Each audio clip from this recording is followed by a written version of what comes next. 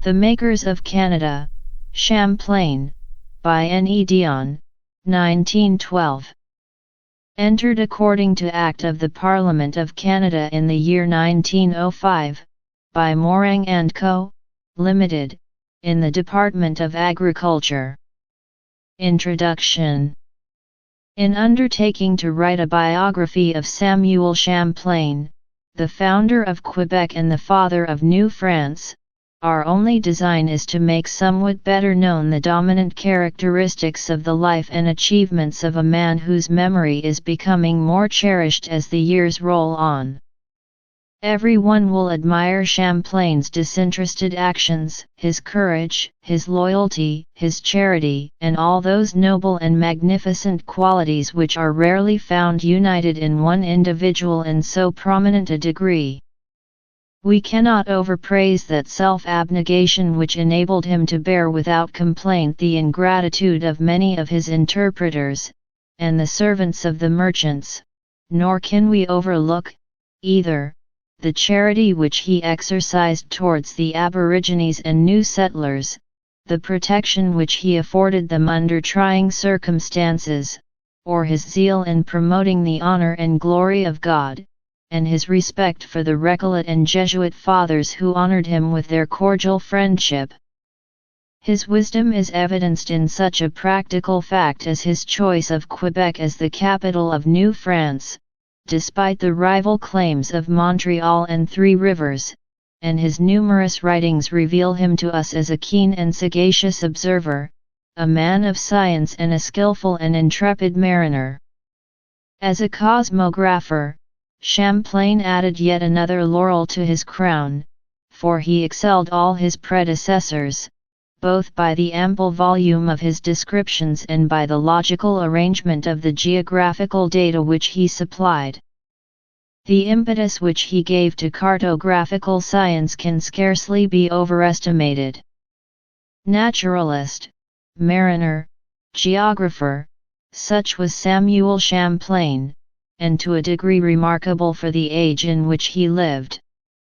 It is, perhaps, unnecessary to dwell upon the morality of the virtuous founder. The testimony of the Hurons, who, 20 years after his death, still pointed to the life of Champlain as a model of all Christian virtues, is sufficient, and it is certain that no governor under the old regime presented a more brilliant example of faith, piety, uprightness, or soundness of judgment. A brief outline of the character of Champlain has been given in order that the plan of this biography may be better understood. Let us now glance at his career more in detail. Before becoming the founder of colonies, Champlain entered the French army, where he devoted himself to the religion of his ancestors. This was the first important step in his long and eventful career. A martial life, however, does not appear to have held out the same inducements as that of a mariner. An opportunity was presented which enabled him to gratify his tastes, when the Spanish government sent out an armada to encounter the English in the Gulf of Mexico. Champlain was given the command of a ship in this expedition, but his experience during the war served rather as an occasion to develop his genius as a mariner and cosmographer, than to add to his renown as a warrior. God, who in his providence disposes of the lives of men according to his divine wisdom, directed the steps of Champlain towards the shores of the future New France. If the mother country had not completely forgotten this land of ours, discovered by one of her greatest captains, she had, at least, neglected it. The honor of bringing the king's attention to this vast country, which was French by the right of discovery, was reserved for the modest son of Brouage. While Pierre Duguay, Sieur de Mons, was wasting his years and expending large sums of money in his fruitless efforts to colonize the island of Ste Croix and Port Royal, Champlain's voyage to Acadia and his discovery of the New England coast were practically useful, and in consequence Champlain endeavored to assure de Monts that his own efforts would be more advantageously directed to the shores of the St. Lawrence, for here it was obvious that the development of the country must commence. Champlain's next step was to found Quebec. With this act began our colonial history, the foundation of a Canadian people with its long line of heroic characters distinguished by their simplicity and by their adherence to the faith of their fathers. Quebec was founded, but nothing more was accomplished at the moment owing to the lack of means. The trials of Champlain now commenced. Day by day he had to contend against his own countrymen. The attractions of fur trading were too great for the merchants to induce them to settle down and develop the country around them, and they were unwilling to fulfill their promises or to act in accordance with the terms of their patents.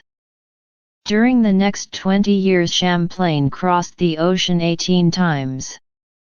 Each voyage was made in the interest of the colony, and he sought by every means in his power, by prayers and petitions, to obtain the control of the commerce of the country so as to make it beneficial to all. In spite of his extraordinary exertions and the force of his will, he foresaw the fatal issue of his labors. The settlers were few in number, bread and provisions were scarce, and the condition of the infant colony was truly deplorable. At this distressing period a British fleet arrived in the harbour of Quebec. What was to be done? The rude fortress of St. Louis could not withstand the assault of an armed fleet, even if it were well defended. But Champlain had no ammunition, and he, therefore, adopted the only course open to him of capitulating and handing over the keys of the fort to the commander, Kirke. Champlain then left Quebec and returned to France. Bitter was this journey to him, for it was like passing into exile to see the familiar heights of Quebec fade into the distance, the city of his foundation and the country of his adoption. We have an idea of his sorrow during the 3 years that England maintained supremacy in Canada, for he says that the days were as long as months. During his enforced sojourn in France, Champlain exerted all his energies to revive interest in the abandoned colony. His plan was to recover the country by all means. Finally success crowned his efforts, and the Treaty of Saint-Germain-en-Laye gave back to France the young settlement. Champlain recrossed the sea and planted the lily banner of France upon the heights of Cape Diamond. In the year 1635 Champlain was taken ill, and died on Christmas Day, after having devoted 40 years of his life to the promotion of the religion and commercial interests of the land of his ancestors, but he bequeathed to the Canadian people the priceless heritage of Quebec, and the memory of a pure and honest heart. Before Champlain's death, however, Quebec had commenced to develop. On the Beauport coast might be seen the residences of many of the settlers who arrived from the province of Perche in 1634. On the shores of the river Laritte, the Jesuits had built a convent, where the young Indians received instruction, and agriculture had received some attention. Robert Gifford had established a colony at Beauport which formed the nucleus of a population in this section of the country. Near Fort St. Louis the steeple of Notre Dame de la Recouvrance gave witness that Champlain had fulfilled his promise to build a church at Quebec if the country was restored to her ancient masters. The colony was now entering upon an era of prosperity, and that harmony and happiness which Champlain had longed for in his life, and which occupied his thoughts even in death, were destined to be realized. N.E.D. Chapter 1. Champlain's first voyage to America.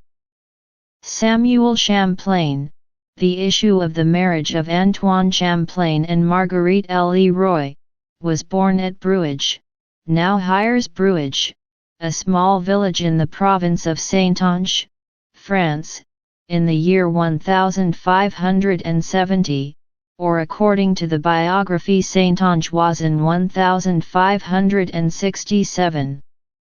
His parents belonged to the Catholic religion, as their first names would seem to indicate. When quite young, Samuel Champlain was entrusted to the care of the parish priest, who imparted to him the elements of education and instilled his mind with religious principles. His youth appears to have glided quietly away, spent for the most part with his family, and in assisting his father, who was a mariner, in his wanderings upon the sea. The knowledge thus obtained was of great service to him, for after a while he became not only conversant with the life of a mariner, but also with the science of geography and of astronomy. When Samuel Champlain was about 20 years of age, he tendered his services to Marshal d'Aumont, one of the chief commanders of the Catholic army in its expedition against the Huguenots. When the League had done its work and the army was disbanded in 1598, Champlain returned to Brouage, and sought a favorable opportunity to advance his fortune in a manner more agreeable, if possible, to his tastes, and more compatible with his abilities. In the meantime, Champlain did not remain idle, for he resolved to find the means of making a voyage to Spain in order to acquire and cultivate acquaintance, and make a true report to His Majesty, Henry IV, of the particularities which could not be known to any Frenchman, for the reason that they have not free access there. He left Blaves at the beginning of the month of August, and 10 days after he arrived near Cape Finisterre. Having remained for 6 days at the Isle of Bayona, in Galicia, he proceeded towards Sanlúcar de Barrameda, which is at the mouth of the river Seville, where he remained for 3 months. During this time he went to Seville and made surveys of the place. While Champlain was at Seville, a patache, or advice boat, arrived from Puerto Rico bearing a communication addressed to the King of Spain, informing him that a portion of the English army had put out to sea with the intention of attacking Puerto Rico. The king fitted out 20 ships to oppose the English, one of which, the Saint Julien, was commanded by Provençal, Champlain's uncle. Champlain proposed to join the expedition under his uncle, but Provençal was ordered elsewhere, and General Subriago offered the command of the Saint Julien to Champlain, which he gladly accepted. The Armada set sail in the beginning of January, 1599, and within 6 days, favored by a fresh breeze, the vessels sighted the Canary Islands. 2 months and 6 days later the Armada drew near to the island called La Désirade, which is the first island approached in this passage to the Indies. The ships anchored for the first time at Naku, which is one of the finest ports of the Guadeloupe. After having passed Marguerite Island and the Virgins, Champlain proceeded to San Juan de Puerto Rico, where he found that both the town and the castle or fortress had been abandoned, and that the merchants had either made their escape or had been taken prisoners. The English army had left the town and had taken the Spanish governor with them, as he had surrendered on the condition that his life should be spared. On leaving Puerto Rico, the general divided the galleons into 3 squadrons, and retained 4 vessels under his own command. 3 were sent to Porto Bello, and 3, including Champlain's vessel, to New Spain. Champlain arrived at Saint-Jean-de-Luz 8 days afterwards, although the place is fully 400 leagues from Puerto Rico. This fortress bore the name of San Juan de Ulloa, 15 days afterwards we find Champlain setting sail for Mexico, situated at a distance of over 100 leagues from San Juan. Champlain was evidently very much interested in this country, and his description is that of an enthusiast.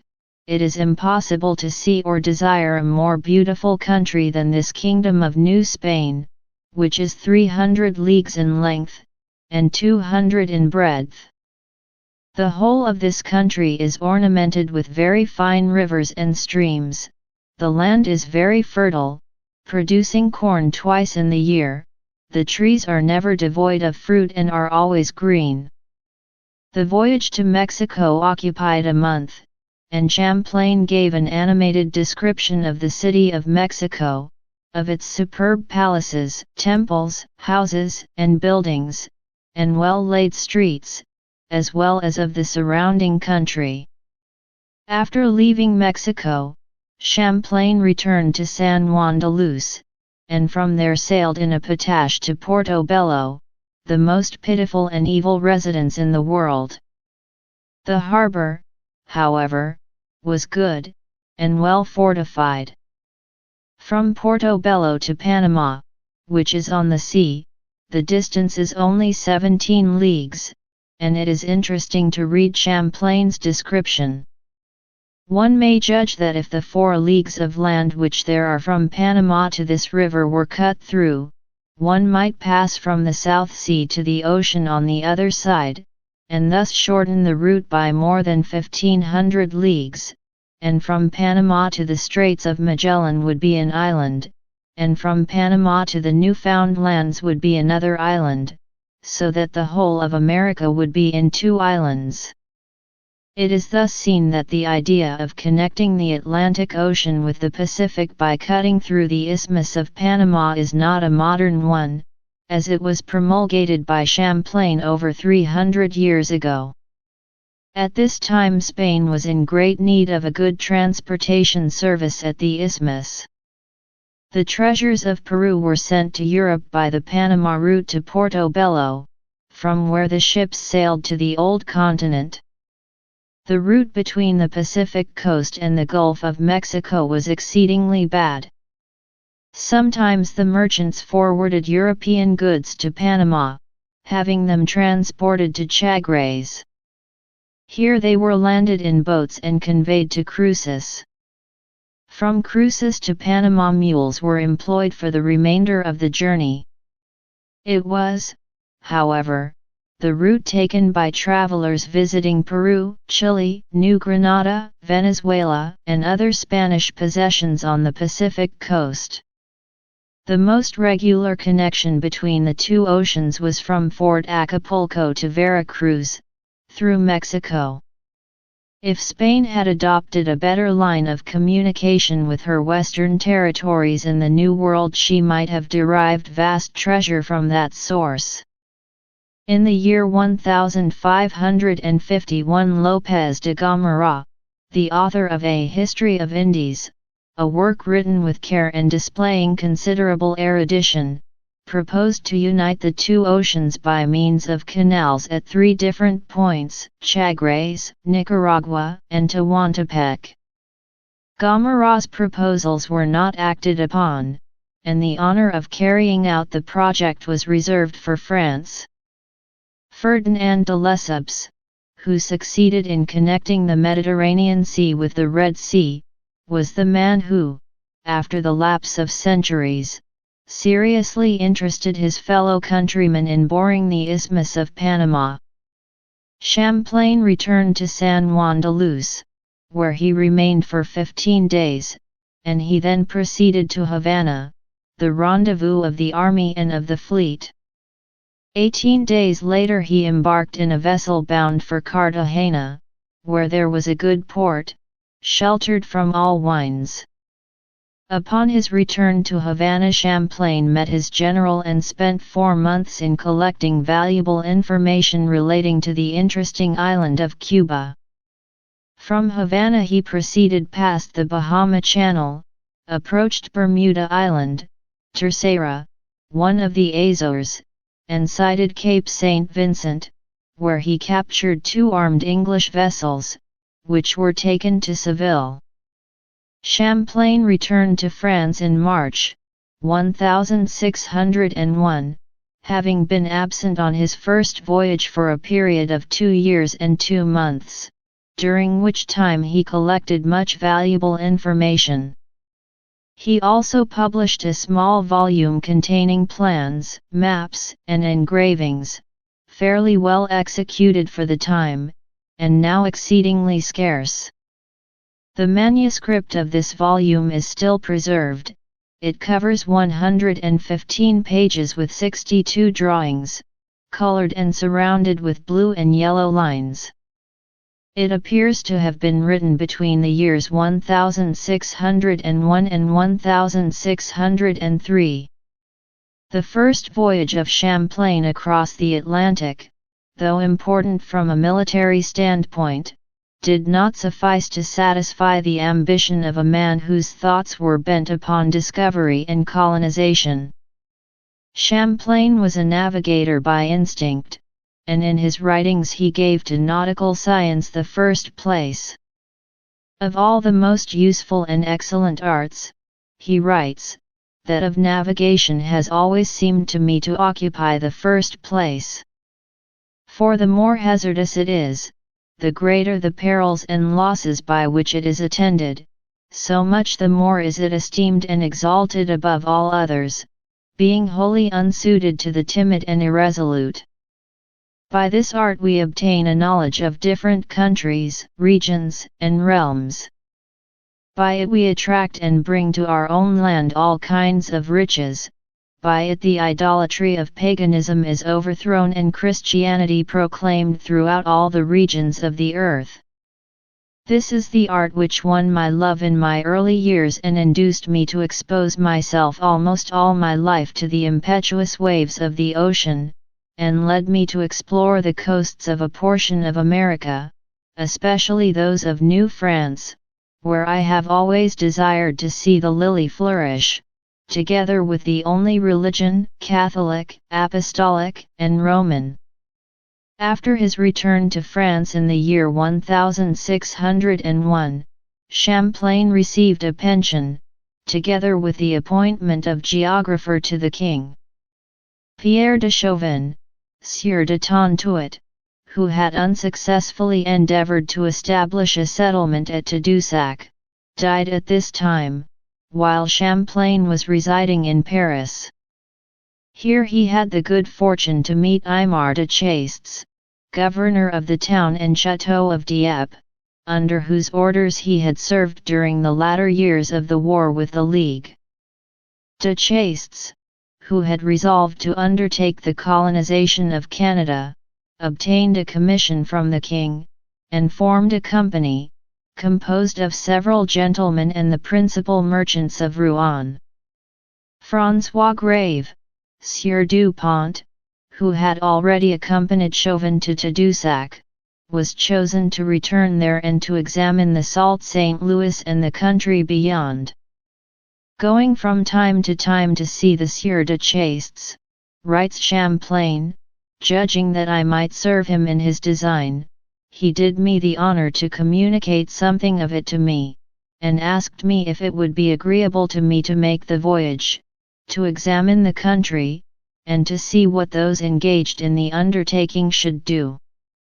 I told him that I was very much his servant, but that I could not give myself license to undertake the voyage without the commands of the king, to whom I was bound, as well by birth as by the pension with which His Majesty honoured me to enable me to maintain myself near his person, but that, if it should please him to speak to the king about it, and give me his commands, that it should be very agreeable to me, which he promised and did, and received the king's orders for me to make the voyage, and make a faithful report thereof, and for that purpose M. de Gesvres, secretary of his commandments, sent me with a letter to the said Dupont Grave, desiring him to take me in his ship and enable me to see and examine what could be done in the country, giving me every possible assistance.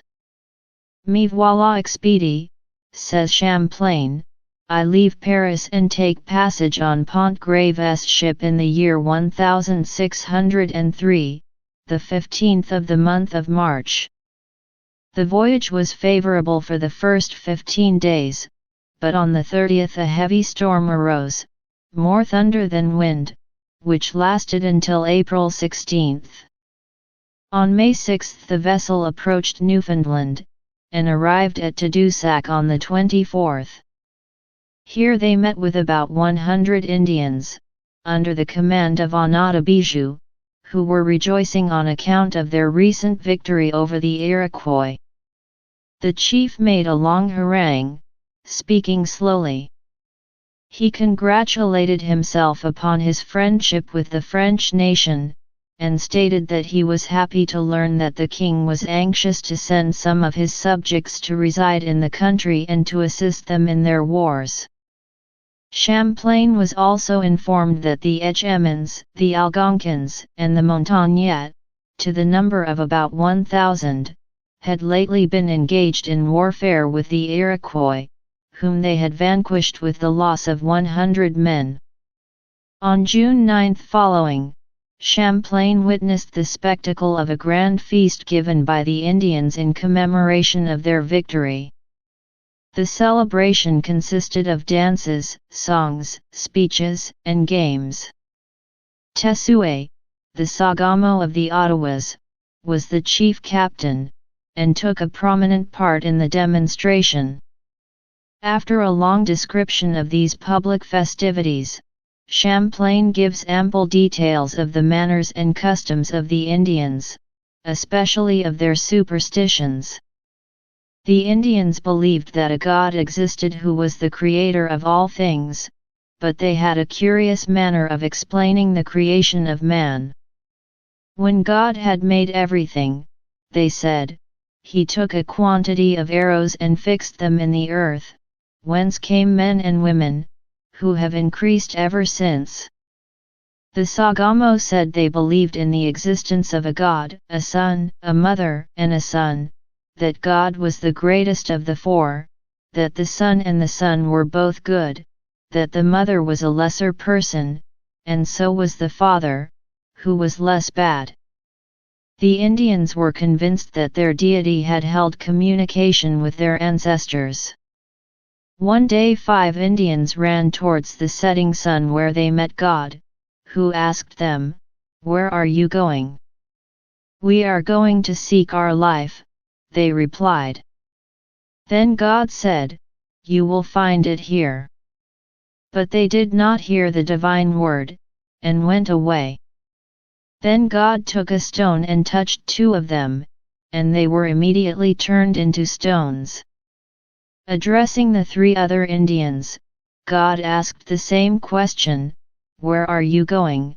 and he was given the same answer. "Do not go further," said the divine voice, "you will find your life here." Seeing nothing, however, they continued their journey. Then God took 2 sticks and touched 2 of them, and they were at once turned into sticks. The 5th Indian, however, paused, and God gave him some meat, which he ate, and he afterwards returned to his countrymen. These Indian tribes had their jugglers, whom they called pilotois, from the Basques, or Otmoins, which means a magician. These jugglers exercised great sway over the Indians, who would not hesitate to kill a Frenchman if the jugglers decided that it was necessary. In spite of their superstitions, Champlain believed that it would be an easy task to convert the Indians to Christianity, especially if the French resided near them.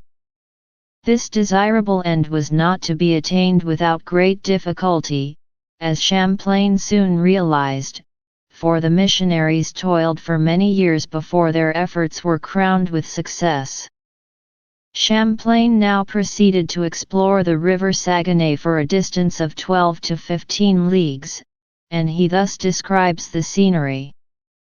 "All the land I have seen is composed of rocks, covered with fir woods, cypress, birch, very unpleasing land, where I could not find a league of plain land on each side. He also learned from the Indians of the existence of Lake St. John, and of a salt sea flowing towards the north.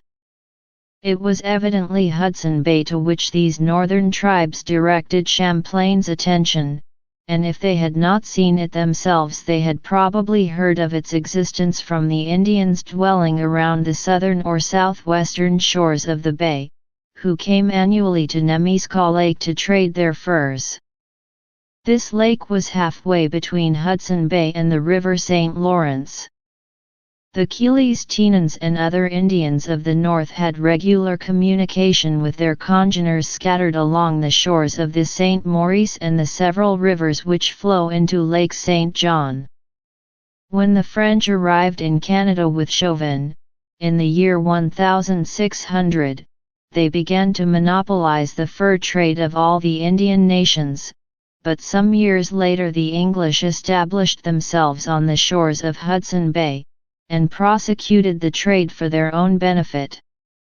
Champlain could not, evidently, have been in possession of any exact information as to the existence of this large bay, as he was searching for a northern passage to Cathay, the great desideratum of all the navigators and explorers of the time.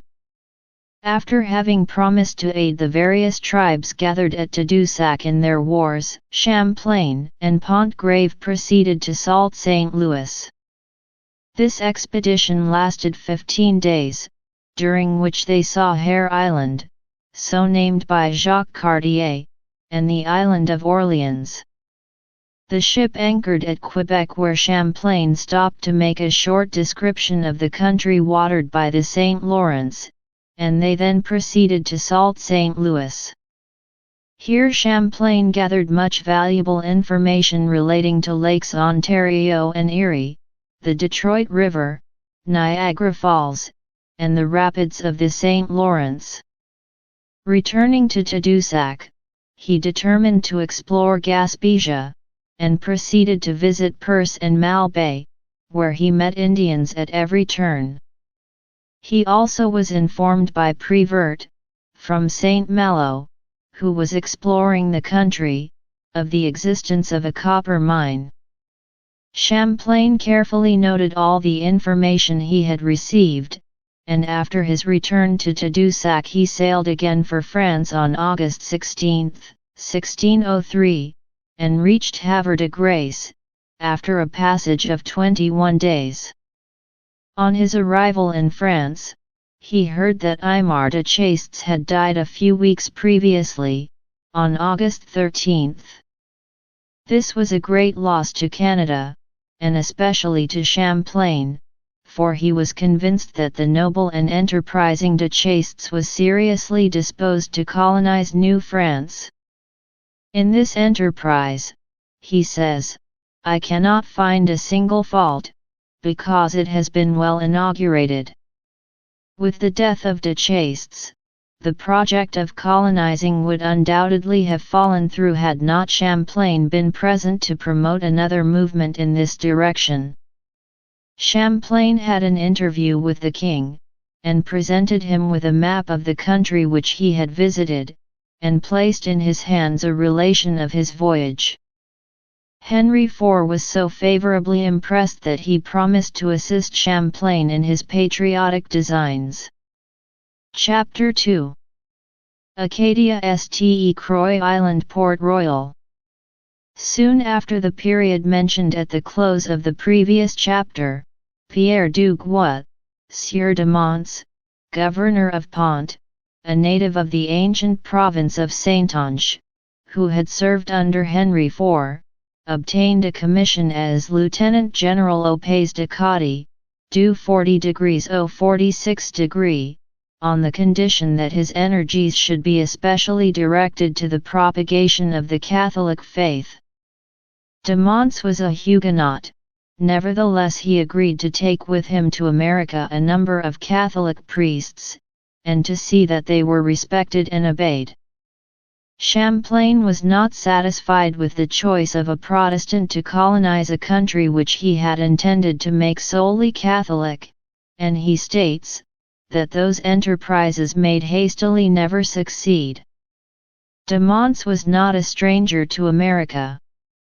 He had first visited the country with Chauvin in 1600, but when he left Tadoussac he was so discouraged that he determined, in the event of his becoming master of the situation, to attempt colonization only in Acadia, or on the eastern borders of the Atlantic running towards Florida. It was well known in France that Acadia was the richest and most fertile part of the New World. Excellent harbors and good soil were found there. Fish abounded near its coasts, its forests were numerous and dense. An opinion existed that there were numerous mines, rich in copper, coal, and gypsum. This country was also the favorite of the Normans, Britons, and Basques, who for 100 years had pursued their callings as fishermen or traders without interruption. De Monts, however, was unable to bear the expense of this undertaking alone, and he consequently formed a company, composed of merchants of Rouen, La Rochelle, and other towns. To further the enterprise, Henry IV diminished the duty on merchandises exported from Acadia and Canada, and granted to the company the exclusive privilege of fur trading for a period of 10 years, from Cape de Rays to the 40 degrees, comprising all the Acadian coast, Cape Breton, Baie des Chalets, Perce Island, Gaspé, Chizdac, Miramichi, Tadoussac, and Canada River, from either side, and all the bays and rivers which flow within these shores. Acadia of that day was not confined to the peninsula of our own time, called Nova Scotia. It included that part of the continent which extends from the River St. John to the Penobscot. These boundaries were the cause of long quarrels and fierce and bloody wars between England and France until they were finally settled by the Treaty of Utrecht. In the early part of April, 1604, the King's proclamation confining the fur trade to de Monts and his associates was published in every harbour of France. 4 ships were lying at anchor at Havre de Grace, ready to sail, and 120 passages had been secured in 2 of the ships.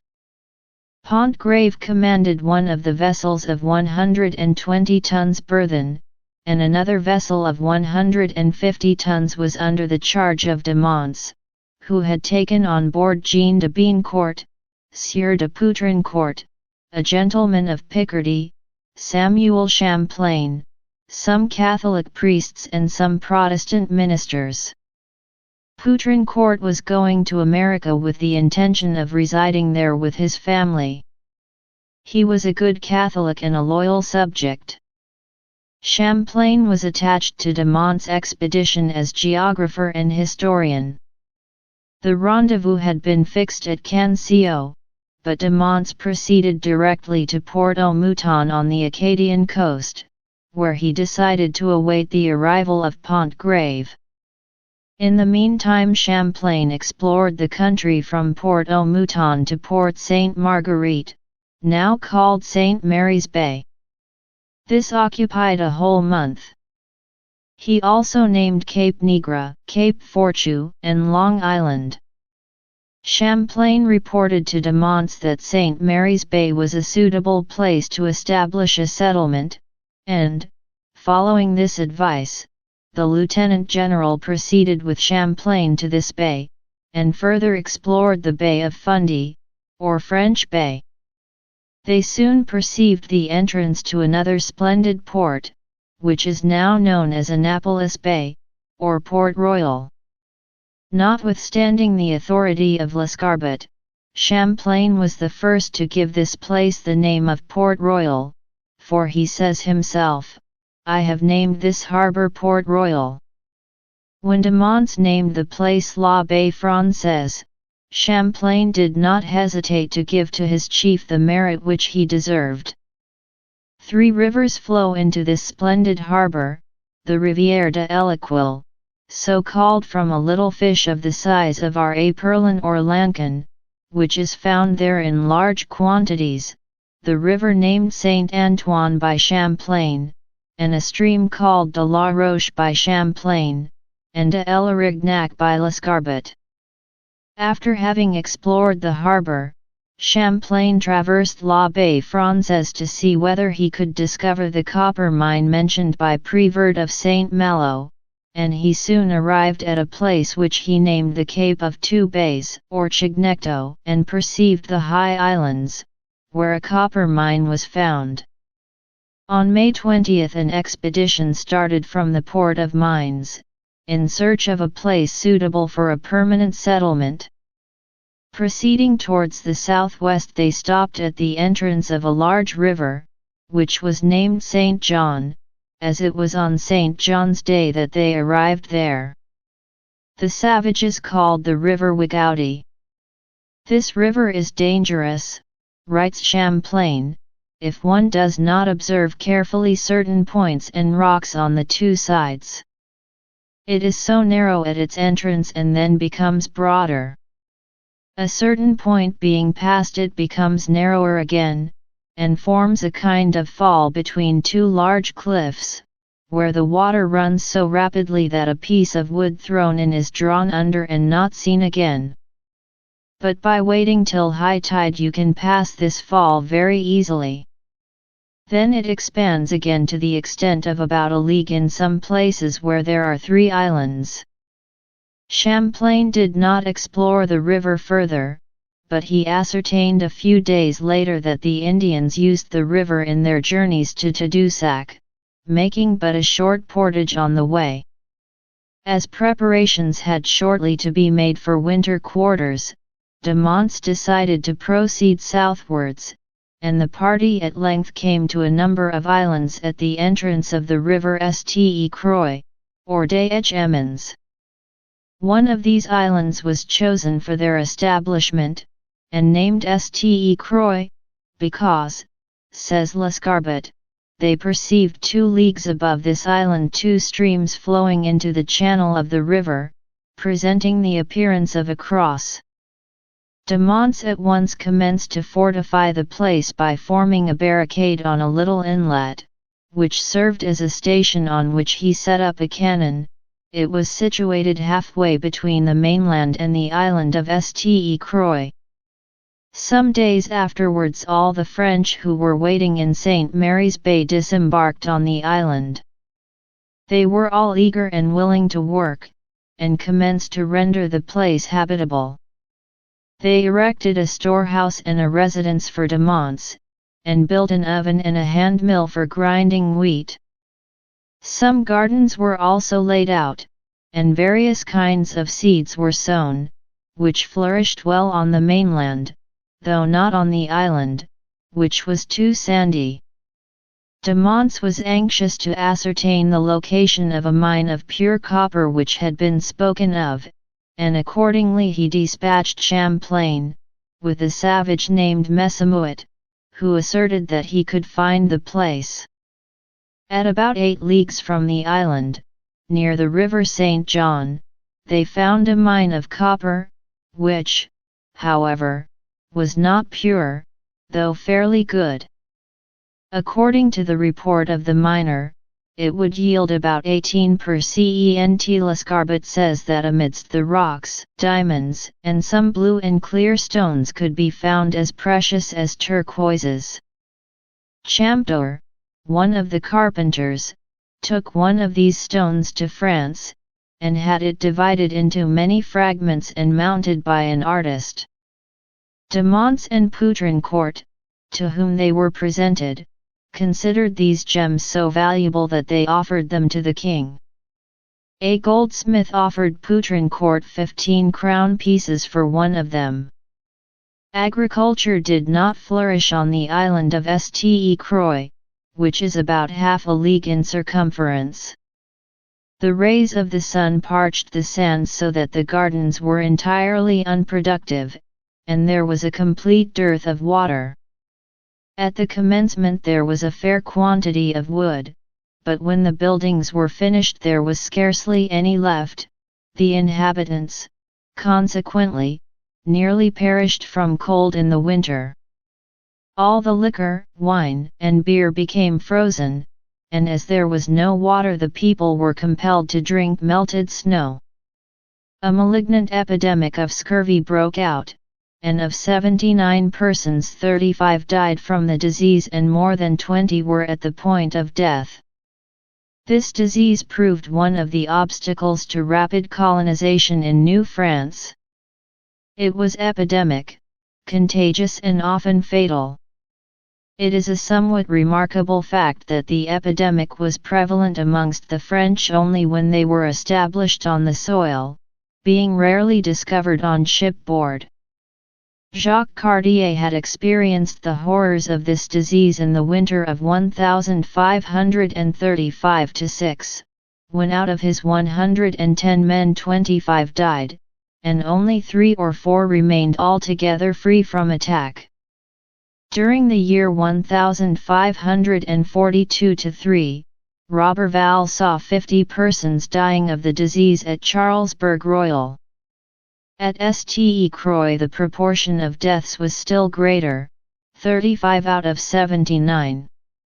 There was a physician attached to de Mont's party, but he did not understand the disease, and therefore could not satisfactorily prescribe for it. De Mont's also consulted many physicians in Paris, but he did not receive answers that were of much service to him. At the commencement of the 17th century scientific men distinguished scurvy on land from scurvy on sea. They labored under the false impression that the one differed from the other. Champlain called the disease mal de terre. It is certain, however, that the symptoms did not vary in either case, as we may ascertain from the descriptions furnished by Jacques Cartier and Champlain. The position of the settlement was soon proved to be untenable, and de Mont's was certainly to blame for this unhappy state of affairs. Why did he abandon Port Royal, where he had found abundant water? Champlain, however, defends the action of his chief. It would be very difficult, he says, to ascertain the character of this region without spending a winter in it, for, on arriving here in summer, everything is very agreeable in consequence of the woods, fine country, and the many varieties of good fish which are found. We must not forget, however, that the climate of this island differed very little from that of Tadoussac, which had greatly disappointed de Mont's, and that his sole object in settling in a more southern latitude was to avoid the disagreeable consequences of the climate. Champlain made a plan of the island of Ste Croix, indicating the buildings constructed for the habitation of the settlers. We observe many isolated tenements forming a large square. On one side was the residence of Champlain, of Champtour, and d'Orville, with a large garden opposite. Near d'Orville's residence was a small building set apart for the missionaries. On the other side may be seen the storehouse, de Mont's dwelling, a public hall where the people spent their leisure, and a building for Boulet and the workmen. In an angle of the large square were the residences of Gensteau, Sarin, de Beaumont, Lamotte, Borioli, and Faucheray. A small fort is shown at one end of the island, approached by a pathway. The chapel of the priest Aubry was located near the cannon of the fort. Such was the plan of the first Acadian settlement. Much expense had been incurred for a very poor result. De Mont's was the directing spirit of the colony, and in spite of his noble attempts, he realized that his efforts were fruitless and that he would have to try another place for a permanent settlement. By the direction of his chief, Champlain accordingly undertook to explore the seacoast of Norumbega. De Monts has found a defender in Moreau, who held that Ste Croix was only intended for winter quarters.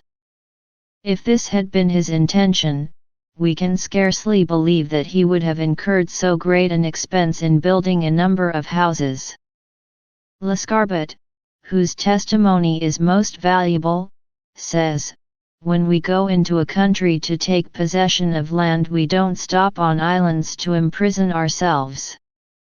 If that island had been supplied with rivers or streams, if the soil had been favorable to agriculture, it would have been half wrong. But this island lacked the very first element essential to life, fresh water."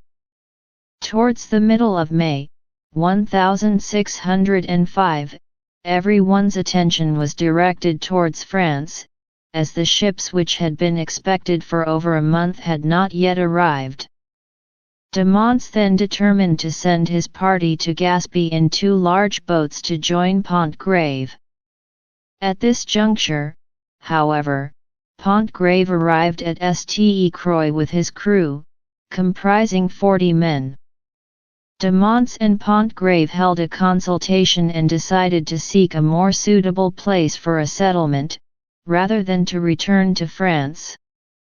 De Monts was still under the impression that the best plan was to attempt to settle in the vicinity of Florida, although the result of Champlain's exploration along the coast of the Norumbega was considered unsatisfactory. Let us now examine what Champlain had accomplished during the month of September, 1604. He left Ste Croix on September 5, in a patache, with 12 sailors and 2 savages as guides. On the first day he covered 25 leagues and discovered many islands, reefs and rocks. To another island, 4 or 5 leagues in length, he gave the name of Isle des Monts Deserts, which name has been preserved. On the following day Champlain met some hunting Indians of the Edgemin tribe, proceeding from the Pentagouet River to the Mount Desert Islands. "I think this river," says Champlain, "is that which several pilots and historians call Norembeek, and which most have described as large and extensive, with very many islands, its mouth being in latitude 43 degrees, 43.30. It is related also that there is a large, thickly settled town of savages, who are adroit and skillful, and who have cotton yards. I am confident that most of those who mention it have not seen it, and speak of it because they have heard persons say so, who know no more about it than they themselves. But that anyone has ever entered it there is no evidence, for then they would have described it in another manner, in order to relieve the minds of many of this doubt. Champlain's description is written from personal knowledge, because he had seen the Pentagouet River. The country which it passes through is agreeable, but there was no town or village, and no appearance of either, with the exception of a few deserted cabins of the Suriquois or Micmacs. Here Champlain met 2 Suriquois chiefs, Besabe and Cabatis, and succeeded in making them understand that he had been sent by de Monts to visit their country, and to assure them of the friendship of the French for the Suriquois. Champlain continued his journey southwards, and 2 days later he again met Cabatis, of whom he asked particulars as to the course of the river Norembeek. The chief replied that they had already passed the fall, which is situated at about 20 leagues from the mouth of the river Penobscot. Here it widens into a lake, by way of which the Indians pass to the river Ste Croix, by going some distance overland and then entering the river Edgemin. Another river also enters the lake, along which they proceed for some days until they gain another lake and pass through it. Reaching the end of it, they again make a land journey of some distance until they reach another small river, the mouth of which is within a league of Quebec. This little river is the Chaudière, which the Indians follow to reach Quebec. On September 20, Champlain observed the mountains of Bay-de-Badec, and after having proceeded for 10 or 12 leagues further, he decided to return to Ste Croix and wait until the following year to continue his explorations. His opinion was that the region he had explored was quite as unfavorable for a settlement as Ste Croix. On June 18, 1605, de Monts, at the head of an expedition consisting of Champlain, some gentlemen, 12 sailors, and an Indian guide named Panonias and his wife, set out from the island of Ste Croix to explore the country of the Armouchiquois, and reached the Pentagouet River in 12 days.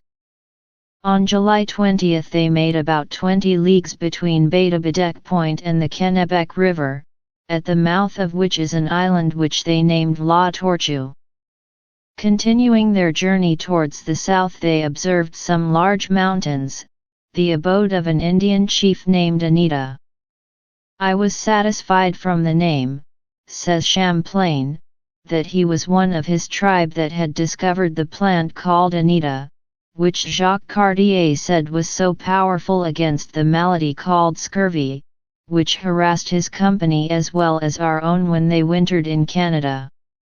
The savages have no knowledge at all of this plant, and are not aware of its existence, although the above-mentioned savage has the same name.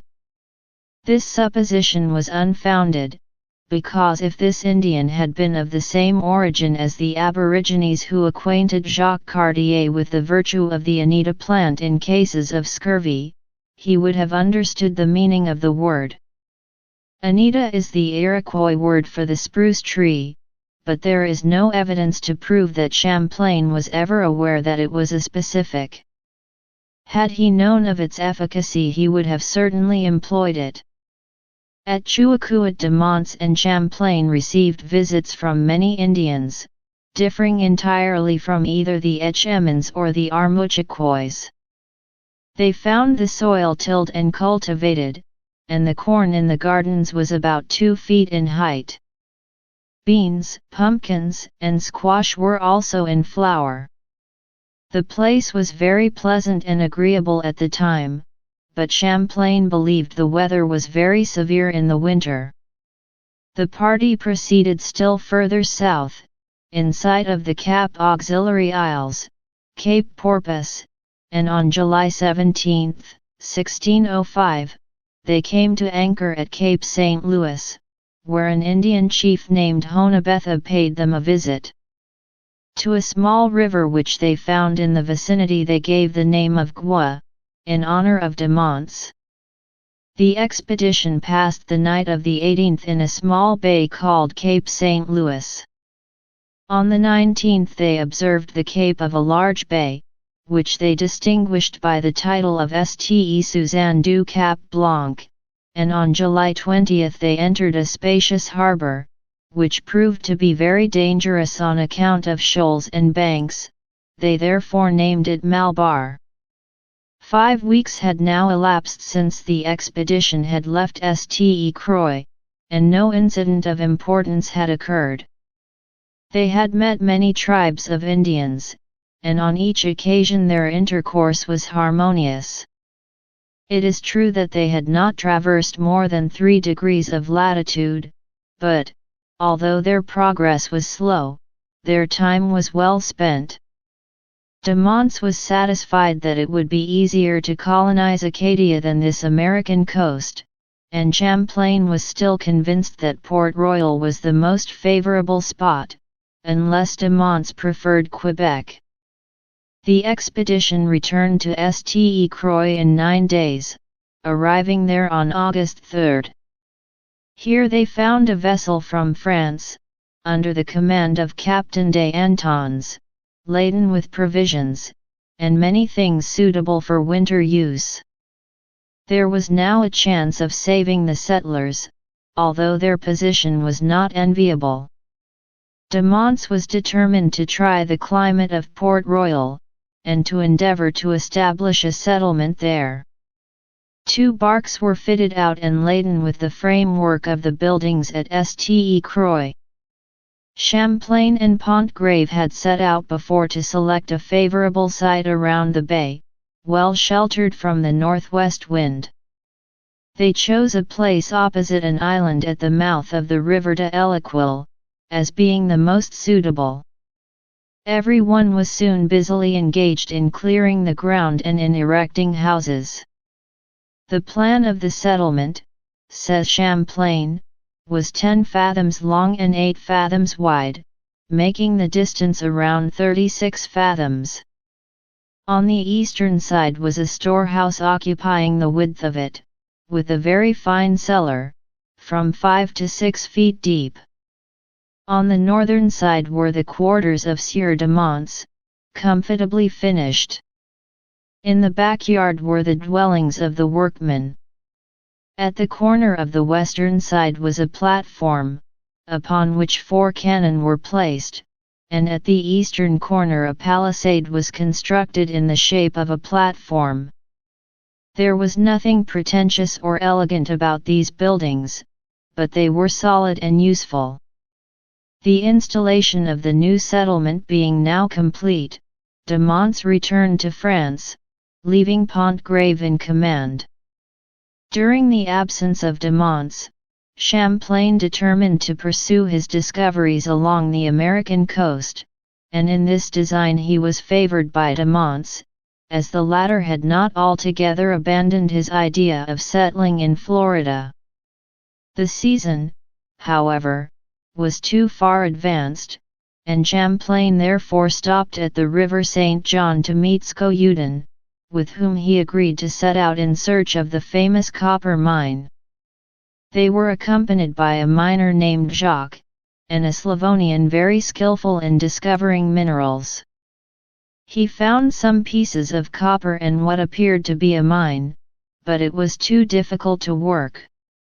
Champlain accordingly returned to Port Royal, where several of the men were suffering from scurvy. Out of 45, 12 died during the winter. The surgeon from Honfleur, named Deschamps, performed an autopsy on some of the bodies, and found them affected in the same manner as those who had died at Ste Croix. Snow did not fall until December 20, and the winter was not so severe as the previous one. On March 16, 1606, Champlain resumed his explorations, and travelled 18 leagues on that day. He anchored at an island to the south of Manan. During the night his bark ran ashore and sustained injuries which it required 4 days to repair. Champlain then proceeded to Port Auxiliary Coquilles, 7 or 8 leagues distant, where he remained until the 29th. Pontgravé, however, desired him to return to Port Royal, being anxious to obtain news of his companions whom he had left sick. Owing to indisposition, Champlain was obliged to delay his departure until April 8. Champlain and Pontgravé intended to return to France during the summer of 1606.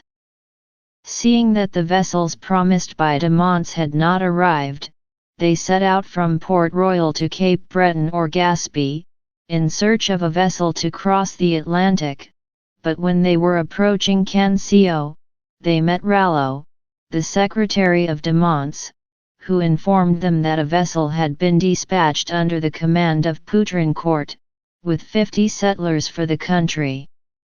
They, therefore, returned to Port Royal, where they found Poutrincourt, who as Lieutenant General of de Monts intended to remain at Port Royal during the year. On September 5, Champlain left Port Royal on a voyage of discovery. Poutrincourt joined the expedition, and they took with them a physician, the carpenter Champtour, and Robert Grave, the son of François. This last voyage, undertaken to please de Monts, did not result in anything remarkable. They first paid a visit to Ste Croix, where everything remained unchanged, although the gardens were flourishing. From Ste Croix the expedition drifted southwards, and Champlain pointed out the same bays, harbors, capes, and mountains that he had observed before.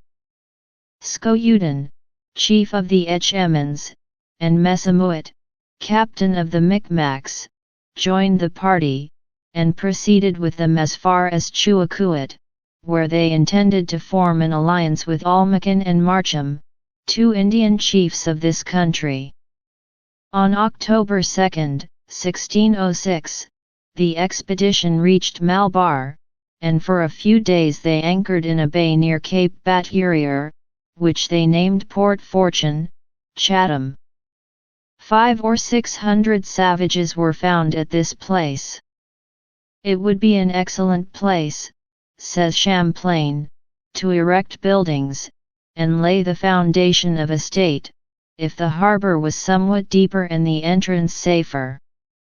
Poutrincourt stopped here for some days, and in the meantime visited all the surrounding country, from which he returned much pleased.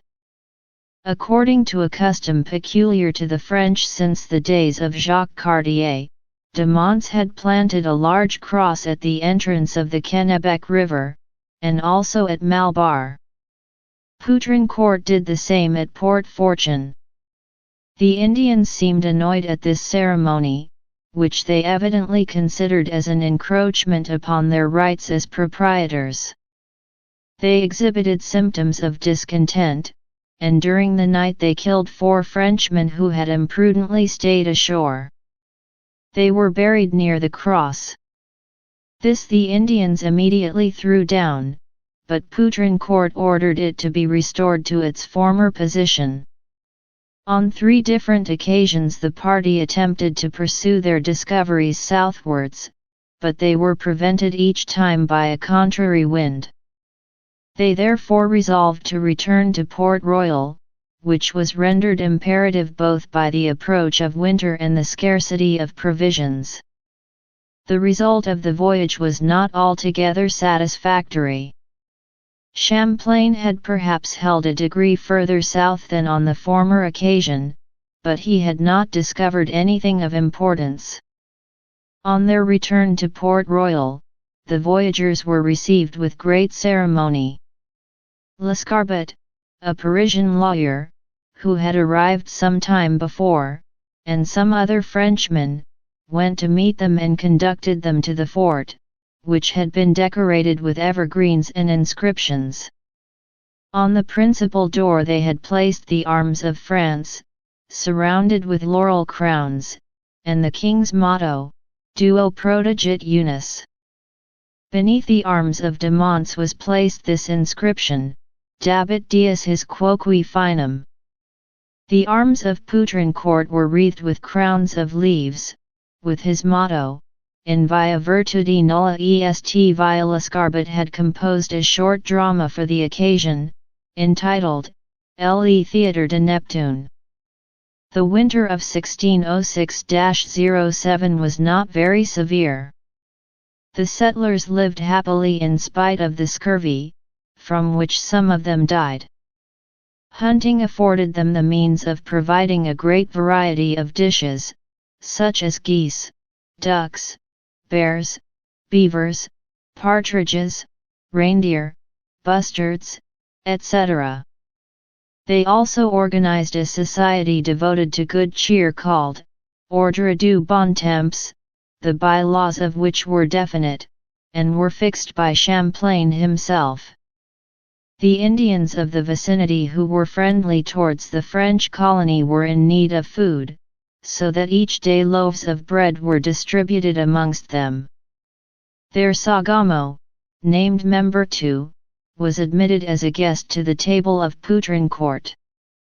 This famous Suriquois, who was very old at that time, probably 100 years, though he had not a single white hair, pretended to have known Jacques Cartier at the time of his first voyage, and claimed that in 1534 he was married, and the father of a young family. Lescarbot, who was an able man and a good historian, records the particulars above related, besides many other interesting facts concerning Port Royal which appear to have escaped Champlain's observation.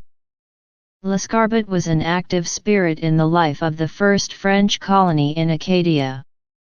He encouraged his companions to cultivate their land, and he worked himself in the gardens, sowing wheat, oats, beans, peas, and herbs, which he tended with care. He was also liked by the Indians, and he would have rejoiced to see them converted to Christianity. Lescarbot was a poet and a preacher, and had also a good knowledge of the arts and of medicine. Charlevoix says, he daily invented something new for the public good. And there was never a stronger proof of what a new settlement might derive from a mind cultivated by study, and induced by patriotism to use its knowledge and reflections. We are indebted to this advocate for the best memoirs of what passed before his eyes, and for a history of French Florida. We then behold an exact and judicious writer, a man with views of his own, and who would have been as capable of founding a colony as of writing its history. With the departure of Lescarbot and Champlain, the best page of the history of Port Royal is closed. The two men left on September 2, 1607, on board the Jonas, commanded by Nicholas Martin. They stopped at Roscoff in Basse-Bretagne, and 3 vessel arrived at Havre de Grace in the early days of October. Poutrincourt, his son Beancourt, and Lescarbot made a pilgrimage to Mont Saint-Michel, and Champlain went to Bruges, his native country, having sojourned in America for 3 years and 5 months. Chapter 3. The founding of Quebec. After his return to France, as before described, Champlain had an interview with de Monts, and laid before him the journal which he had prepared of his explorations in America, together with plans of the ports and coasts which he had minutely examined during his visits. Champlain proposed to de Monts to continue his explorations, and advanced some reasons for prosecuting an enterprise upon which a large sum had been already expended, and which he was persuaded would ultimately afford the means of repairing their fortunes. De Monts, owing to the failure of his own efforts as a colonizer, was not at first inclined to listen to Champlain's proposals, but he was finally convinced of the wisdom of his suggestions, and appointed him lieutenant of an expedition to Quebec for the purpose of trading with the Indians. The expedition was to return to France during the same year. De Monts obtained another commission from the king, dated at Paris, January 9, 1608, which gave him the monopoly of the fur trade in the lands, ports and rivers of Canada for a period of 1 year. 2 vessels were equipped for this expedition, the Don de Dieu, Captain Henry Quillard, and the Levrier, Captain Nicholas Marion. Champlain was given the command of the former vessel, and Pontgrave was in command of the latter. The Levrier sailed from France on April 5, and the Don de Dieu 8 days later. The 2 vessels proceeded directly to Tadoussac, without calling at Perce, according to the usual custom. On the arrival of the Don de Dieu at Tadoussac, Champlain found that Pontgrave had been attacked by Captain Darich, a Basque, who continued to trade furs with the Indians in spite of the king's commands. Darich had brought all his guns to bear upon the Levrier, and Pontgrave, being unable to defend himself, had offered no resistance, whereupon Darich's crew had boarded the vessel and carried off the cannon and arms, at the same time intimating that they would continue to trade as they pleased. The arrival of Champlain, however, altered the situation, and Darich was compelled to sign an agreement by which he pledged himself not to molest Pontgravé, or to do anything prejudicial to the interest of the king or of de Monts. It was also agreed that all differences should be settled by the authorities in France. After this agreement was effected through Champlain's intervention, the carpenters of the expedition fitted out a small bark to convey to Quebec all the articles necessary for the use of the future settlement.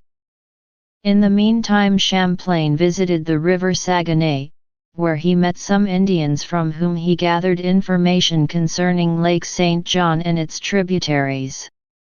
The information did not differ greatly from that which he had obtained in the year 1603.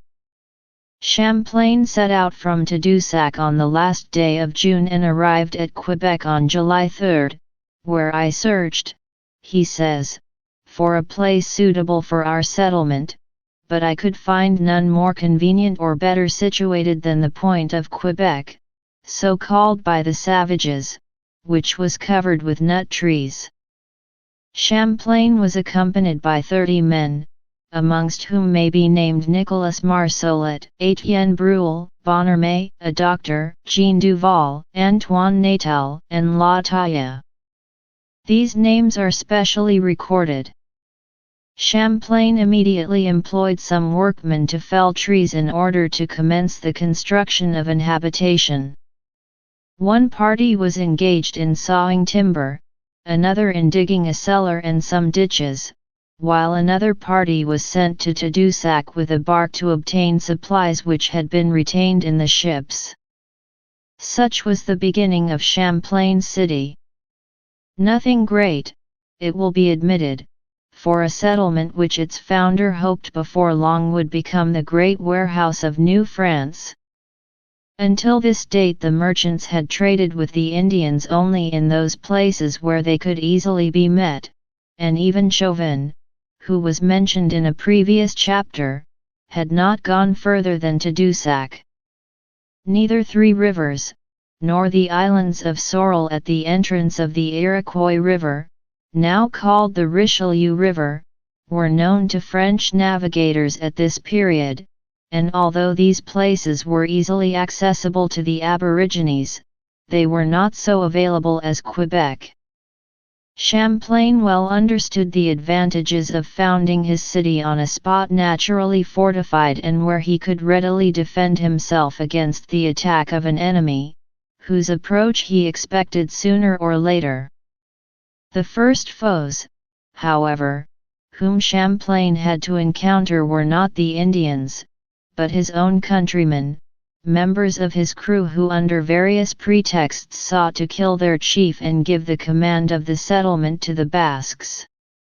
Jean Duval, the king's locksmith, was the leader of this conspiracy against Champlain, and associated with him were 4 vicious sailors to whom he promised a part of the reward which had been offered for this treason. The conspirators agreed to preserve secrecy, and fixed the night of the 4th day for the assassination of their chief. On the day upon which the plot was to be put into execution, Captain Le Testu arrived from Tadoussac in command of a vessel laden with provisions, utensils, etc. After the vessel was unloaded, one of the conspirators, a locksmith named Natal, approached the captain and acquainted him with the details of the plot. Champlain also listened to the man's account and promised to observe secrecy, although he took precautions to frustrate the scheme by inviting the leader and the 4 conspirators to an entertainment on board Captain Le Testu's bark. The men accepted the invitation, and as soon as they were on board they were seized and held in custody until the following day.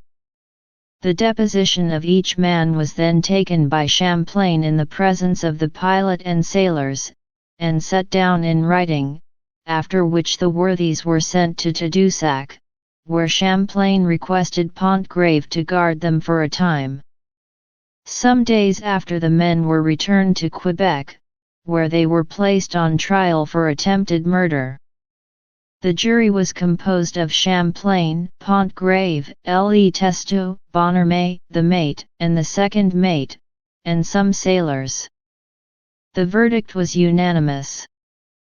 Duval was condemned to death on the spot as the instigator of the plot, and the others were also sentenced to death, but their sentence was to be carried out in France. Duval was strangled at Quebec, and his head was placed on a pike which was set up in the most conspicuous part of the fort. This was the second example of capital punishment in New France.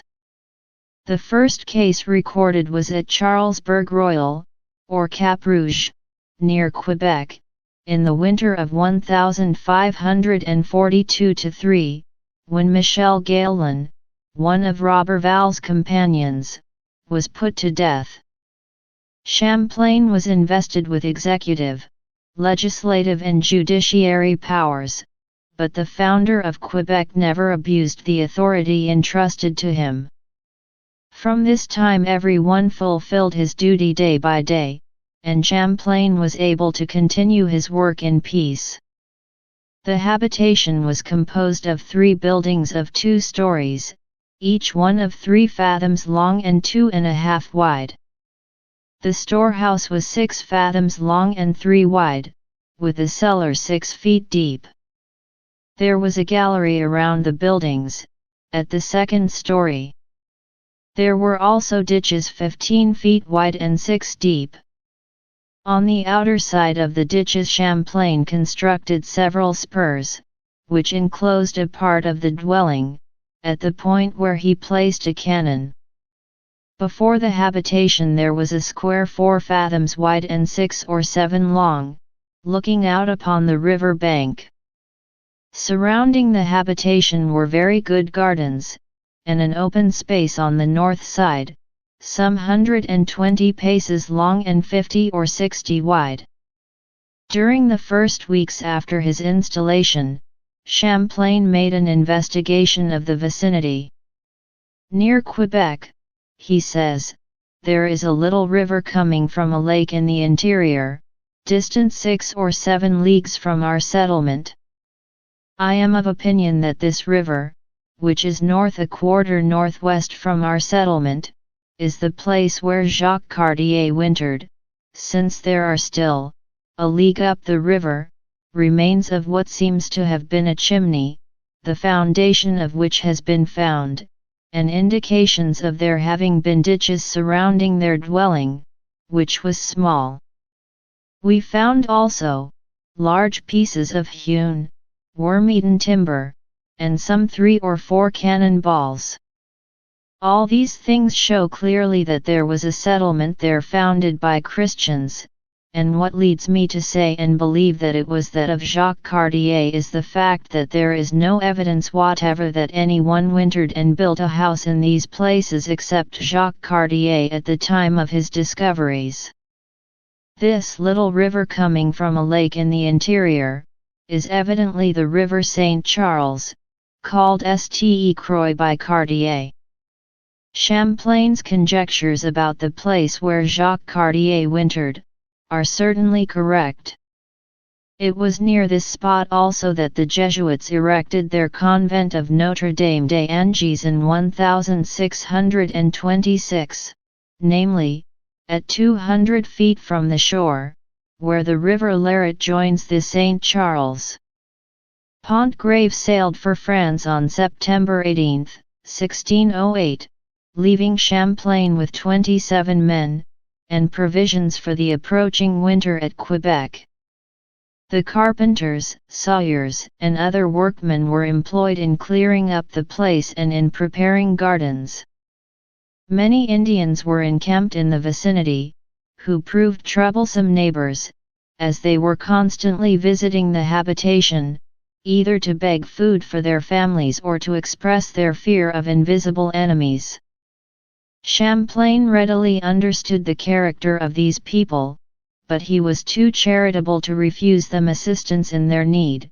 Besides, he believed that they might easily be taught how to live and how to cultivate the soil. It was a difficult task, however, to induce the Indians to settle in any particular place. For generations they had led a wandering life, subsisting on the products of their hunting and fishing. This wild freedom was as necessary to their existence as the open air, and all attempts to make them follow the habits of civilized races seemed to tend towards their deterioration. The early days of the French settlement at Quebec were distinguished by nothing remarkable. During the first winter, scurvy and dysentery claimed many victims. Natal, the locksmith, died towards the end of November, and some time after Bonnermay, the doctor, was attacked and succumbed. 18 others also suffered from scurvy, of whom 10 died, and there were 5 deaths from dysentery, so that by the spring there were only 8 men living, and Champlain himself was seriously indisposed. This was the 3rd time that the founder of Quebec had had to experience the effects of this terrible disease, and although he was beginning to understand its causes, he was still unaware of a specific. "I am confident," he says, "that, with good bread and fresh meat, a person would not be liable to it."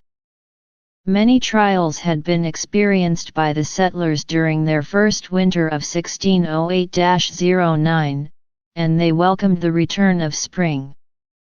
Desmarets arrived at Quebec at this time, with tidings that Pontgravé, his father-in-law, had arrived at Tadoussac on May 28. Champlain at once repaired to Tadoussac, where he received a letter from de Monts requesting him to return to France to acquaint him with the progress which he had made in the colony, and with the result of his explorations.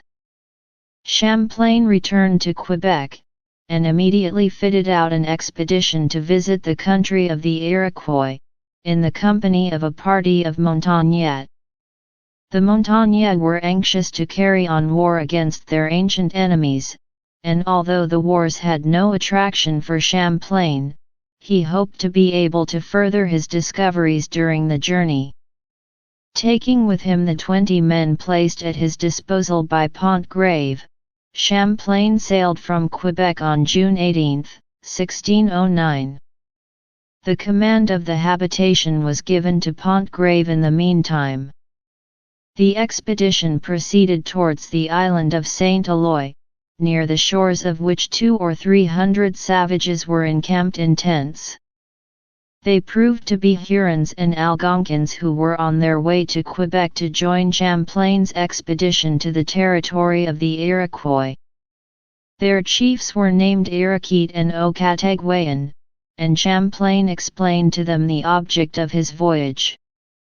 The next day the 2 chiefs paid a visit to Champlain and remained silent for some time, meditating and smoking. After some reflection the chiefs began to harangue their companions on the banks of the river. They spoke for a long time in loud tones, and the substance of their remarks has been summed up in these words.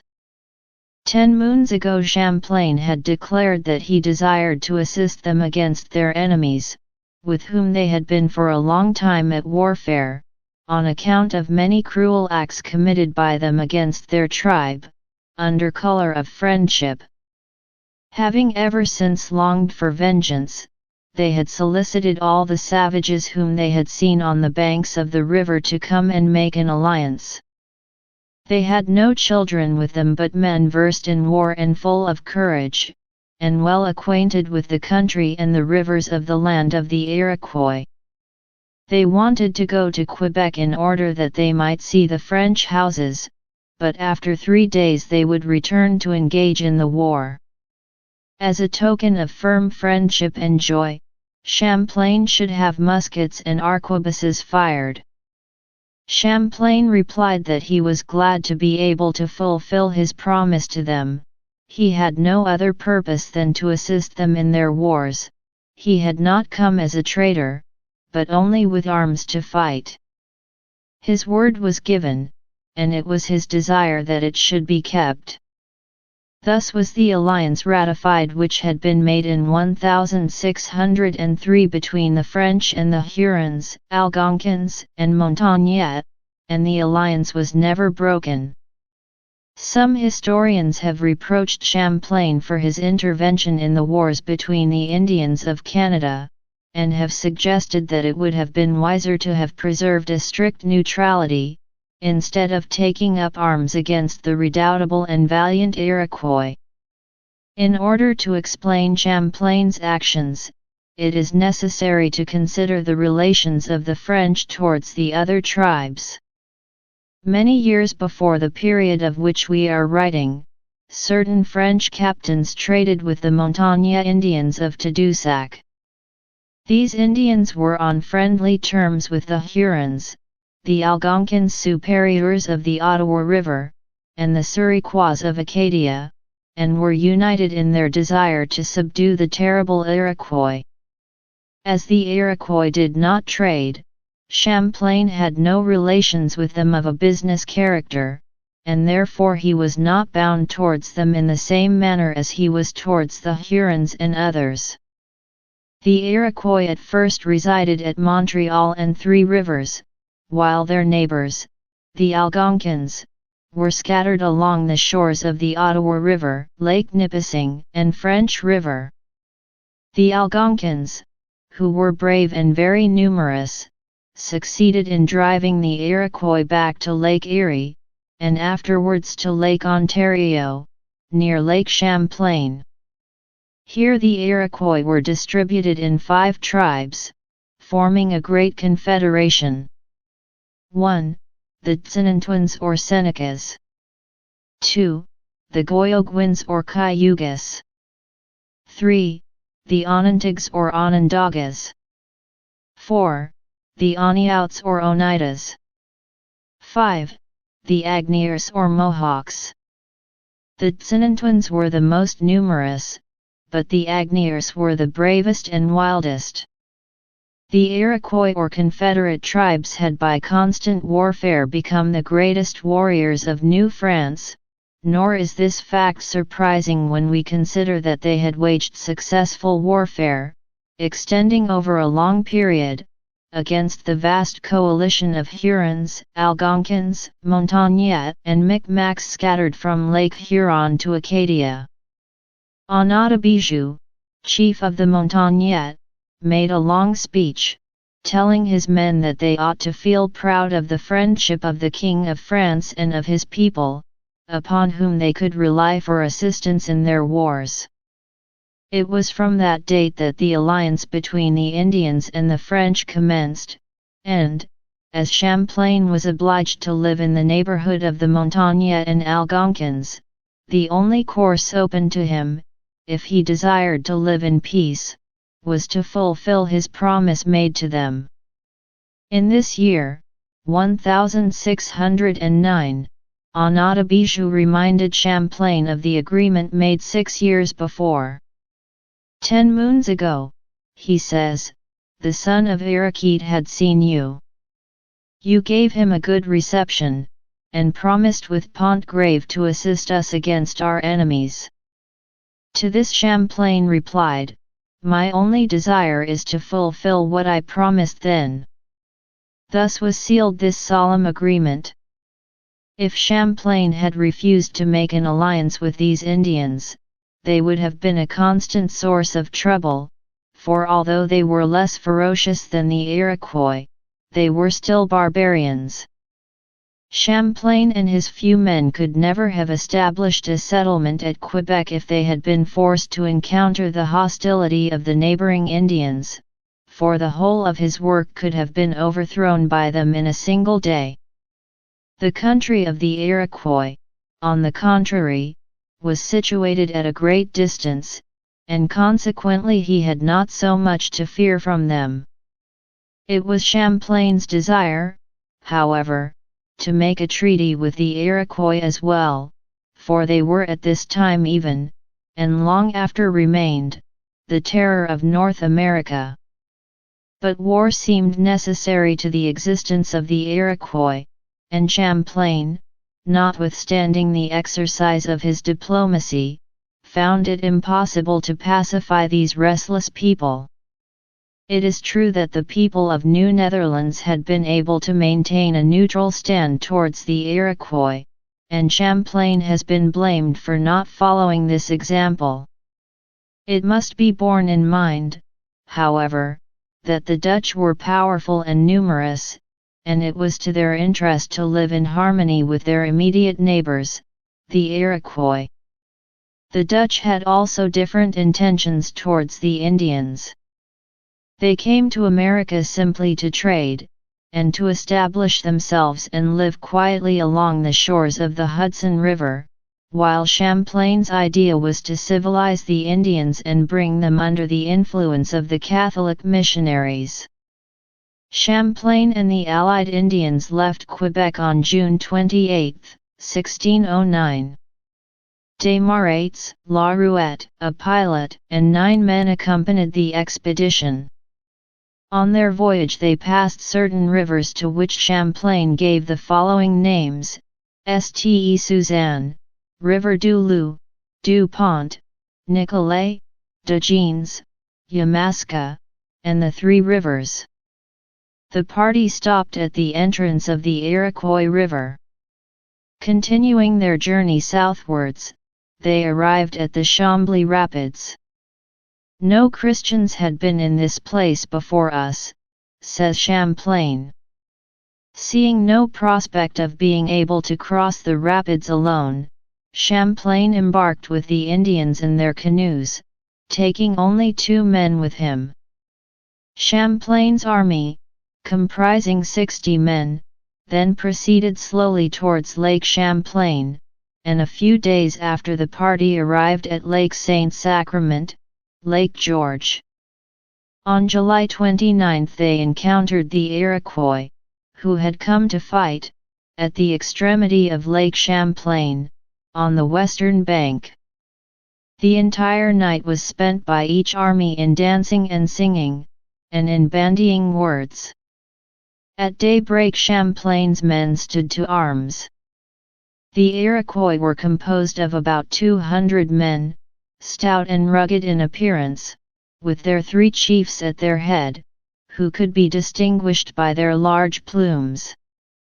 The Indians opened their ranks and called upon Champlain to go to the front. The arrows were beginning to fly on both sides when Champlain discharged his musket, which was loaded with 4 balls, and killed 2 of the chiefs and mortally wounded the 3rd. This unexpected blow caused great alarm among the Iroquois, who lost courage, abandoned their camp and took to flight, seeking shelter in the woods. 15 or 16 men of Champlain's party were wounded, but the enemy had many wounded, and 10 or 12 were taken prisoners. This victory did not entail much hardship on the part of the French. Champlain and his 2 companions did more to rout the Iroquois than the 60 allies with their shower of arrows. The result of this day's proceedings was highly satisfactory to the Indians, who gathered up the arms and provisions left behind by the Iroquois, and feasted sumptuously amidst dancing and singing. The spot where this attack took place, says Champlain, is in the latitude of 43 degrees and some minutes, and the lake is called Champlain.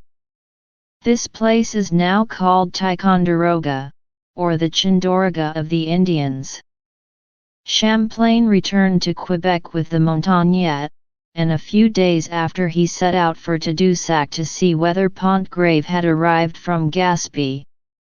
He met Pontgravé on the morrow, and they both decided to sail for France, and to leave Quebec in the meantime under the command of Pierre de Chauvin, pending the decision of de Monts as to the future of the colony. Both visited Quebec in order to invest Chauvin with authority, and after leaving him everything necessary for the use of the settlement, and placing 15 men under his command, the two commanders left Quebec on September 1, 1609, and sailed from Tadoussac for France on the 5th day of the same month. Champlain had sojourned in New France since the beginning of July, 1608, and during that interval he had made good use of his time. He had chosen the most suitable place for a habitation which was destined to become the metropolis of the French colony. He had constructed a fort and a storehouse, and he had also explored a very important tract of country. Champlain had also visited a part of the river Saguenay. He had made himself acquainted with the vicinity of Quebec, and with the rivers, streams, and tributaries of the St. Lawrence and Ste. Croix. For the second time he had seen the river St. Lawrence as far as the Iroquois River, over which he had sailed as far as Lake Champlain, whence it receives its waters. Besides his achievements in exploration, Champlain had cemented friendly relations with the Montagnais, Algonquins, and Hurons. He had renewed his acquaintance with Onondabijoux and formed an alliance with Iroquois and Ocategwayan, three of the most powerful chiefs of these tribes. He was also well versed in their methods of warfare and had studied their manners and customs and their treatment of their prisoners, so that when he returned to France he was in a position to give de Monts a great deal of valuable information, both as regards the inhabitants and the best means of promoting trade with them. On his arrival in France, Champlain proceeded at once to Fontainebleau, where he met King Henry IV and de Monts. He had an audience with the king and gave His Majesty a satisfactory account of his proceedings. He also presented to the king a girdle made of porcupine quills, 2 little birds of carnation color, and the head of a fish caught in Lake Champlain, which had a very long snout, and 2 or 3 rows of very sharp teeth. To de Monts the visit of Champlain was of great importance, because the fate of Quebec was bound up with him. After hearing Champlain's narrative of his voyages in New France, de Monts decided to visit Rouen in order to consult Collier and Legendre, his associates. After deliberation they resolved to continue their efforts to colonize New France and to further explore the great river St. Lawrence. In order to realize means for defraying the expenses of the expedition, Pontgrave was authorized to engage in any traffic that would help to accomplish this end. In the meantime, Lucas Legendre was ordered to purchase merchandise for the expedition, to see to the repairs of the vessels, and to obtain crews. After these details had been arranged, de Monts and Champlain returned to Paris to settle the more important questions. De Monts' commission, which had been issued for 1 year, had expired, but he hoped that it would be renewed.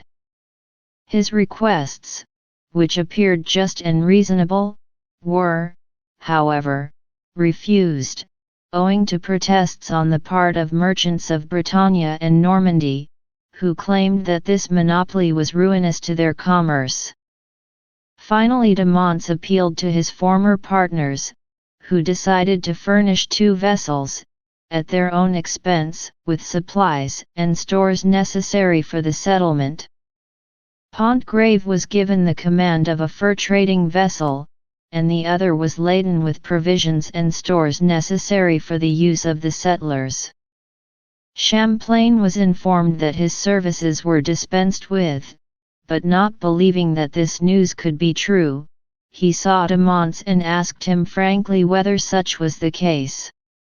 De Monts told him that he could accompany the expedition, if he chose to do so. Champlain therefore set out from Paris on the last day of February, 1610, and proceeded to Rouen, where he remained for 2 days, and then left for Honfleur, to meet Pontgrave and Legendre, who informed him that the vessels were ready to sail. Chapter 4. Champlain's voyages of 1610, 1611, 1613. Champlain embarked at Honfleur with 11 artisans for Quebec, on March 7, 1610. The rough weather experienced during the first days of the voyage rendered it necessary for the vessel to run into Portland, on the English coast, and later to seek refuge in the harbour of the Isle of Wight. At this time Champlain was taken suddenly ill, and was obliged to return by boat to Havre de Grace to undergo medical treatment. A month after he rejoined his former vessel, which in the meantime had returned to Honfleur to take in ballast. Champlain had now somewhat recovered, although he was still weak and ill. The vessel left Honfleur on April 8, and reached Tadoussac on the 26th of the same month, which was one of the shortest passages ever made up to that time. There were vessels, says Champlain, which had arrived on the 18th of the month, a thing which had not been seen for more than 60 years, as the old mariners said who sail regularly to this country. This remark proves that for more than half a century French fishermen and navigators had been accustomed to proceed as far as Tadoussac. A Basque, named Lavalette, who had been accustomed to fish on the Acadian coast from about the year 1565, also confirms the statement. On his arrival at Tadoussac, Champlain ascertained from a young nobleman, named Du Parc, who had wintered with Chauvin at Quebec, that all the settlers were in good health, and that only a few of them had been slightly ill.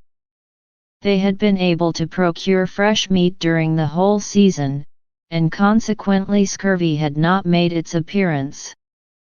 By avoiding salt food and using fresh meat, the health is as good here as in France.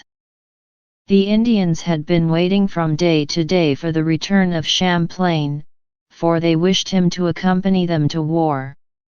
He therefore went ashore to assure them that he would fulfill his promise under the conditions made, namely, that upon his return they would point out to him the 3 rivers, and the lake which they had described as resembling a sea, the end of which could not be seen, and by means of which he could return by way of the Saguenay to Tadoussac. The Indians had readily promised to do all this, but only in the following year. Champlain had also promised the Hurons and Algonquins that he would assist them in their wars, if they would show him their country, the Great Lake and the copper mines.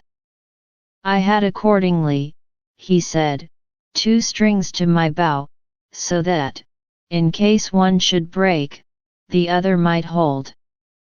On April 25, 1610, Champlain set out from Tadoussac for Quebec, where he found Captain Chauvin and his companions in good health. They had with them a stranger named Captain Batiscan, who was so pleased at Champlain's return that he and his comrades showed their appreciation by singing and dancing all night. Champlain entertained them at a banquet, with which they were delighted.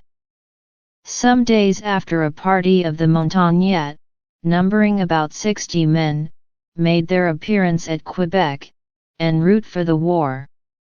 They presented themselves before Champlain, and said, "Here are numerous Basques and Mistigachas," so they named the Normans and Malouins, "who say they will go to the war with us. What do you think of it? Do they speak the truth?" Champlain answered, "No, I know very well what they really mean, they say this only to get possession of your commodities." The Indians replied, "You have spoken the truth. They are women and want to make war only upon our beavers." Confiding in Champlain's word, the Montagnais went to 3 Rivers under the agreement that a general rendezvous should be held there with the French. The Hurons were to await them at the entrance of the Iroquois River. Champlain started on his journey on June 14. When he was 8 leagues from Quebec, he met a canoe bearing an Algonquin and a Montagnette, who entreated him to hasten towards Three Rivers, as the Algonquins and Hurons would be at the meeting place within 2 days. The Algonquins presented Champlain with a piece of copper a foot long and quite pure, and stated that there were large quantities to be found on the bank of a river, near a great lake. The Indians also stated that they collected the copper in lumps, and after they had melted it, spread it in sheets and smoothed it with stones. Champlain was well pleased to receive this present, although it was of small value. The Montagnette assembled at Three Rivers, and on June 18 they all set out together. On the following day they arrived at an island situated at the mouth of the river Richelieu, which the Montagnais used to frequent when they wished to avoid the Iroquois. An alarm was soon given that the Algonquins had fallen in with a band of Iroquois, numbering 100, who were strongly barricaded. Each man then took his arms and set out in a canoe towards the enemy. The firing immediately began, and Champlain was wounded by an arrow which pierced his ear and entered his neck. He seized the arrow and withdrew it from the wound. The Iroquois were much astonished at the noise caused by the discharge of the French muskets, and some of them, seeing their companions wounded or dead, threw themselves upon the ground whenever they heard a musket fired. Champlain resolved after a while to force the barricade, sword in hand, which he accomplished without much resistance, and entered the fort. 15 prisoners were taken, and the rest were killed either by musket shots, arrows, or the sword. The savages, according to their custom, scalped the dead. The Montagnais and Algonquins had 3 killed and 50 wounded. On the following day Pontgrave and Chauvin did some trading in peltry. Amongst Champlain's party there was a young lad named Nicolas Marsollet, who desired to accompany the Algonquins in order to learn their language, and he was pleased to learn that after much deliberation the Algonquins had decided to take him, on the condition that Champlain accepted a young Huron as hostage. The Indian boy was named Sauvignon by the French. Lescarbot writes that he met this youth many times in Paris, and that he was a big and stout boy. The French and the allied Indians separated with many promises of friendship. The Indians departed for the fall of the great river of Canada, and the French, with Champlain at their head, proceeded to Quebec. On the return journey they met at Lake St. Peter, Pontgrave, who was on his way to Tadoussac, to arrange some business connected with headquarters. Pontgrave contemplated passing the winter at Quebec, but in the meantime des Marets arrived from France, much to the delight of everyone, as his vessel was long overdue. The news which he brought, however, was so serious that both Champlain and Pontgrave decided to return to France. The intelligence received was to the effect that M. de Saint-Luc had expelled the Catholics from Bruges, that the king had been killed, and that the Duke of Sully and 2 other noblemen had shared the same fate.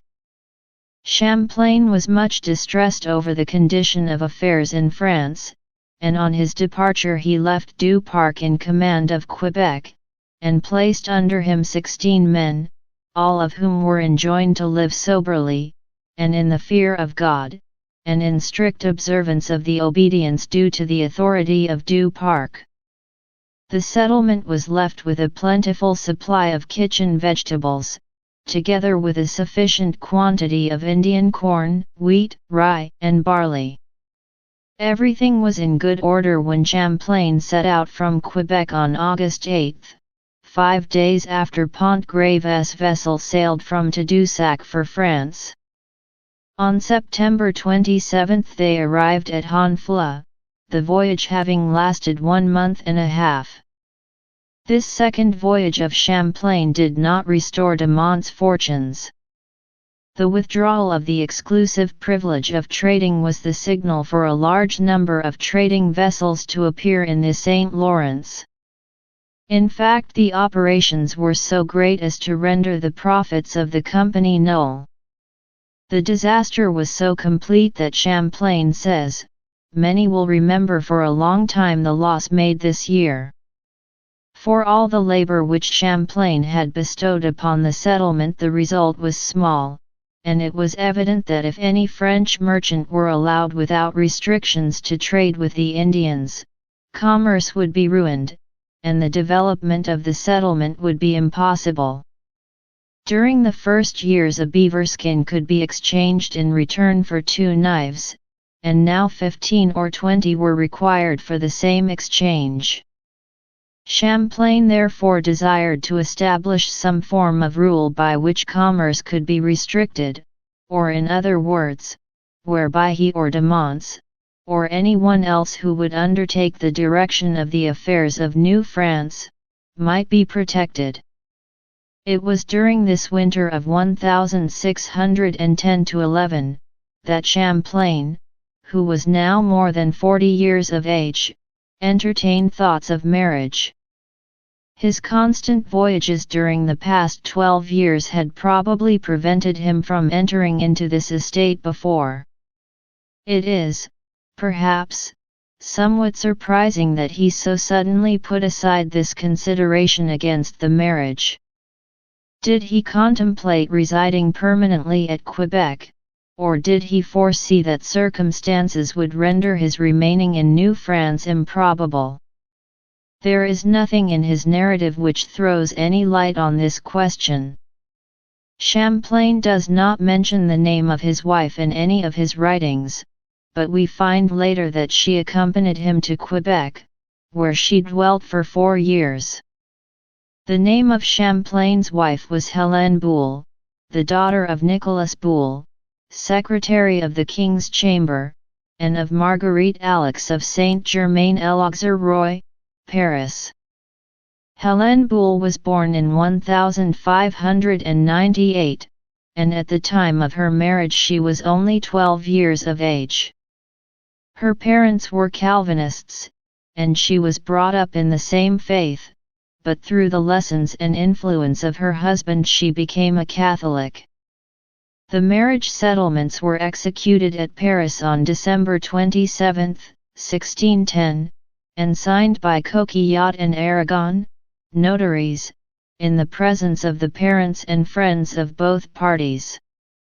Among those who attended on that occasion were Pierre Duguay, friend, Lucas Legendre, of Rouen, friend, Hercule Rouer, merchant of Paris, Marcel Chenu, merchant of Paris, Jehan Roernen, secretary of de Monts, Champlain's friend, François Lesage, druggist of the King's Stables, friend and relative, Jehan Ravenel, Sieur de la Marois, Pierre Noël, Sieur de Cosine, friend, Antoine de Murad, King's Counsellor and Almoner, Antoine Mary, Barbie, surgeon, relative, and friend, Genevieve Lesage, wife of Simon Alix, uncle of Hélène Boulle, on the mother's side. According to the terms of the contract, Nicolas Boulle and his wife pledged themselves, by anticipated payment of the inheritance, to pay 6,000 livres cash, the day preceding the marriage. Champlain also agreed to give his future wife the benefit of his wealth at his death. 2 days after, Nicolas Boulle sent to his son-in-law the sum of 4,500 livres, the balance was to be sent later on.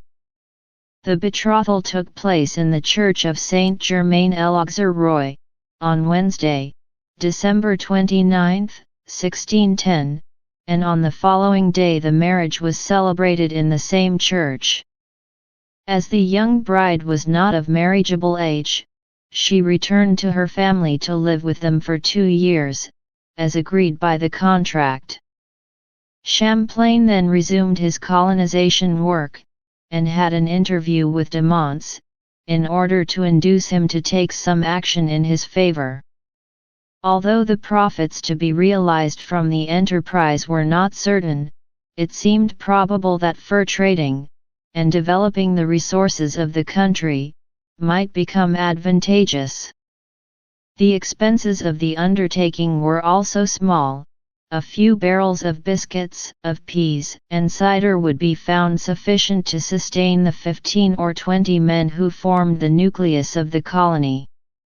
From year to year Champlain hoped to be able to monopolize the fur trade, not for himself, but for the Company of de Monts. The vessels which were equipped for the expedition were ready to sail on March 1, 1611. The passage was very rough, and when about 8 leagues distant from the Great Banks of Newfoundland, the vessels were in great danger through the number of icebergs which were encountered. The cold was so intense that it was found difficult to navigate the vessel. While in the vicinity of Newfoundland, they communicated with a French ship, on board of which was Biencourt, son of Poutrincourt, who was bound for Port Royal to meet his father. He had left France 3 months previously, and had been unable to find his way to the Acadian coast. After having sighted Gaspé, Champlain arrived at Tadoussac on May 13, where he found all the country covered with snow. The savages were informed of Champlain's arrival by cannon shot, and they soon made their appearance. They stated that 3 or 4 trading vessels had arrived within the last 8 days, but that their business had been a failure on account of the scarcity of furs. Champlain proceeded at once to Quebec, where he found everything in good order, and neither Duparc nor his companions had suffered from any sickness. Game had been abundant during the whole winter. Champlain intended to visit 3 rivers, but Batiscan said that he would not be prepared to conduct him there until next year. As he was unable to carry out his designs, Champlain took with him Sauvignon and 1 Frenchman, and visited the Great Fall. He made a careful examination of the country, and says, "But in all that I saw I found no place more favorable than a little spot to which barks and shallops can easily ascend with the help of a strong wind, or by taking a winding course, in consequence of the strong current. But above this place, which we named La Place Royale, at the distance of a league from Mont Royal, there are a great many little rocks and shoals which are very dangerous. Formerly savages tilled these lands. There is a large number of other fine pastures, where any number of cattle can graze. After a careful examination, we found this place one of the finest on this river. I accordingly gave orders to cut down and clear up the woods in the Place Royale, so as to level it and prepare it for building. This was the beginning of Montreal, the wealthiest city of Canada. Champlain constructed a wall 4 feet thick, 3 or 4 feet high, and 30 feet long. This fort was placed on an elevation 12 feet higher than the level of the soil, so that it was safe from inundation.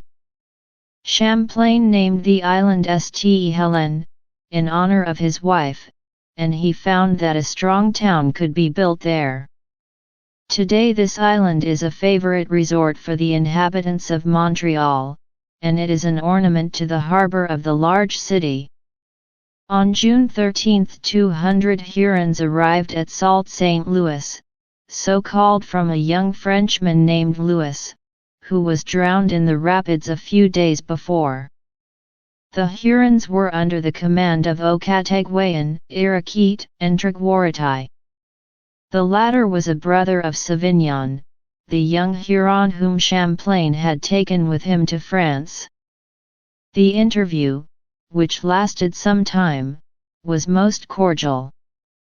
The Indians said that they felt somewhat uneasy on seeing so many Frenchmen who were not specially united, and that they had desired to see Champlain alone, towards whom they were as kindly disposed as towards their own children. Champlain questioned them on the sources of the great river, and on their own country. 4 of them declared that they had seen a large sea at a great distance from their village. After exchanging their peltry with Champlain's consent, some of the Hurons left to follow the warpath, while others returned to their own country. This interview occurred on July 18, 1611. On the same day Champlain set out for Quebec, where he arrived on the 19th. Here he found that certain necessary repairs had to be made. He also planted some rose bushes, and caused some oak wood to be placed on board a vessel for shipment to France, as a specimen of the wood of the new colony, which he considered suitable not only for marine wainscoting, but also for windows and doors. Champlain sailed from Quebec on July 20, and arrived at La Rochelle on September 16. De Monts was at Pons, in Saintonge, at this time, and it was here that he received a visit from Champlain. After listening to Champlain's narrative of his proceedings, de Monts decided to proceed to court to arrange matters.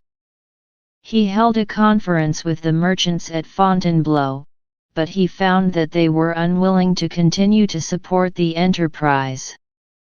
He concluded a bargain with them for what remained in the Quebec settlement by the payment of a certain sum of money, and from that date de Monts' company ceased to exist. There was only one man who had faith in the future of the colony, and who remained staunch to its interests under all difficulties. This man was Champlain. De Monts had shown great energy in opposing the impediments to the undertaking which were offered by the merchants of Rouen, Saint-Malo, and La Rochelle, and as he hoped to regain the money which he had already expended, he considered that it was time to receive assistance from the king. Louis XIII listened attentively to de Monts' requests, but he did not accede to them. De Monts, therefore, informed Champlain that he was compelled to abandon the enterprise. This was the last interview between these two men. Champlain was now left to his own resources for continuing his work. His personal means were small, and far too slender to enable him to support a colony in its infancy. The thought of abandoning the settlement was repugnant to him, not only on account of the years of labor he had bestowed upon it, but also because he felt that there was every chance of success with the aid of rich and powerful men. At the commencement of his description of his first voyage to Canada, Champlain enumerates the reasons which induced him to continue his work of discovery, the desire which I have always had of making new discoveries in New France, for the good, profit and glory of the French name, and at the same time to lead the poor natives to the knowledge of God, has led me to seek more and more for the greater facility of this undertaking, which can only be secured by means of good regulations. Then he drew up a statement, which he handed to President Genin, whom he knew to be well disposed. The President encouraged Champlain, but in order that he might not be deceived, he thought it better that Champlain should act under the authority of some man whose influence would be sufficient to protect him against the jealousy of the merchants. Champlain, therefore, addressed himself through M. de Bully, councillor and almoner in ordinary to the king, to Charles de Bourbon, Comte de Soissons, then governor of Dauphine and Normandy. He urged upon the Count the importance of the undertaking, and explained the best means of regulating it, claiming that the disorders which had hitherto existed threatened to ruin the enterprise, and to bring dishonor to the name of the French. After having examined the map of the country, and studied the details of the scheme, Soissons promised, under the sanction of the king, to assume the protectorate of the undertaking. Louis XIII listened favorably to the petition of his loyal subject, and granted the direction and control of the settlement to the Count, who in due course honored Champlain with the lieutenancy. Soon after this event, however, the Count died, and His Majesty committed the direction of affairs to Monseigneur Le Prince de Condé, who retained Champlain as his lieutenant. After having caused his commission to be posted in all the ports of Normandy, Champlain sailed from France on March 6, in the vessel of Pontgrave, and arrived at Point Auxiliary Vaches, near Tadoussac, on April 24, 1613. The savages came on board the vessel and inquired for Champlain. Someone replied that he had remained in France. On hearing this, an old man approached Champlain, who was walking in a corner of the vessel, and examined the scar on his ear, which was caused by an arrow wound while fighting for the Indians. On seeing this, the old man recognized Champlain, and expressed his feelings by shouts of delight, in which he was joined by his companions, who said, "Your people are awaiting you in the harbor of Tadoussac." On arriving at Tadoussac, Champlain found that these Indians were almost dying of hunger, and after having affixed the arms and commission of His Majesty to a post in the port, he proceeded to Quebec, which he reached on May 7. The people of the settlement were all in good health, and the winter having been less severe than usual, the river had not frozen once. The leaves were beginning to appear on the trees, and the fields were already decked with flowers. On the 13th of the month Champlain left for the Falls of St. Louis, which he reached 8 days afterwards. Here he met a number of the Algonquins, who informed him that the bad treatment which they had experienced during the previous year had discouraged them from coming to trade, and that his long absence from the country had left the whole tribe under the impression that he did not intend to return. On hearing this, Champlain recognized that it would be advisable to visit the Algonquins at once, in order to continue his discoveries, and to preserve friendly relations with them. During his residence in France, Champlain had met a young Frenchman named Nicolas du Venat, who claimed to have seen the Northern Sea, and said that the Algonquin River flowed from a lake which emptied into it. He also stated that the journey from Sault St. Louis to the sea and return could be accomplished in 17 days, and that he had seen there the wreck and debris of an English ship, on board of which were 80 men. This intelligence seemed the more probable as the English were supposed to have visited the Labrador coast in 1612, where they had discovered a strait. Champlain requested a merchant of La Rochelle, named Georges, to give du Venat a passage on his ship, which he did willingly, and he also made an affidavit before a notary concerning du Venat's relation. Du Venat came to Canada, and accompanied Champlain on his visit to the Algonquins. The party, consisting of 4 Frenchmen and 1 savage, set out from St. Helens Island on May 27, 1613. After having passed the falls they entered Lake St. Louis. On the last day of May they passed Lake des Deux Montagnes, which Champlain called Lake de Soissons. Some days after they came in sight of the river Gatineau, the river Rideau and its fall, and the Chaudière Falls, where they were forced to land. They also passed the Rapid des Chats, Lake des Chats, Madawaska River, Muskrat Lake, and Allumette Island, where an Algonquin chief named Tessué resided. On the following day the Indians gave a tabagie in honor of Champlain, who after smoking the pipe of peace with the party, explained to them that the object of his visit was to assure them of his friendship, and to assist them in their wars, as he had done before.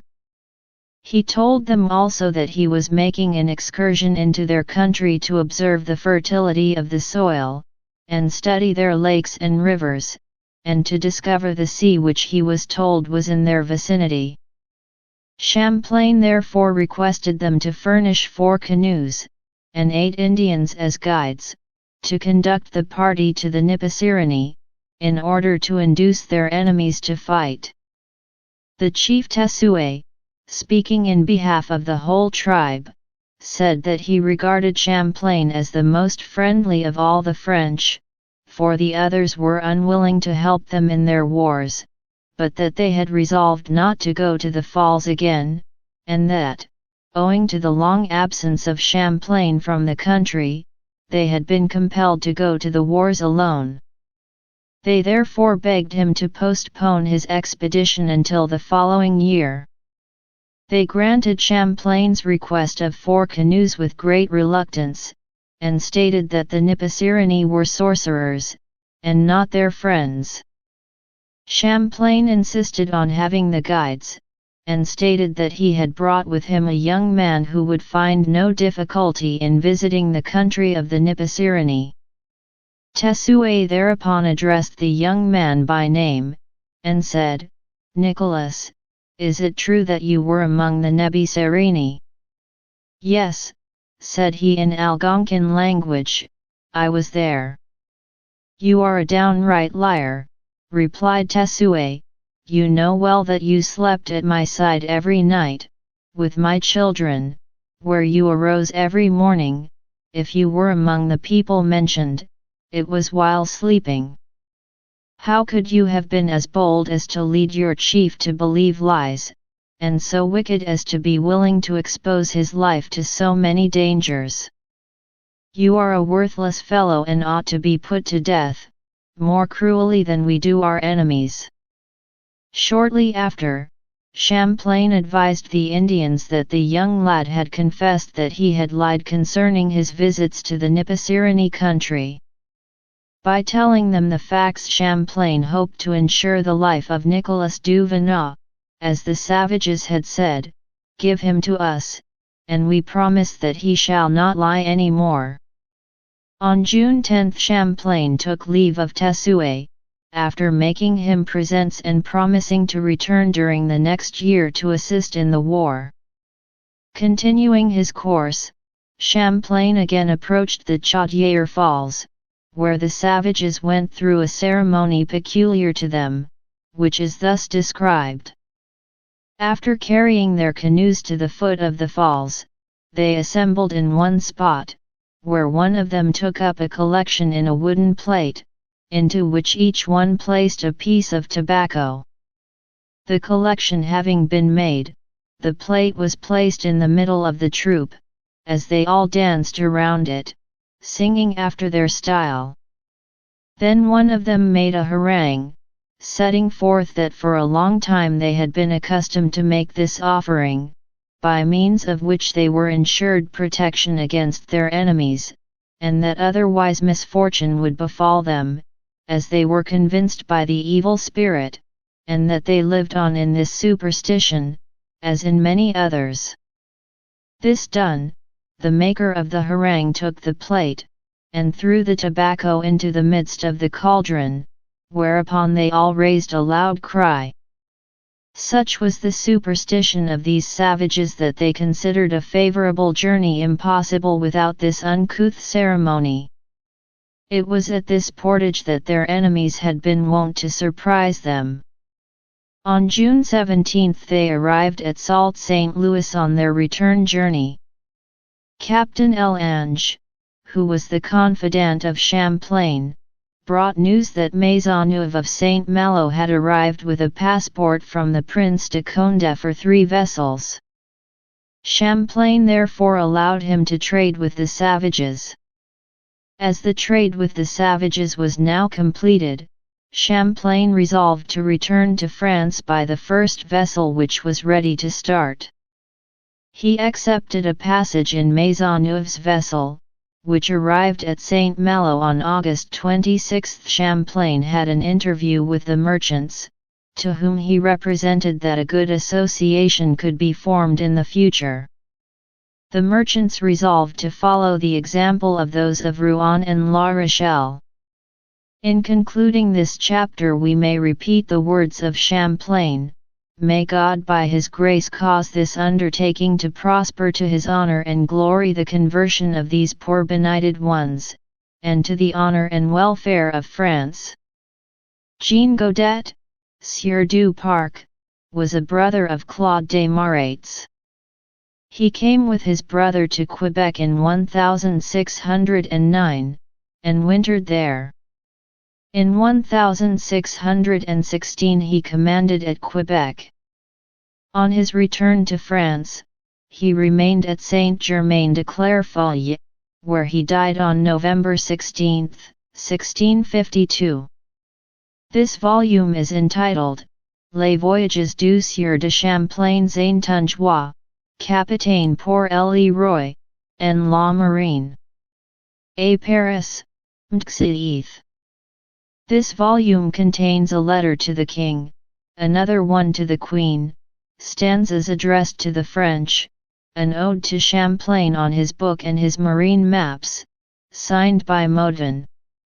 The first book contains the voyages of Champlain along the coasts of Acadia and New England. The second relates to the voyages of Champlain to Quebec, in the years 1608, 1610 and 1611. This edition is the most useful and the most interesting of all. Two large maps of New France give an excellent idea of the country, though they are not absolutely accurate. In August 1867, a farmer called Overman found on his land, Lot 12, Township of Ross, County of Renfrew, Ontario, an astrolabe supposed to have been lost by Champlain during this expedition. From June 6, 1613, Champlain seems to have ceased his observations, as he does not say after this date, "I have taken the latitude." This fact would seem to prove that the instrument was not used after June 6, 1613. Some pamphlets have been written on the astrolabe, and they all agree that it had belonged to Champlain. Mr. Russell, one of the writers, has given a full description of it. Chapter 5. The Recollets and their missions. Champlain's affection for New France, the land of his adoption, made him anxious to continue his explorations, in order that he might become familiar with every locality. In the course of his voyages he often had to be conveyed in Indian canoes, especially on the lakes and rivers, but this means was sufficient only when his object was to ascertain whether the country was well watered, whether the rivers were more or less navigable, whether the lakes abounded with fish, and whether the water powers were capable of being turned to account. Up till this time the founder of Quebec had pressed forward his work of exploration with an energy that was almost astonishing.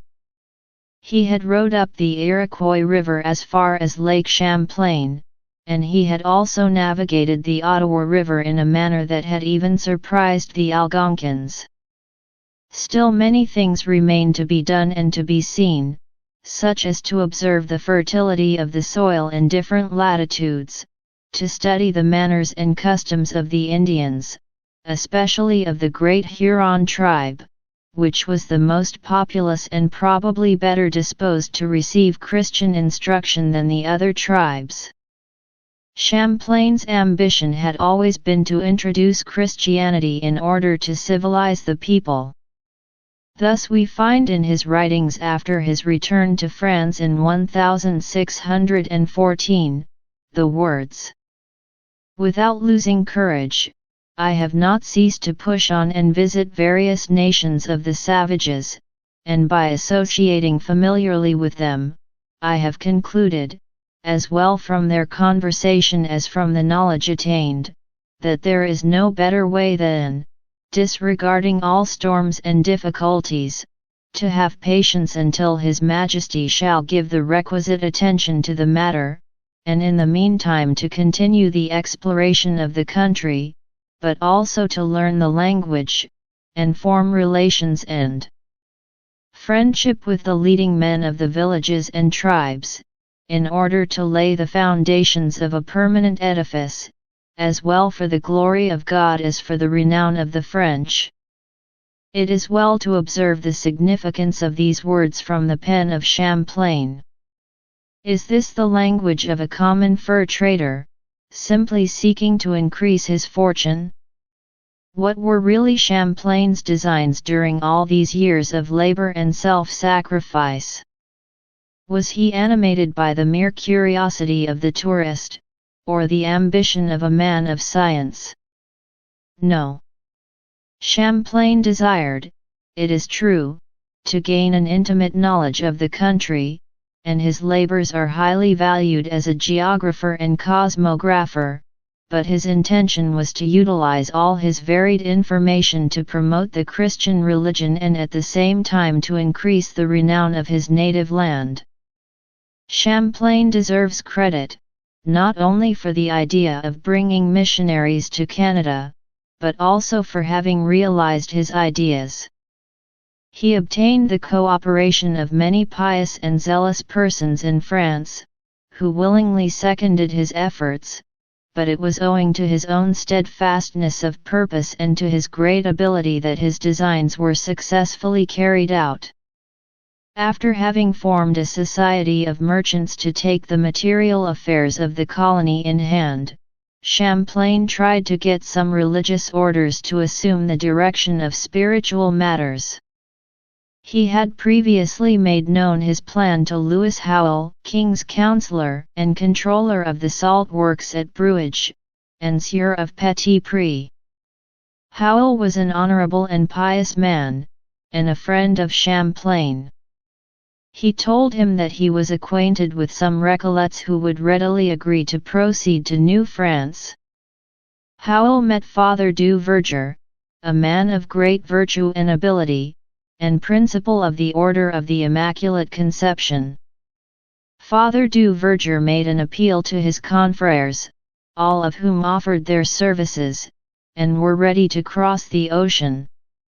The cardinals and bishops who were then gathered at Saint Denis for their great chapter, were in favor of the idea of sending the Recollets to their foreign missions, and promised to raise a fund for the maintenance of 4 monks, and the merchants of Rouen promised to maintain and convey at least 6 Recollets gratuitously.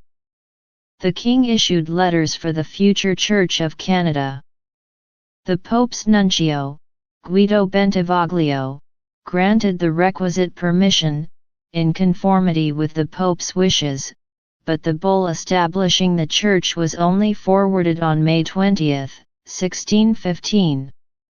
The brief of Paul V granted to the Recollets the following privileges: to receive all children born of believing and unbelieving parents, and all others of what condition soever they may be, who, after promising to keep and observe all that should be kept and observed by the faithful, will embrace the truth of the Christian and Catholic faith, to baptize even outside of the churches in case of necessity, to hear confessions of penitence, and after diligently hearing them, to impose a salutary penance according to their faults, and enjoin what should be enjoined.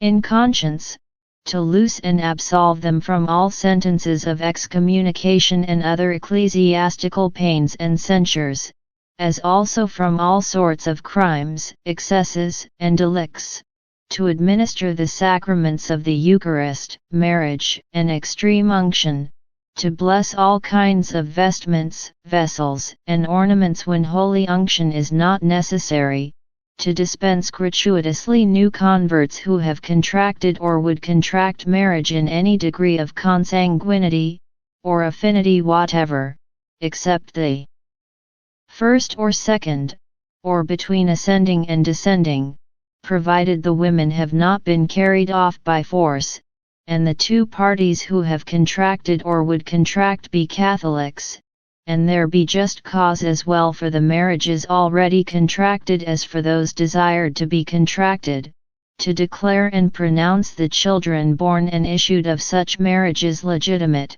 to have an altar which they may decently carry, and thereon to celebrate in decent and becoming places where the convenience of a church shall be wanting. The Reverend Father Garni de Chaporin, provincial of the province of Saint Denis, appointed 4 monks as the founders of the future mission. Their names were Father Denis Jamet, Jean d'Albo, Joseph Le Caron, and a brother named Pacifique du Plessis, who received orders to accompany them. These 4 monks were all remarkable for their virtue and apostolic zeal. Father Jamet was appointed commissary, and Father d'Albo was appointed his successor in the event of death. The king granted them authority to build 1 or more convents in Canada, and to send for as many monks as were required. It was impossible to send more than 4 of them during the first year. On April 24, 1615, the Saint Etienne sailed from Honfleur, and 1 month later came to anchor at Tadoussac. On June 25, Father d'Albo was able to say Mass in a small chapel built at the foot of Mountain Hill, Quebec. Soon after his arrival at Quebec, Champlain set out for the falls, accompanied by Father Jamet. They reached the River des Prairies some days after, and on June 24, Father Jamet celebrated a solemn Mass, at which Champlain and some others assisted. This was the first Mass celebrated in Canada since the days of Jacques Cartier. In the early days of the settlement, these brave missionaries had to contend with many difficulties, which could be foreseen only by those who were acquainted with the existing state of affairs. Many of these difficulties arose from the fact that at least 1/4 of the merchants of the company were members of the so-called Reformed, or Calvinistic persuasion.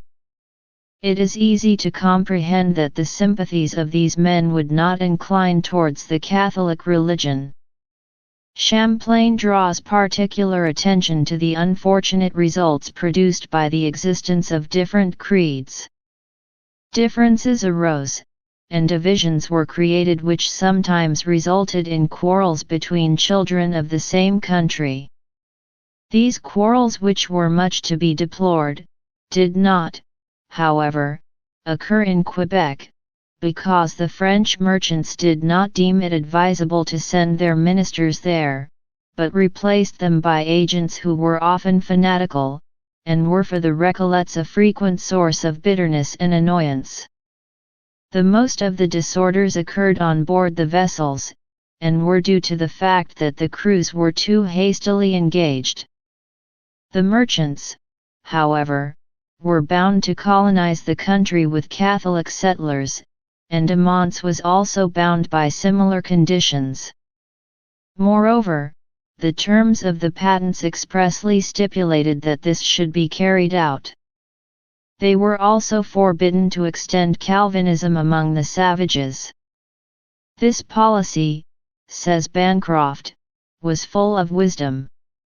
The interpreters who could have greatly assisted the missionaries, proved on the contrary an obstacle to the development of the Catholic religion, for they refused to instruct the Recollets in the Indian languages, which they had learnt before the arrival of the missionaries. Father Lalemant, a Jesuit, wrote in the year 1626, this interpreter had never wanted to communicate his knowledge of the language to anyone, not even to the Reverend Recollet Fathers, who had constantly importuned him for 10 years. So also wrote Father Le Jeune in his relation of 1633. The difficulties that the missionaries had to overcome are therefore readily understood. However, they had the merit of preparing the way for their successors, and the honor of planting the cross of Jesus Christ everywhere, from Tadoussac to Lake Huron. The number of missionaries was limited at the commencement, but some others came to Canada later, particularly Fathers Guillaume Poulain, Georges L. Bailiff, and Paul Hute. These men, some of whom were of noble birth, were remarkable for their virtues and their abilities.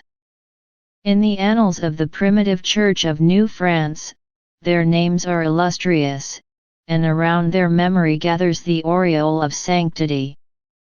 During 6 years, from 1615 to 1621, the spiritual direction of the colony was entrusted to 6 fathers and 3 friars. Father d'Albo remained in charge of the habitation of Quebec, and Father Le Caron resolved to proceed at once to the country of the Hurons. On July 9, 1615, Champlain, Etienne Brule, an interpreter, a servant, and 10 Indians, set out for the mouth of the Ottawa River. They rode up the river as far as the Matawan, which they followed westwards, and soon reached Lake Nipissing, where they stopped for 2 days. This was on July 26. After having taken this short rest, they continued their voyage, crossing Georgian Bay, and reached the land of the Hurons. Near the shore they met the Attineewantons, or people of the Bear tribe, one of the 4 chief branches of the Great Huron family. Their village or bourgade was called Otoisha. On the 2nd day of August, Champlain's party visited the village of Carmeron, and on the following day, they saw the encampments of Tonagwinchain, Takanonkiai, and Carhaguha. In the latter encampment Father Le Caron resided. On July 12 Father Le Caron celebrated Mass and sang the Te Deum, after which the Indians planted a cross near the small chapel which had been erected under Champlain's direction. The Reverend Father occupied a hut within the palisade which formed the rampart of the village, and he spent the fall and winter with the Hurons of Carhaguha. The Huron country was situated between the peninsula watered by Lake Simcoe on the eastern side, and by the Georgian Bay on the western side. It extended from north to south between the rivers Severn and Nottawasaga. This land is 25 leagues in length and 7 or 8 in width. The soil, though sandy, was fertile and produced in abundance corn, beans, pumpkins, and the annual helianth or sunflower, from which the Hurons extracted the oil. The neighboring tribes, such as the Ottawas and the Algonquins, used to procure their provisions from the Hurons, as they were permanently cultivating their lands. Champlain observed, in 1615, that there were 18 bourgades or villages, of which he mentions 5, namely, Carhaguha, Toanche, Carmeron, Takanonkiai, and Kayagi. Kayagi was the most important, and had 200 huts. It was also the chief bourgade of the tribe called de la Roche. 4 tribes of a common origin and a common language were living on the Huron Peninsula. They were, 1. The Attineewantons, or tribe de l'Ors, 2. The Attignenongaks, or tribe de la Corde, 3. The Arandaronans, or tribe de la Roche, 4. The Tohontahenrots. The general name given to these 4 tribes by the French was Ouendats. The most numerous and the most respected of the tribes were the tribes de l'Ors and de la Corde, which had taken possession of the country, the first about the year 1589, and the second 20 years after. The oldest men of these tribes related to the missionaries, in 1638, that their ancestors for the past 200 years had been obliged to change their residence every 10 years. These two tribes were very friendly, and in their councils treated each other like brothers. All their business was conducted through the medium of a captain of war and a captain of council. These tribes became popular and increased their numbers by adopting members of other nations, so that in later years the Huron family became one of the most powerful and redoubtable in North America. The identity of language was a great factor in the accomplishment of this marvelous result. The Andastes, of Virginia, were therefore speaking the Huron language. The Chenantates became so identified with their neighbors that they were named the Hurons of the Petun. The savages of the neutral nation had also adopted the Huron idiom. This uniformity of language formed a league between these nations which would have been broken with the utmost difficulty. Father de Brebeuf calculated that, in his time, there were scattered over the whole continent of North America about 300,000 Indians who understood the Huron dialect. This was exaggerated, for the Aborigines covering the territory known to the Hurons from whom the father had collected this information did not number 300,000 persons. How could he rely upon these people, to whom 1,000 men represented simply an amazing number? How could the Hurons make a census of an unsedentary people, wandering here and there according to circumstances of war or other reasons, and recruiting themselves with prisoners or with the remnants of conquered nations? To give only one example of these strange recruitings, let us examine the composition of the great family of the Iroquois in Champlain's time. It was a collection of disbanded tribes, who had belonged to the Hurons, to the Chenantates, to the Neutral, to the Eries and Deufeux tribes. The Iroquois had separated themselves from the Hurons to form a branch which acquired with time more vivacity than the tree from which it had sprung. The Hurons were called the Good Iroquois in order to distinguish them from the wicked Iroquois who were reputed to be barbarous. They fought against all the nations living in Canada, and their name was a subject of general apprehension. Returning to the Hurons, we find that the Attineewantons, or the tribe de l'Ours, was the most populous, forming half of the whole Huron family, namely about 15,000 souls. They were considered, erroneously, as the most perfidious of all. Father de Brebeuf, who knew them well, says that they were mild, charitable, polite, and courteous. Some years later, the tribe de l'Ours occupied 14 villages, with 13 missions under the charge of the Jesuits. The whole mission, called Immaculate Conception, had its principal seat at Assassin, which had replaced Carhagouha, mentioned by Champlain. The French called it La Rochelle. Assassin was the nearest village of the Iroquois territory. Father du Cru map places it on the western coast of the Huron Peninsula. The Attignenongaks, or tribe de la Corde, were the oldest and the most numerous, after the Attineewantons. They praised their antiquity and their traditions which had existed for 200 years, and which had been collected by word of mouth by the chiefs or captains. This evidence, more or less valuable, seems to indicate that they had preserved a family spirit, which is very laudable. The Attignenongaks, however, had founded a nationality, and their language was so developed that, in 1635, Father de Brebeuf could recall to memory 12 nations who spoke it. This tribe had no special features except that they were very devoted to the French. The Jesuits opened in their midst 2 missions called Saint Ignace and Saint Joseph. Tinastéyi was one of the most important villages of the Attignenonghacs. When the village of Ihonatiria ceased to exist, the Jesuits called it Saint Joseph. Here perished, in 1648, Father Daniel, together with 700 Hurons. Toanche was another village of the same tribe.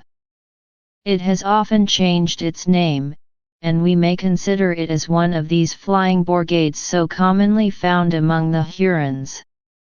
Champlain had known the village of Toanche under the name of Otoisha. When Father de Brebeuf came here for the second time, in 1634, he was unable to recognize the village that he had visited for the first time in 1626. It had been transported about 2 miles from its former place. It was then situated at the western entrance of a bay now Penetanguishene, on a point in the northern part of Lake Huron, 4 leagues from Assassin and 7 from Tinastéyi. The Arandaronans, or Tribe de la Roche, were settled on the eastern part of the peninsula. They were at first discovered by the French, and they had, according to the laws of the country, the privilege of fur trading. They were especially attached to Champlain, and 22 years after his death they had not forgotten his remarkable virtues and courage. The Bourgade of Kayagi, comprising 260 huts and 2,000 souls, was the chief place of the Arandaronans. It was situated near the Lake Uintaran, now Lake Simcoe, at the northern extremity, near the small town of Orillia. The Jesuits established a mission here, and their principal residence was on the right shore of a small river called the Wye, near Penetanguishene. The remains of a fort built there in 1639 could be seen a few years ago. Kayagi was distant from Carhagouha 14 leagues. It was situated near the village of Skananayanrot, where the Tohontahenrots, the 4th Huron tribe, resided. They were less numerous than the others. Skananayanrot was situated at about 2 leagues from Ihonatiria of the Attignenonghacs, and at 3 leagues from the Ateron-Cronons, another Huron group of small importance, where finally the Jesuits took up their residence. When these missions were flourishing, the Jesuits could enumerate 25 different places where they could pursue their calling with zeal. The Recollets had continued their course with vigorous activity, they had sown the divine seed, but they were not permitted to reap the reward of their labors, as the Jesuits did in the future. Although the Hurons appeared to be happy, their mode of living was miserable. Their principal articles of food were Indian corn and common beans, which they prepared in various ways. Their clothing was made of the skins of wild animals. Deer skin was used for their trousers, which were cut loose, and their stockings were made of another piece of the same skin, while their boots were formed of the skin of bears, beavers, and deer.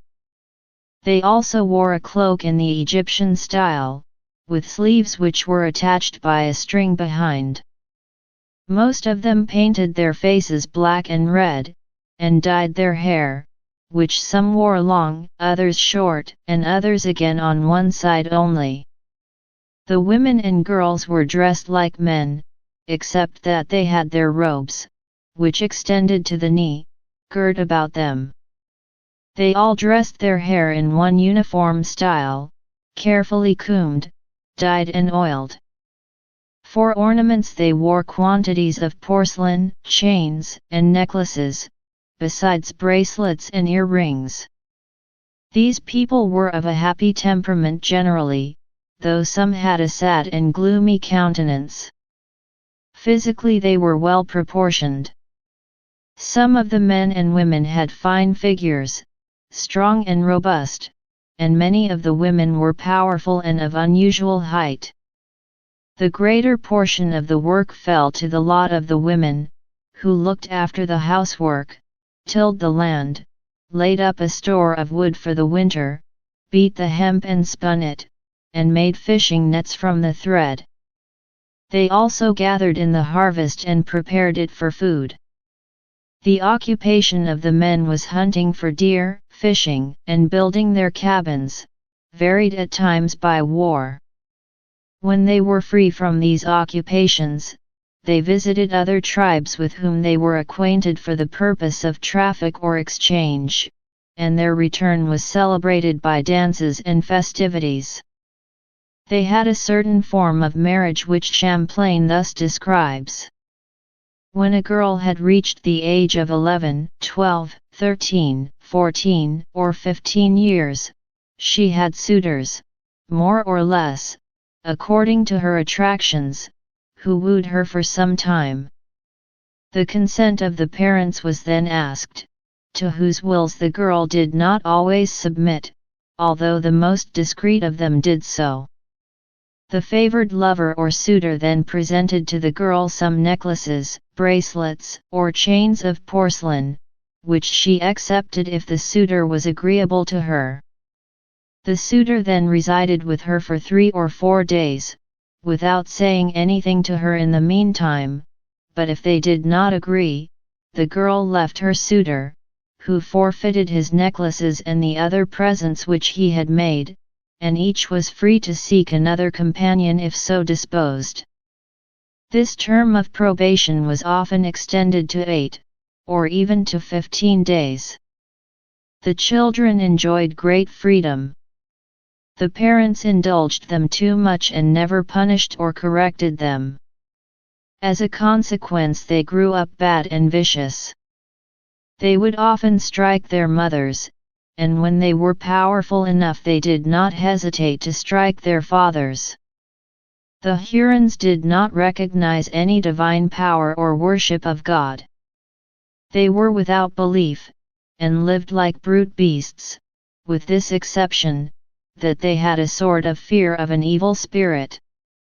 They had Oni or Manitous, who were medicine men, and who healed the sick, bound up the wounded, foretold future events, and practiced all the abuses and illusions of the black arts.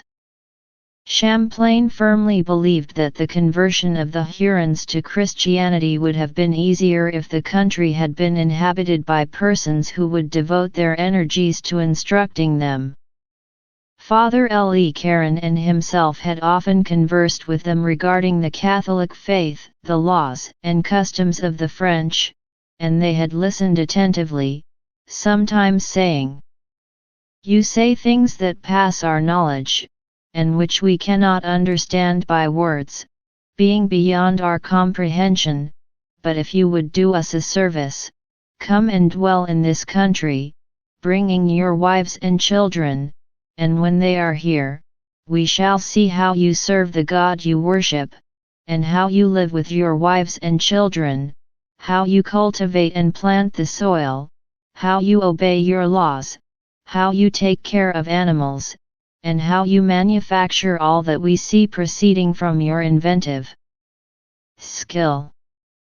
When we see all this we shall learn more in a year than in 20 by simply hearing your discourse, and if we cannot understand, you shall take our children, who shall be as your own. And thus being convinced that our life is a miserable one in comparison with yours, it is easy to believe that we shall adopt yours, abandoning our own." The following was their mode of government. The older and leading men assembled in a council, in which they settled upon and proposed all that was necessary for the affairs of the village. This was done by a plurality of voices, or in accordance with the advice of someone among them whose judgment they considered superior, such a one was requested by the company to give his opinion on the propositions that had been made, and his opinion was minutely obeyed.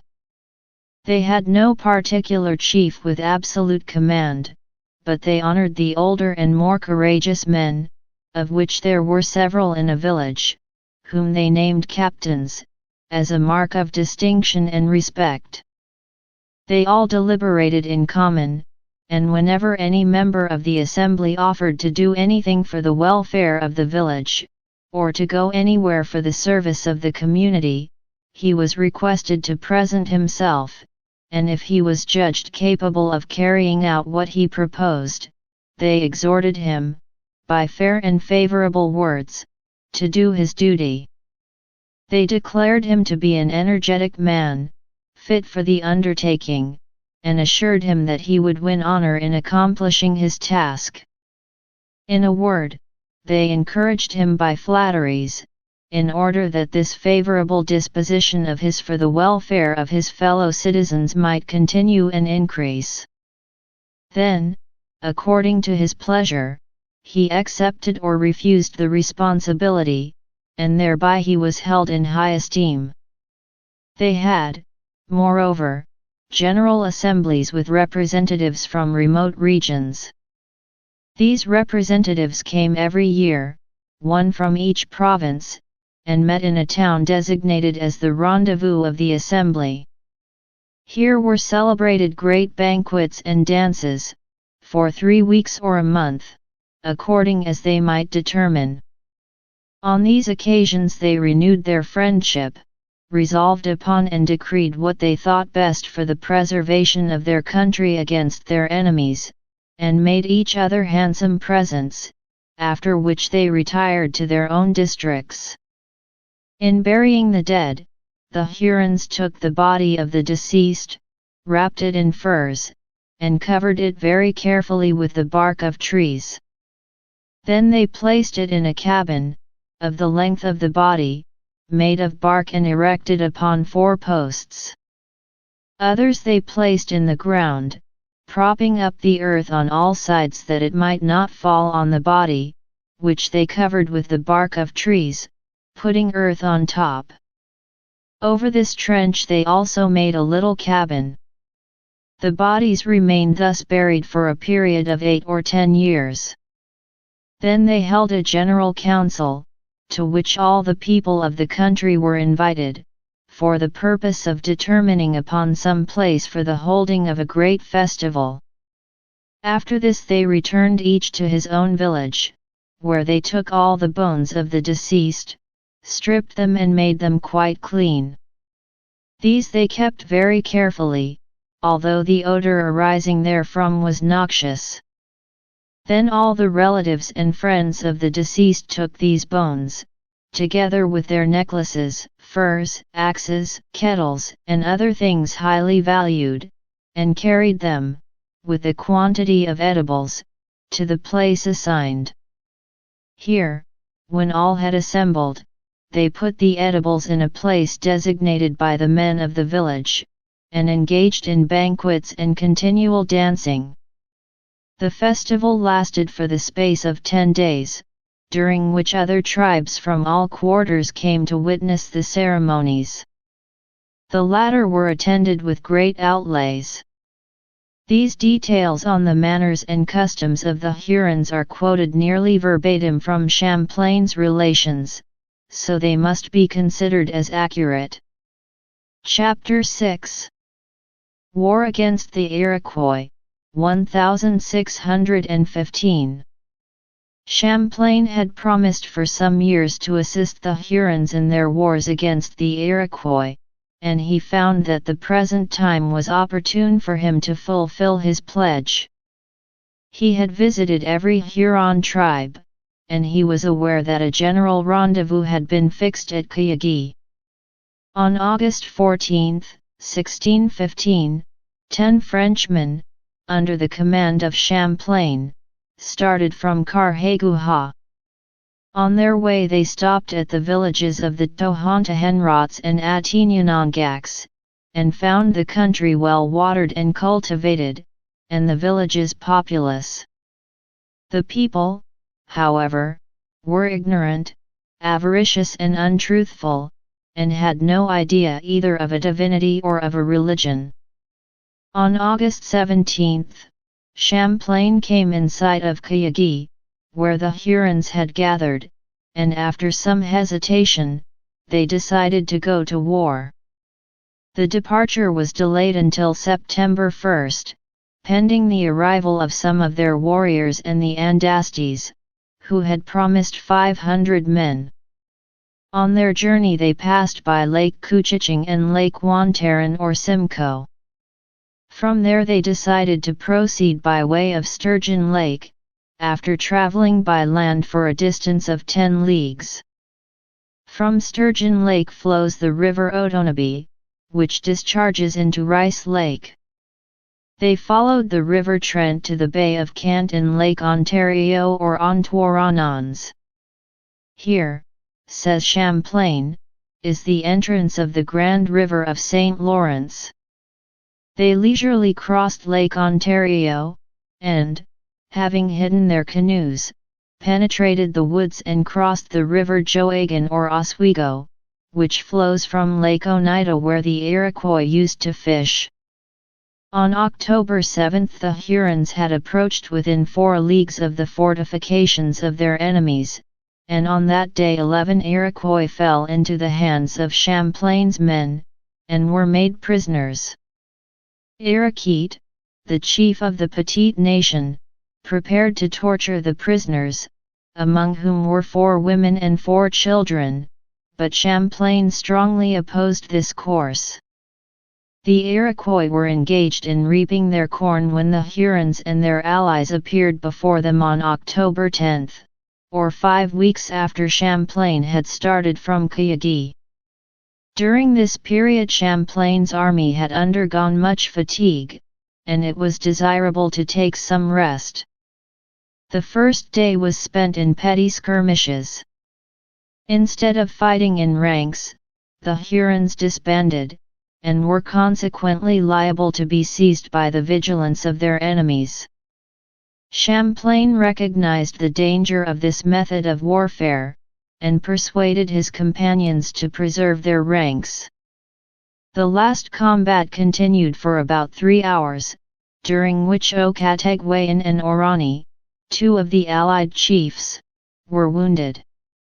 Champlain also received 2 arrow wounds, one in the leg and one in the knee.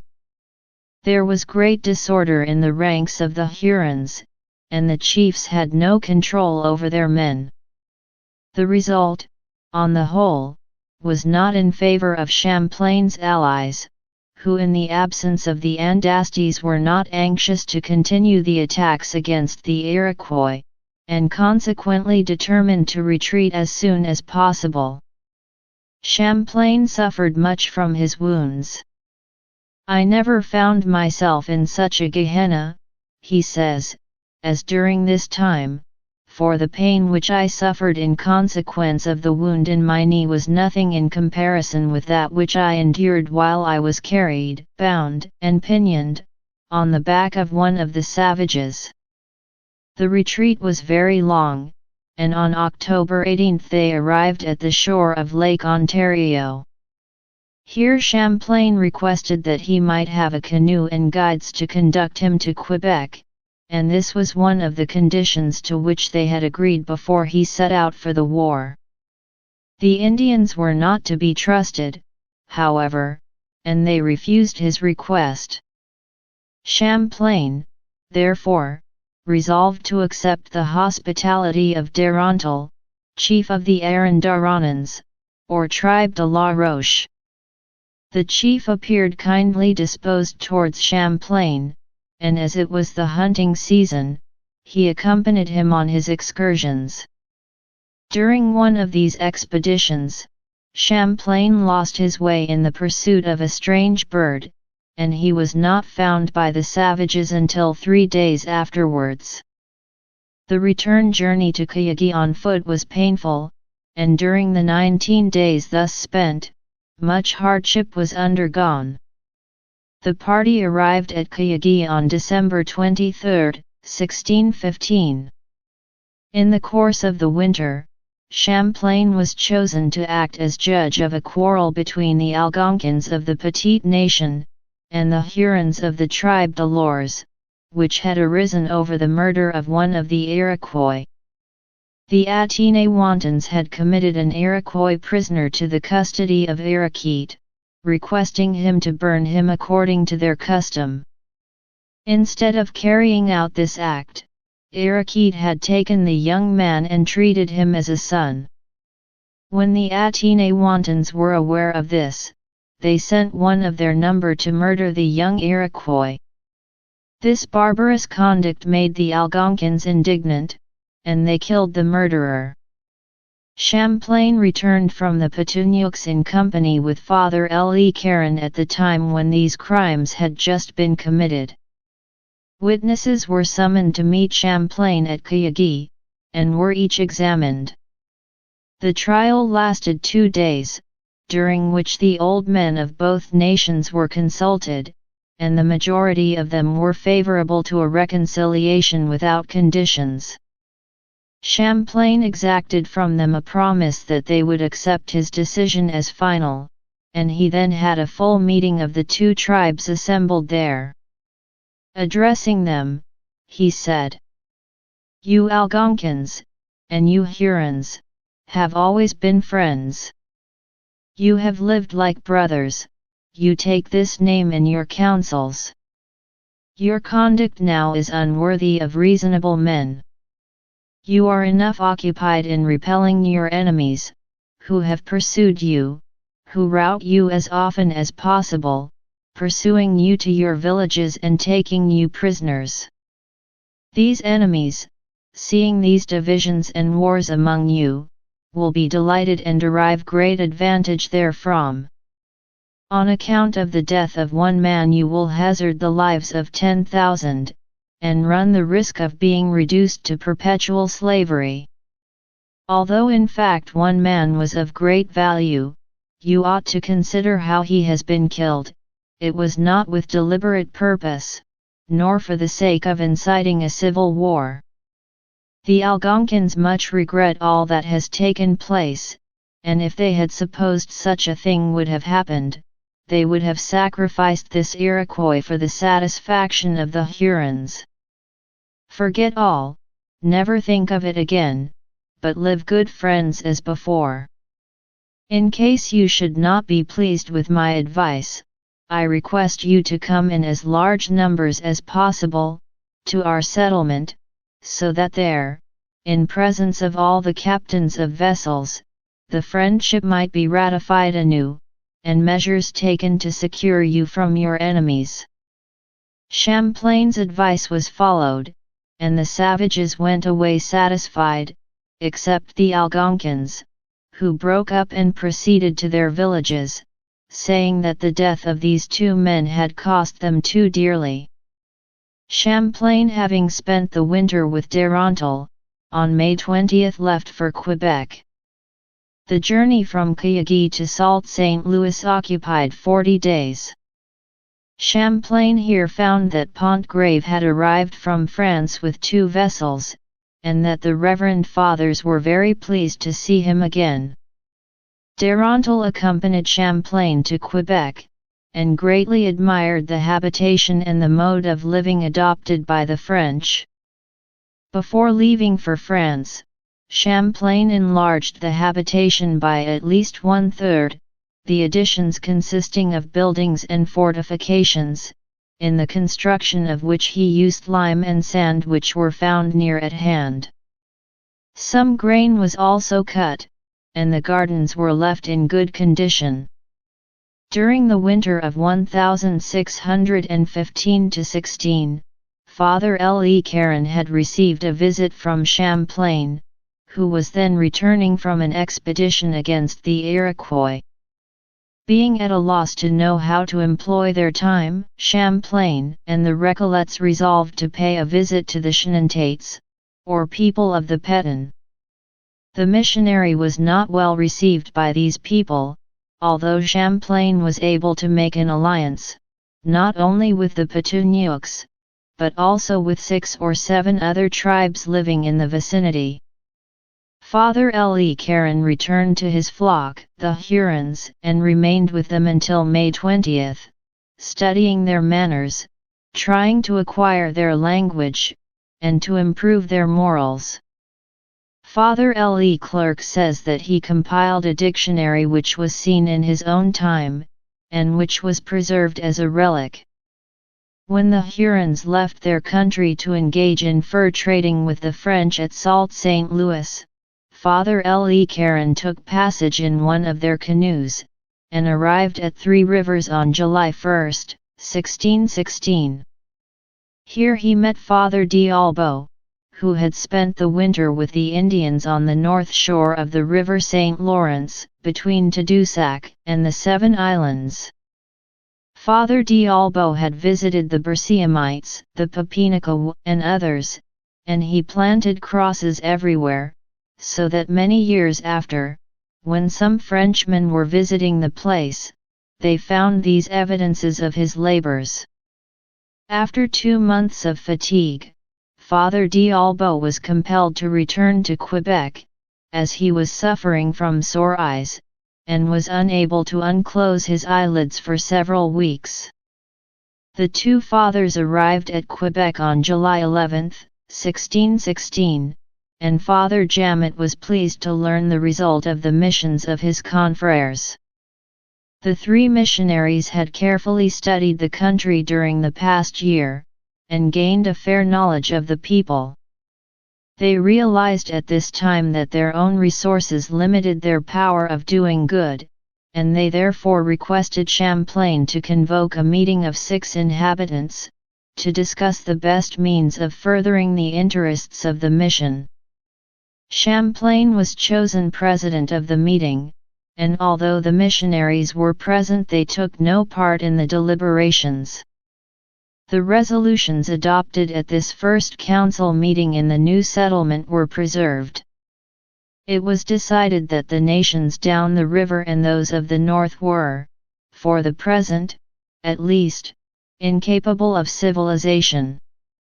These tribes included the Montagnais, Etchemins, Bersiamites, Papinaca, and the Great and Little Eskimo.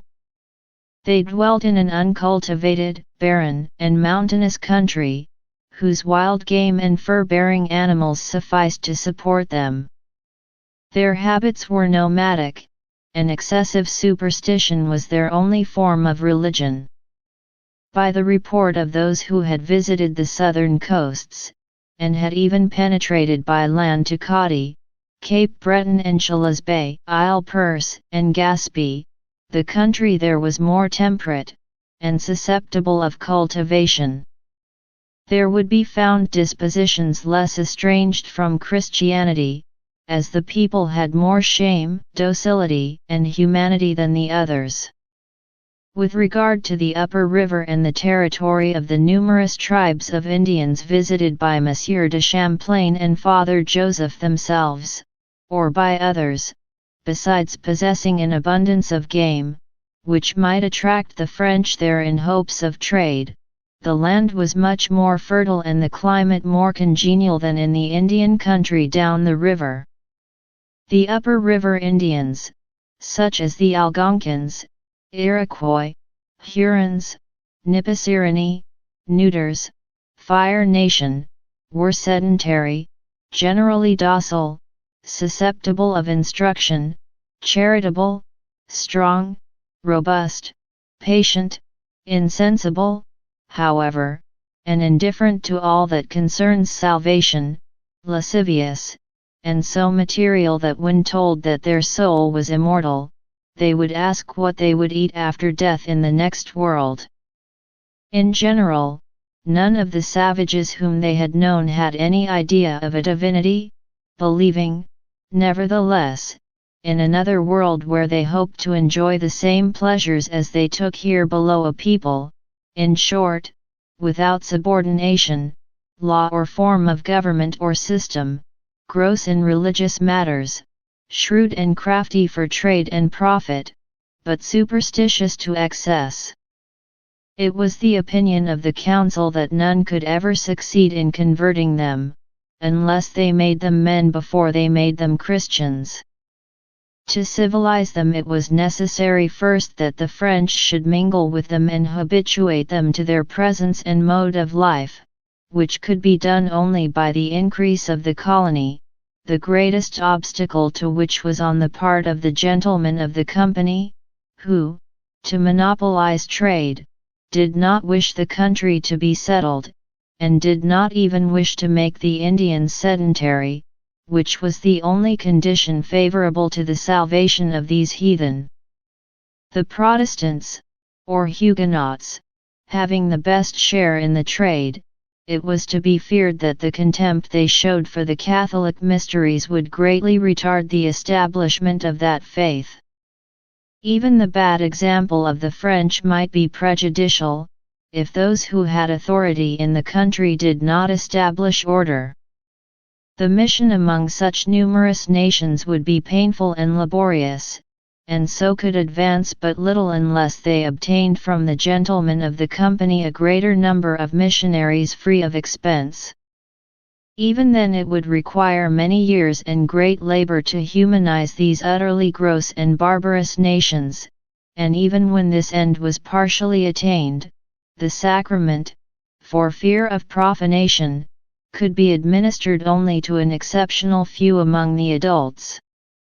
It finally appears to have been decided that they could not make progress unless the colony was increased by a greater number of settlers, mechanics, and farmers, that free trade with the Indians should be permitted, without distinction, to all Frenchmen, that in future Huguenots should be excluded, and that it was necessary to render the Indians sedentary, and bring them up to a knowledge of French manners and laws. The council further agreed that by the help of zealous persons in France, a seminary ought to be established in order to bring to Christianity young Indians, who might afterwards aid the missionaries in converting their countrymen. It was deemed necessary to maintain the missions which the fathers had established both up and down the river.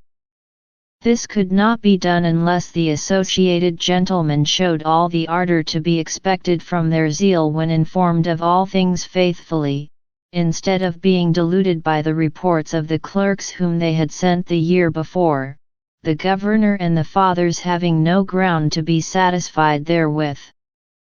Champlain, who intended to return to France, desired the Father Commissary and Father Le Caron to accompany him, in order that the resolutions of the council might be submitted to the king for his approval, and with a view of obtaining substantial assistance.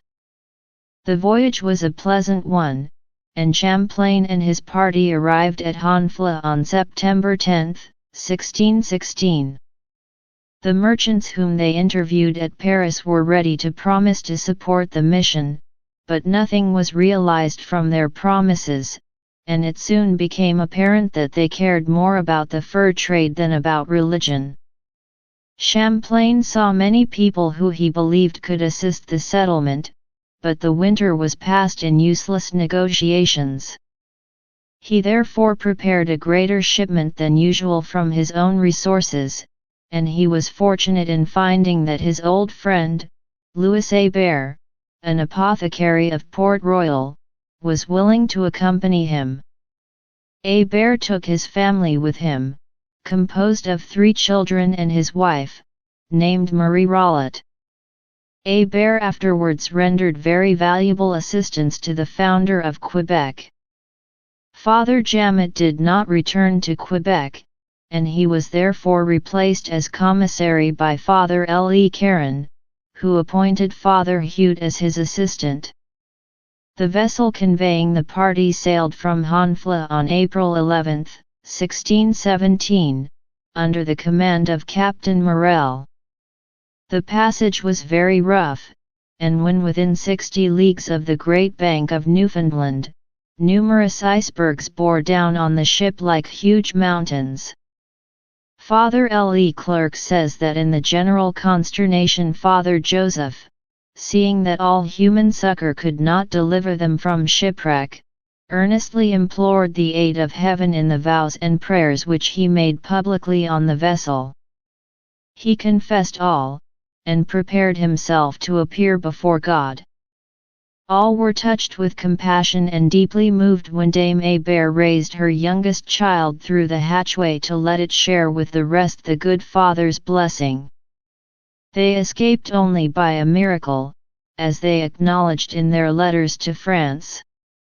The ship arrived at Tadoussac on July 14, and Mass was said in a little chapel which Father Hugh had constructed with poles and branches, and a sailor stood on either side of the altar with fir branches to drive away the cloud of mosquitoes which caused great annoyance to the celebrant. The Mass was very solemn.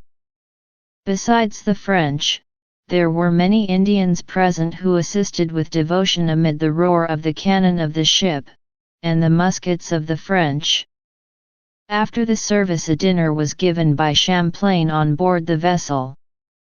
On the arrival of the party at Quebec some days after, they found that the inhabitants were nearly starving, and that Father d'Albot was anxiously awaiting the news from France. Both Champlain and Father Le Caron were obliged to confess that their mission had been unsuccessful. What, therefore, was to be done? To return to Old France would have been contrary to the intentions of the Recollets. They had been sent to Canada by their superiors, and they had no order to act contrary to their instructions. After having studied the situation, they resolved that Father d'Albot should visit France, see the king in person, and place before him the settlers' condition and their own.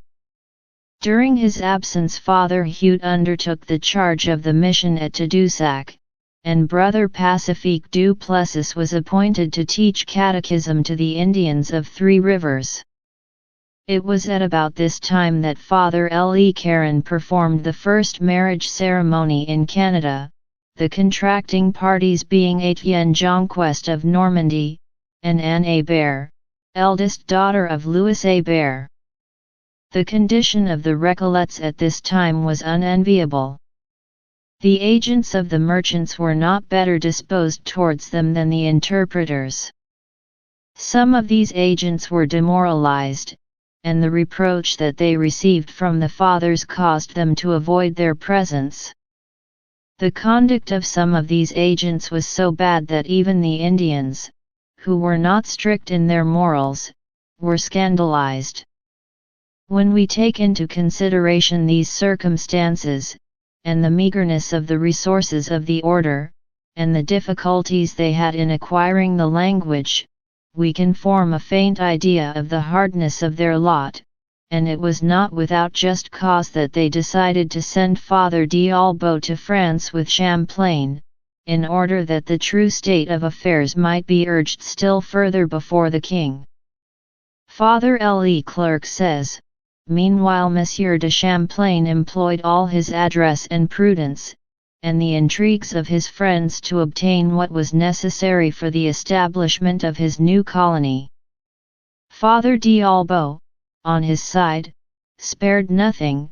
Both spoke frequently to the members of the company, but in vain, for these people, who always had their ears open to flattering tales of the great profit to be made in the Indian trade, closed them to the requests and entreaties made them.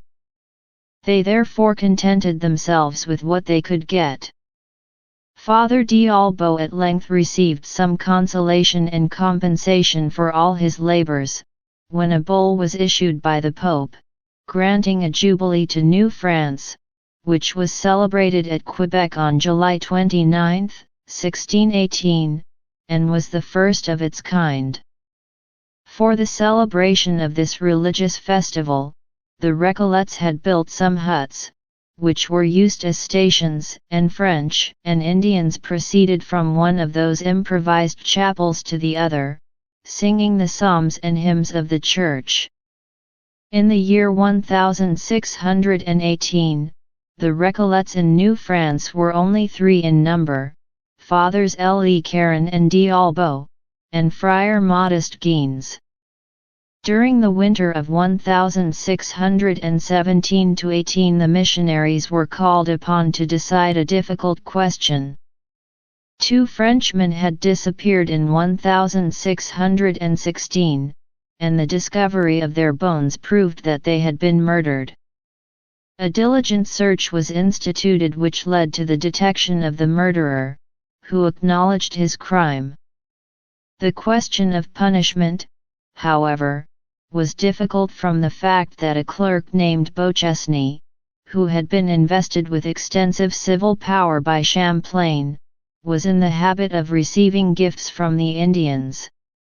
It was consequently considered dangerous to do anything that would displease the Indians, as they were known to be terrible in their vengeance. The Recollets had strongly protested against this method of receiving gifts, which placed the settlement in a false position towards the Indians. It was finally decided to release the prisoner and to accept as hostages 2 young Indians. When the matter was brought before Champlain, he approved of the course adopted, and stated that it was not a wise policy to be too severe. This affair, which at one time appeared likely to produce disagreeable consequences, passed over without event, and some time after a party of Indians visited Quebec for the purpose of effecting a complete reconciliation. Thus, when Champlain left for France in 1618, the colony was secure. Father Huet, who accompanied Champlain, was charged with many important missions, one of which related to the administration of baptism to the Indians. They were quite willing to be baptized, but they had no idea of the nature of the sacrament, and although they promised to keep their vows before the ceremony, they soon returned to their old superstitions. Their want of sincerity was a trial to Father Huet, and he desired to have the opinion of the doctors of the Sorbonne to guide him in his future actions. During the winter Father Le Caron went to Tadoussac in order to continue the work of Father d'Albot, and he remained there until the middle of July, 1619. In the interval he had built a residence upon the ground donated by the merchants, and had the satisfaction of leaving 140 neophytes as the result of the labors of the mission. Father d'Albot had his residence at Quebec. On his return to Canada Father Huet was accompanied by Father Guillaume Poulain, 3 friars, and 2 laborers. Champlain did not return this year. The Recollets had received authority to build a convent at Quebec, and the Prince de Condé had contributed 1,500 livres towards the object. Charles de Buys, Vicar General of Pontoise, had also made a personal subscription, and accepted the protectorate of the convent, together with the title of Syndic of Canadian Missions. Other piously disposed persons had also contributed towards the maintenance of the religious institution. The establishment of a convent in Canada was a ray of light amid the gloom which had hung over the settlement of New France during the past 4 years, but the rejoicing on this occasion was soon turned into mourning by the unexpected death of Friar du Plessis, who died at 3 Rivers on August 23, 1619. There were 2 other deaths during this year which cast a shadow on the colony, that of Anne Hébert, and of her husband, Étienne Jonquest, who survived his wife only a few weeks. The mission at 3 Rivers was placed under the charge of Father Le Caron, and from this date it was the object of the most pastoral solicitude of the Recollets. Chapter 7. Fur Trade. The earliest reference by Champlain to the fur trade in Canada is contained in his relation of his voyage to Tadoussac in the year 1603. During this journey he encountered a number of Indians in a canoe, near Hare Island, among whom was an Algonquin who appeared to be well versed in the geography of the country watered by the Great Lakes. As a proof of his knowledge, he gave to Champlain a description of the rapids of the St. Lawrence, of Niagara Falls and Lake Ontario. When questioned as to the natural resources of the country, he stated that he was acquainted with a people called the Good Iroquois, Hurons, who were accustomed to exchange their peltry for the goods which the French had given to the Algonquins. We have in this statement proof that the French were known to the inhabitants of New France before the year 1603. In the year 1608, trading was conducted with the Indians at Tadoussac, but in 1610 it was alternately at Tadoussac, and near Cape de la Victoire at the entrance of the Richelieu River. During the latter period, the fur trade was a failure, although the vessels annually carried from 12 to 15,000 skins to France, which were sold at 1 pistole each.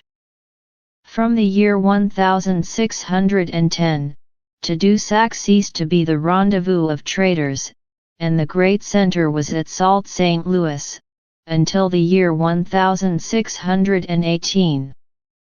From this time, for several consecutive years, Three Rivers was the principal trading post, and finally the Indians went down to Quebec, or to Cape de la Victoire, or du Massacre, and at a still later period the Isle of Richelieu, opposite the parish of Deschambault, some 15 leagues above Quebec, was chosen as a trading place.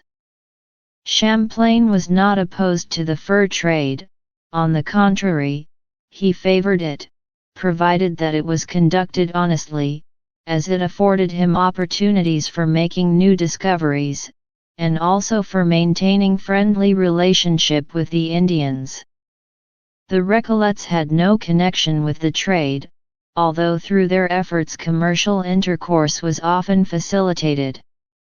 Speaking of the trading of 1618, Champlain mentions a class of men who eventually attained considerable influence in colonial affairs.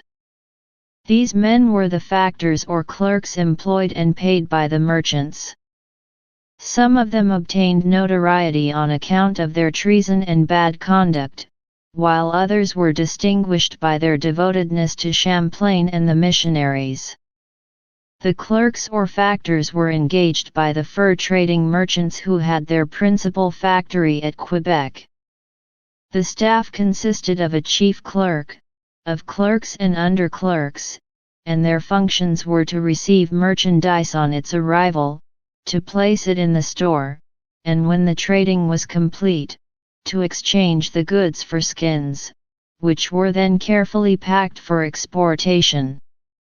The clerks visited the places chosen by the Indians for trading, and generally conducted the exchanges themselves. Some of them employed the services of interpreters who were readily found, and were frequently sent among the natives to induce them to visit the clerks. The duties of the clerks were not always easily performed. They had many difficulties to encounter, but as successful trading might lead to future promotion, there were advantages connected with the office. Thierry Desdames, one of the under-clerks at Quebec in 1622, was appointed captain of the island of Miscou, in recognition of his faithful service. This is not the only instance of promotion recorded by Champlain. Beauchesne and Loquin are also mentioned in the relations of 1618 and 1619. When Champlain returned from France in 1620, he was accompanied by Jean-Baptiste Gers, the business representative of the Duke of Montmorency, who rendered good service to Champlain and the settlers. In the same year Pontgrave traded at Three Rivers, and he was assisted by two clerks called Loquin and Caumont, and an under-clerk, Rivière. Before leaving for France, Pontgrave placed Caumont in charge of his factory. Rivière also left for France, under the pretext that the company refused to increase his wages. The departure of a clerk, however, was of small importance, when we consider the trouble which had arisen among the associates.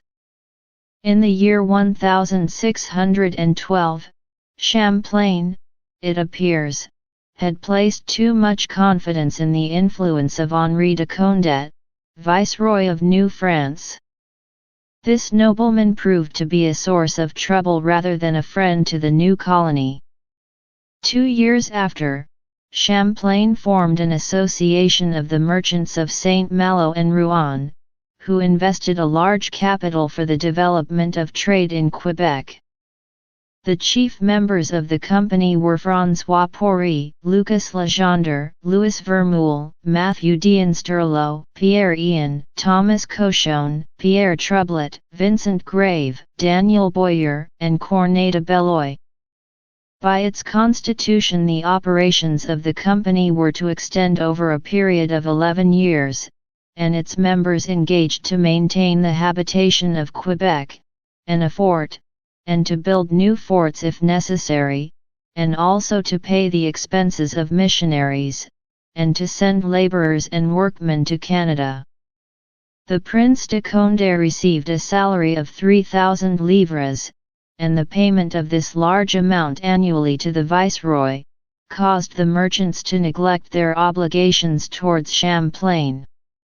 In the meantime, Condé conspired against the Queen Regent and was incarcerated, and the Maréchal de Thimenis was temporarily appointed in his place. The office of secretary to the Viceroy would appear to have been lucrative, for one applicant, probably Boyer, offered Thimenis 4,500 livres, if he would appoint him to the position.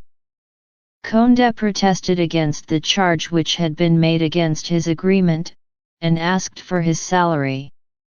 De Villemenon, intendant of the Admiralty, opposed the application, and claimed the amount of the salary for the Quebec settlement. While Champlain was present in France in 1617, he received a proscription from the Court of Parliament, ordering him to resign his office of Lieutenant of the Viceroy, as the Company of Rouen had decided to suppress the salary of the Viceroy. Champlain did not take any notice of this injunction, but started for Quebec. On his return to France during the same year, 1617, Champlain met the Maréchal de Thimenis, in order to induce him, in his capacity of Viceroy, to take some interest in the affairs of New France, as the situation there was becoming insupportable. The great personages were quarreling over money matters, the people of Saint-Malo were renewing their demands for liberty of commerce, and the merchants were refusing to invest new capital. Champlain had a series of difficulties, which he endeavored to remove before his return to Quebec, and he drew up his grievances in 2 large factums, one of which was presented to the king, and the other to the Board of Trade of Paris. In the factum to the king, Champlain explained that France would derive benefit from the colonization of Canada, provided workmen and laborers were sent to the country.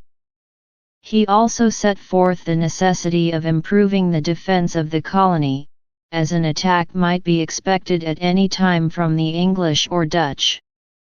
Champlain pointed out to the king, at the same time, that by developing New France, he would be propagating the Catholic faith amongst infidels, and that he would add to his wealth by reason of the revenue to be derived from the vast forests of Canada.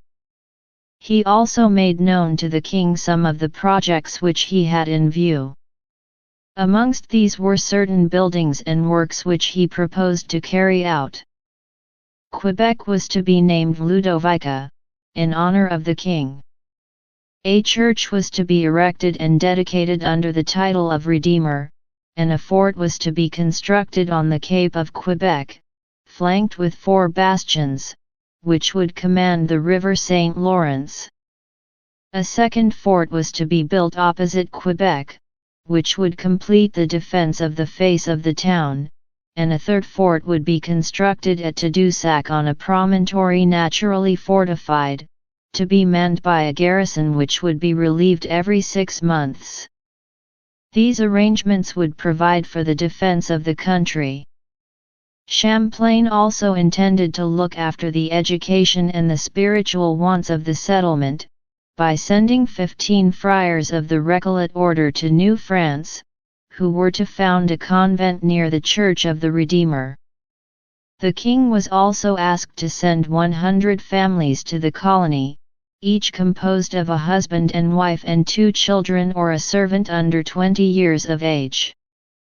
With these provisions, Champlain believed that a settlement might be established in the name of France, which would remain loyal to her interests, since it would rest upon the sure foundation of strength, justice, commerce, and agriculture. In his explanations to the Board of Trade, Champlain dwelt upon the advantages which were to be derived from fishing, from the lumber industry, agriculture, and cattle raising, and from the working of the mines and from trading. In short, he endeavored to induce the associates to continue their operations. The members, however, were under the impression that colonization would place obstacles in the way of commerce, and that the inhabitants would soon monopolize the trade. Some of the associates who were Protestants objected to colonization under Catholic influence, and understanding that Champlain was a staunch Catholic, they decided to have Pontgrave appointed as lieutenant of the viceroy, in his place.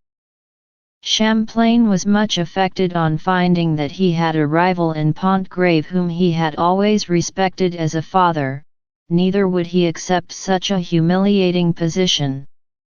The king, however, intervened at this time, and wrote a letter to the associates, requesting them to aid Champlain. By the king. Dear and well-beloved, on the report made to us that there has hitherto been bad management in the establishment of the families and workmen sent to the settlement of Quebec, and other places of New France, we write to you this letter, to declare to you our desire that all things should proceed better in future, and to tell you that it will give us pleasure that you should assist, as much as you conveniently can, the Sieur Champlain in the things requisite and necessary for the execution of the commands which he has received from us, to choose experienced and trusty men to be employed in the discovery, inhabiting, cultivating, and sowing the lands, and do all the works which he shall judge necessary for the establishment of the colonies which we desire to plant in the said country, for the good of the service and the use of our subjects, without, however, on account of the said discoveries and settlements, your factors, clerks, and agents in the traffic of peltry, being troubled or hindered in any way whatever during the term which we have granted you. And fail not in this, for such is our pleasure. Given at Paris, March 12, 1618. Signed, Louis. And below, Potier. The merchants brought their affairs before the notice of the Council of Tours, who decided that Champlain should retain his position. The action of the council was a victory for Champlain, but it was soon followed by another still more agreeable. The associates promised to provide for the organization of emigration during the following year on a scale which would assure the success of the settlement. By this arrangement 80 persons, including 3 Recollet fathers, would arrive in New France during the year 1619. In order to have the proceedings regularly conducted, Champlain caused papers to be prepared by notaries, which were signed on December 21, 1618, by Pierre Duguay and Lucas Legendre in the name of the Associates, and also by Vermeule, Cornet de Belloy and Matthew d'Insterlo. The document is as follows. List of persons to be sent to, and supported at, the settlement of Quebec for the year 1619. There shall be 80 persons, including the chief, 3 Recollet fathers, clerks, officers, workmen and laborers. Every 2 persons shall have a mattress, a palliasse, 2 blankets, 3 pairs of new sheets, 2 coats each, 6 shirts, 4 pairs of shoes, and 1 capote. For the arms 40 muskets, with their bandoliers, 24 pikes, 4 arquebuses a rouet wheel lock of 4 to 5 feet, 1,000 pounds of fine powder, 1,000 pounds of powder for common, 6,000 pounds of lead, and a match stump.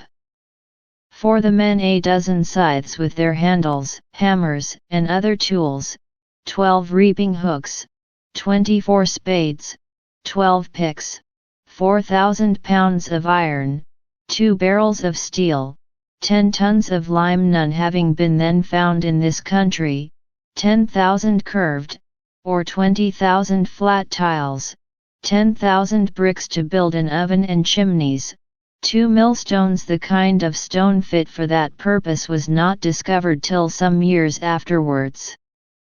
For the service of the table of the chief 36 dishes, as many bowls and plates, 6 salt cellars, 6 ewers, 2 basins, 6 pots of 6 pints each, 6 pints, 6 chopans about half a pint, 6 demi-septiers, the whole of pewter, 2 dozen tablecloths, 24 dozen napkins.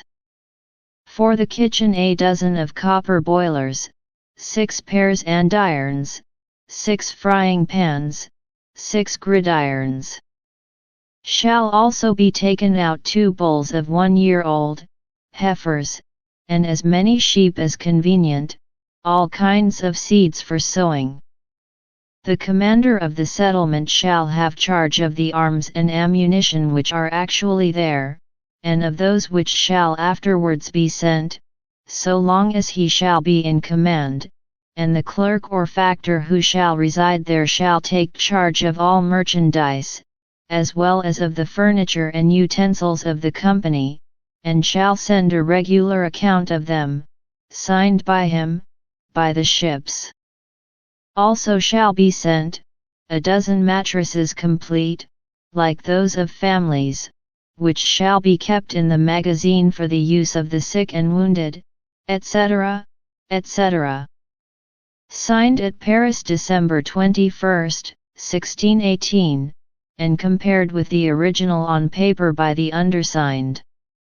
Champlain submitted this document to the king, who approved it, but nevertheless the associates were afterwards unwilling to fulfill its conditions. The Prince de Conde having been discharged from prison on October 20, 1619, the king forwarded to him his commission of viceroy, and the Company of Rouen granted him 1,000 acres. The prince gave 500 acres to the Recollets for the construction of a seminary at Quebec, and this was his only gift to the settlement of New France. The prince afterwards sold his commission as viceroy to the Duke of Montmorency, Admiral of France, for the sum of 30,000 acres. Dolu, Grand Almoner of the kingdom, was appointed intendant. The Duke renewed Champlain's commission as lieutenant of the viceroy, and at the same time advised him to return to Quebec to strengthen his positions everywhere, in order that the country might be secure against invasion. The patronage of Montmorency greatly encouraged Champlain, for the Duke exercised great power. He therefore resolved to take his young wife to Quebec with him, for she had never been to Canada.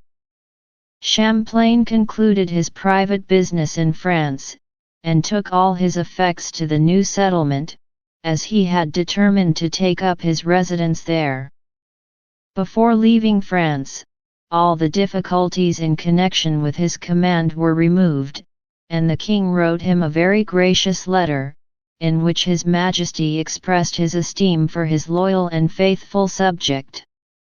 The new administration of the Duke of Montmorency created dissatisfaction amongst the merchants of the society, which in fact had only changed its name of the Company of Rouen to the Company of Montmorency or of Decines.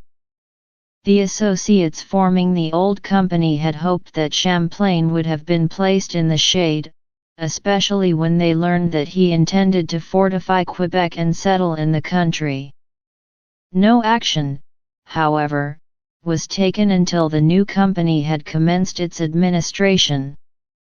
Champlain remained in ignorance of these facts until the arrival of the vessels in the spring of 1621, when he received letters from M. de Puiseux, Secrétaire des Commandements du Roi, from the Intendant d'Olu, from de Villemainon, Intendant of the Admiralty, from Guillaume de Seine, one of the members of the new association, and from the Viceroy, which last is here given. Monsieur Champlain, for many reasons I have thought fit to exclude the former Company of Rouen and Saint-Malo from the trade with New France, and to assist you and provide you with everything necessary. I have chosen the Sieurs de Seine, uncle and nephew, and their associates. One is a good merchant, and the other a good naval captain, who can aid you well, and make the authority of the king respected in my government. I recommend you to assist him and those who shall apply to you on his part, so as to maintain them in the enjoyment of the articles which I have granted them. I have charged the Sieur d'Olu, intendant of the affairs of the country, to send you a copy of the treaty by the first voyage, so that you may know to what they are bound, in order that they may execute their engagement, as, on my part, I desire to perform what I have promised. I have taken care to preserve your appointments, as I believe you will continue to serve the king well. Your most affectionate and perfect friend, Montmorency. From Paris, February 2, 1621. The letter of Louis XIII was also satisfactory. Champlain, I have perceived by your letters of August 15, with what affection you work at your establishment, and for all that regards the good of my service, for which, as I am thankful to you, so I shall have pleasure in recognizing it to your advantage whenever the occasion shall offer, and I have willingly granted some munitions of war, which were required to give you better means to subsist and to continue in that good duty, which I promise myself from your care and fidelity. Paris, February 24, 1621. Louis. It was in this manner that the sentence of death was given to the old company. Several members of the old company of Rouen and Saint-Malo were incorporated in the Company of Montmorency, which was composed of Guillaume de Seine, Ezekiel de Seine, Guillaume Robin, 3 merchants of Rouen, François de Charrois, President of the Treasury of France at Orleans, Jacques de Charrois, merchant, Claude L. Ragois, General Receiver of Finance at Limoges, Arnold de Nouveau, Pierre de Verton, Councillor and Secretary of the King, and François Hervé, merchant of Paris. The 2 brothers de Seine belonged to the Reformed religion. Dolo advised Champlain to restrain the hands of the clerks of the old company, and to seize all the merchandise in the magazine. He claimed that although this measure was rigorous, it was justified by the fact that the company had not fulfilled its obligations towards the settlement of New France. De Villeminon's letter was dictated in much the same terms. Guillaume de Seine gave notice that he would soon arrive in Quebec with arms and stores for the settlement. Dolu's letter regarding the seizure of merchandise was couched in terms that might be considered imperative. Nevertheless, Champlain deemed it prudent to act with caution, and he therefore had conferred with Father George Le Bailiff and Captain Dumais on the subject. The elder clerk had some clerks under him at Quebec, who, after hearing of the contents of Dolu's letter, were prepared to resist any curtailment of their rights. Champlain appeased them, and assured them that they would be allowed freedom of trading at least until the arrival of Guillaume de Seine, the extent of whose authority was not yet known. Caumont, the chief clerk, declared that he was satisfied with this arrangement, but nevertheless the situation was difficult. If the king had given the order to confiscate the merchandise, then Dumais, whose visit to Canada was for the purpose of fur trading, would become the king of commerce in New France, and therefore he had nothing to lose in awaiting de Seine's arrival. He proceeded at once to Tadoussac, but instead of meeting de Seine, he found that Pontgravé had arrived as the representative of the old company, and that he had with him 75 men and some clerks. Champlain was much distressed on receiving these tidings, for he foresaw a conflict which would possibly entail bloodshed. The clerks also were despondent. In order to avoid a quarrel, Champlain deemed it advisable to protect his men, and he therefore installed his brother-in-law, Eustache Boule, and Captain Dumais with 16 men, in the small fort which he had erected at Cape Diamond during the preceding year. Champlain defended himself within the habitation, where he quartered all the men he could dispose of. If the clerks were inclined to fight, he would defend his position, but he hoped that these precautionary measures would prove the means of preventing bloodshed. On May 7, 1621, 3 of the clerks of Guillaume de Seine left Tadoussac and took up their quarters near the habitation. Father Le Bailiff and Jean-Baptiste Gers asked them to produce their papers. They declared that they had authority to trade from the old Company of Rouen, which still existed through articles agreed to by the Duke of Montmorency, and that a trial was at present pending between the two societies. On receiving this information from Father Le Bailiff, Champlain decided to allow 5 clerks the necessary merchandise for trading. They were, however, told that the old company had been dissolved, and that the new company only was invested with authority to trade. The clerks were satisfied with Champlain's decision, but they objected to the presence of armed soldiers in the fort, which they claimed was not in accordance with the king's commands. The clerks finally went to Three Rivers to carry on their trade. On June 13, Pontgravé arrived at Quebec. Here he was questioned as to his authority, although he was treated with the respect and courtesy due to his age and character. Pontgravé assured Champlain that the disputes between the two companies would be resolved in a friendly way, and that he had received news to this effect before he sailed from Honfleur. He then started for Three Rivers to join his clerks.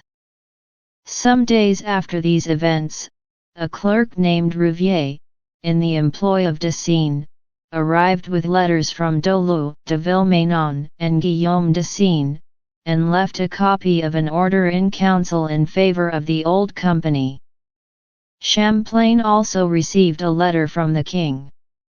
The order in council granted permission to both companies to trade during the year 1621, provided that both should contribute equally towards the maintenance of the captains, soldiers, and the inhabitants of Quebec. Foreseeing a conflict between de Seine and Pontgravé, Champlain went to Tadoussac, and advised Decines to respect Pontgravé's authority. Decines replied that he could not do so, as he had received authority privately from the king.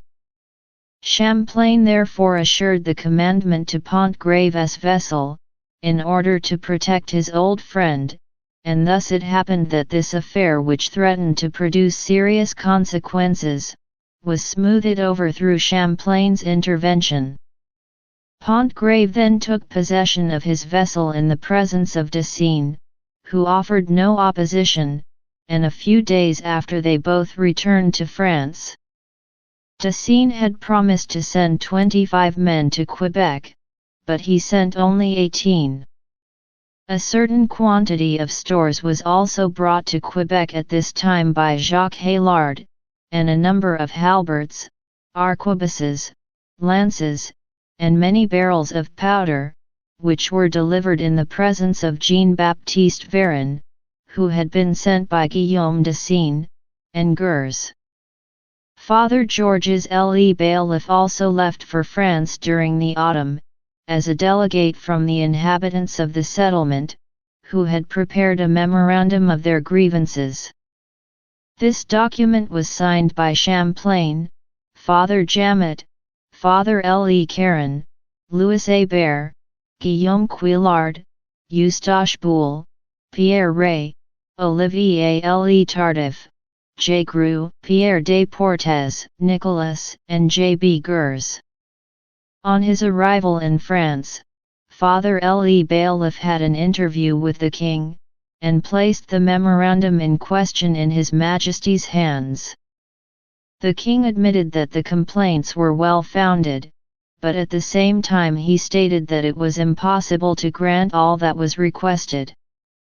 The Huguenots were to retain their commercial liberty, and Champlain obtained some supplies, and his salary, which was formerly 600 livres, was increased to 1200.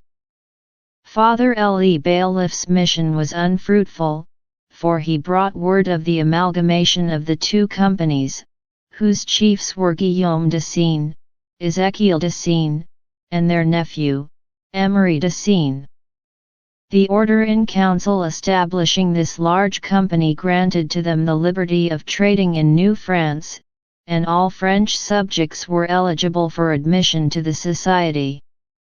By this arrangement the Decines were obliged to pay the sum of 10,000 livres to the members of the Old Rouen Association, and a sum equal to the value of their goods, barks, and canoes. The Old Company received 5/12 of the Company of Montmorency, 1/12 of which was reserved by de Monts, who was at that time living at his residence in Saintonge. By this latter arrangement, however, the Decines were relieved from the payment of the 10,000 livres imposed upon them by the order in council. When Father Le Bailiff returned to Quebec in the spring of 1622, all the old rivalry had disappeared. The Company of Rouen had adopted the name of the Company of Montmorency with the Decines as chiefs. The principal articles stipulated in the agreement were: 1. Champlain to be lieutenant of the Viceroy, with precedence on land, and to command the habitation of Quebec, and to have command of all the French residents in New France. 10 men were also to be placed at his disposal, who were to be maintained at the expense of Decines, who was also to pay to each an annual sum of 20 livres. 2. The company was also to maintain 6 Recollet fathers, 2 of whom were to be engaged in missions to the savages. 3. The company was to support and maintain 6 families of laborers, carpenters, and masons. During the period of the agreement, the families to be changed every 2 years. 4. The company was to pay the sum of 1,200 francs as a salary to Champlain. 5. Champlain was to enjoy the privilege of trading for 11 years, and to this term the king added another 11 years. The first man to bring the news of a change of authority was a clerk named Santian, but it was confirmed some days after by the arrival of Pontgrave and Guillaume de Seine, who were accompanied by a clerk named Le Sire, an under-clerk named Thierry Desdaumes, and Raymond de la Ralda.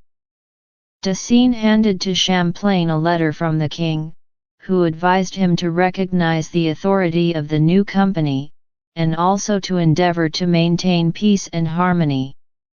When de Seine had completed his trading at Three Rivers, he sailed again for France, leaving Pontgrave as chief clerk at Quebec, and Le bailiff as under-clerk at Tadoussac.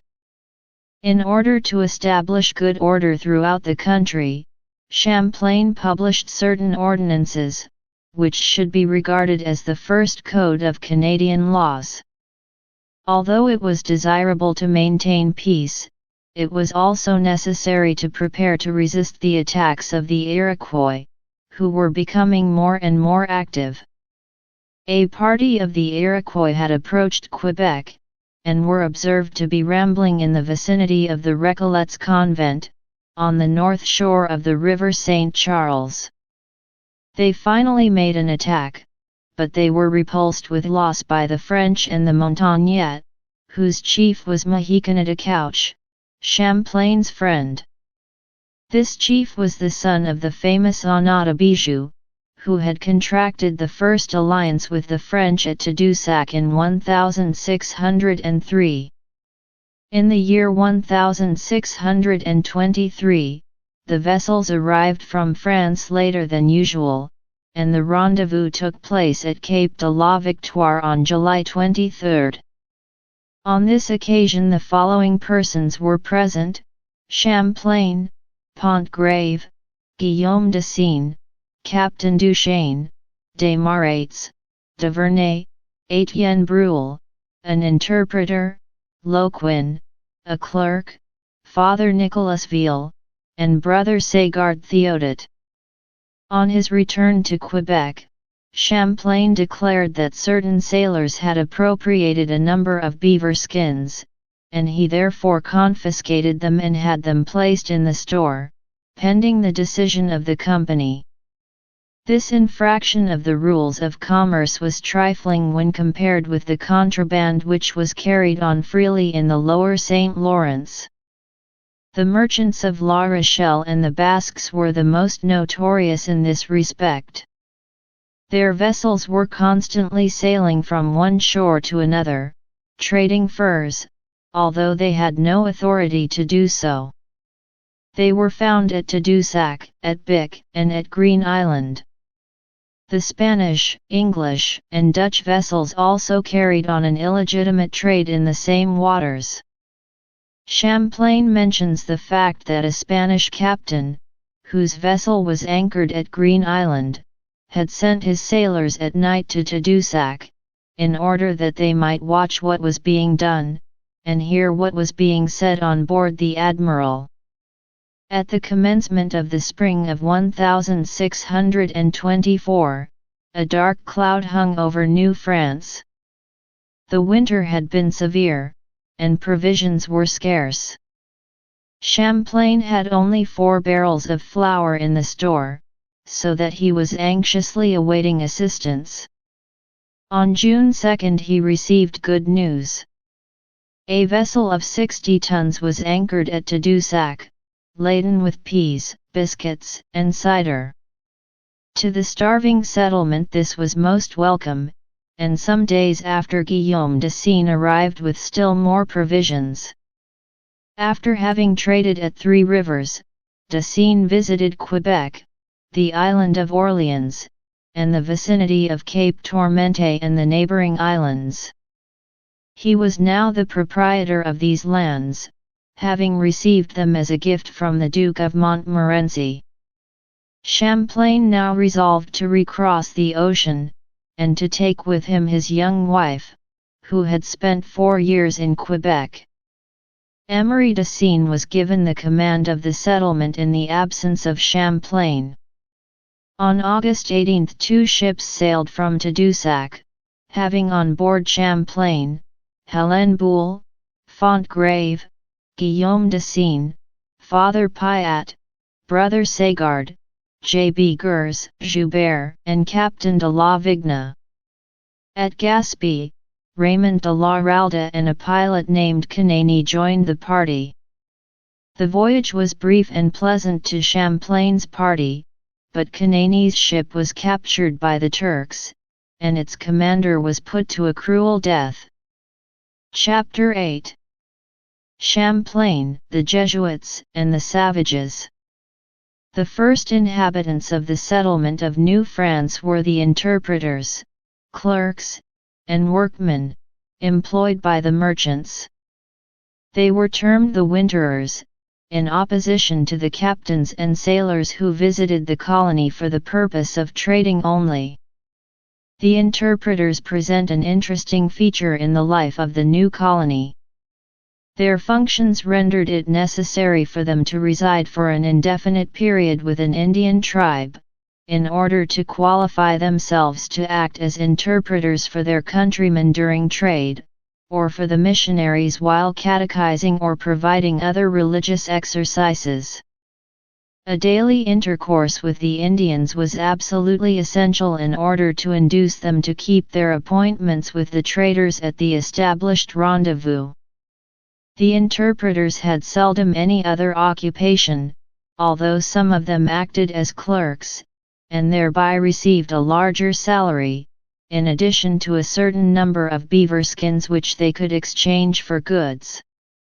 Etienne Brule and Nicolas Marsolet, who arrived at Quebec with Champlain in the year 1608, acted as interpreters, but at first they did not meet with much success.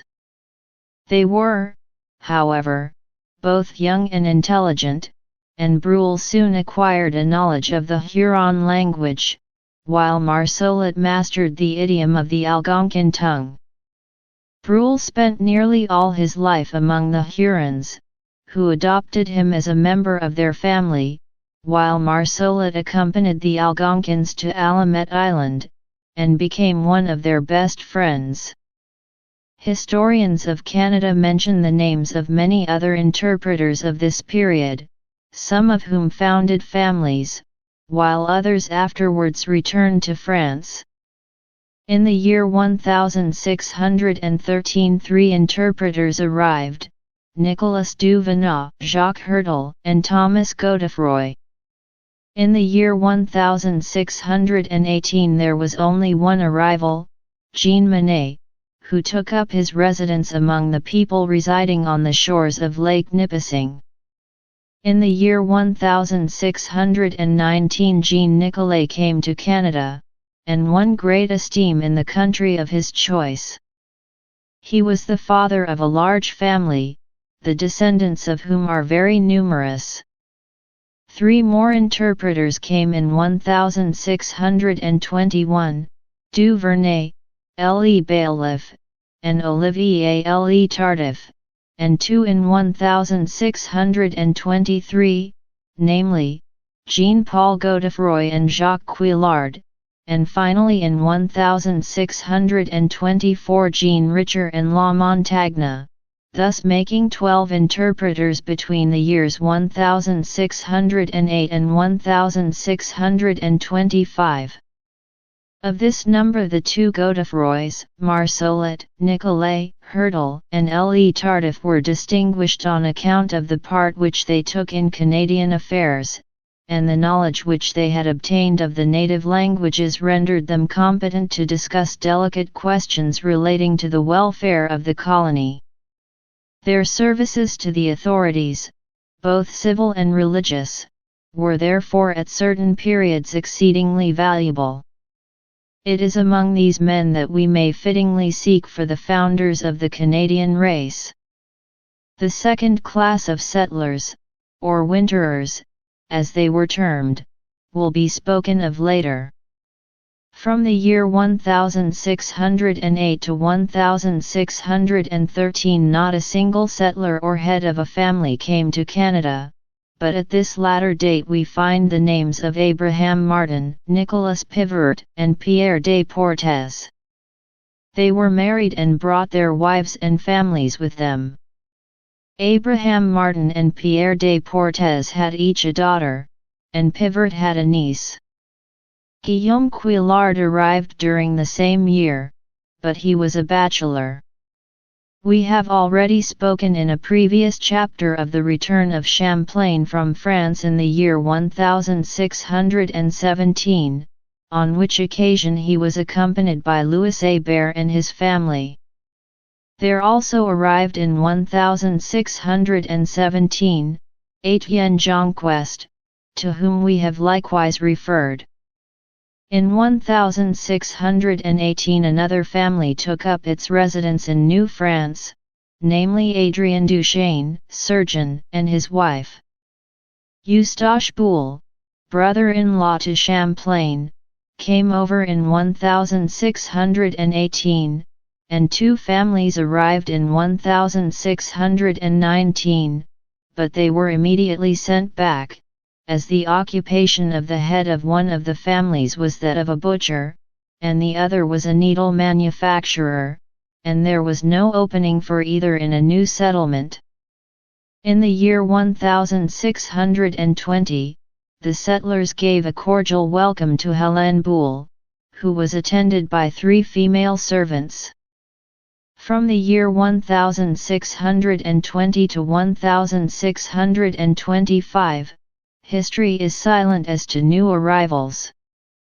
Champlain had made every effort to induce settlers to take up their residence in Quebec, but the population was still very scanty.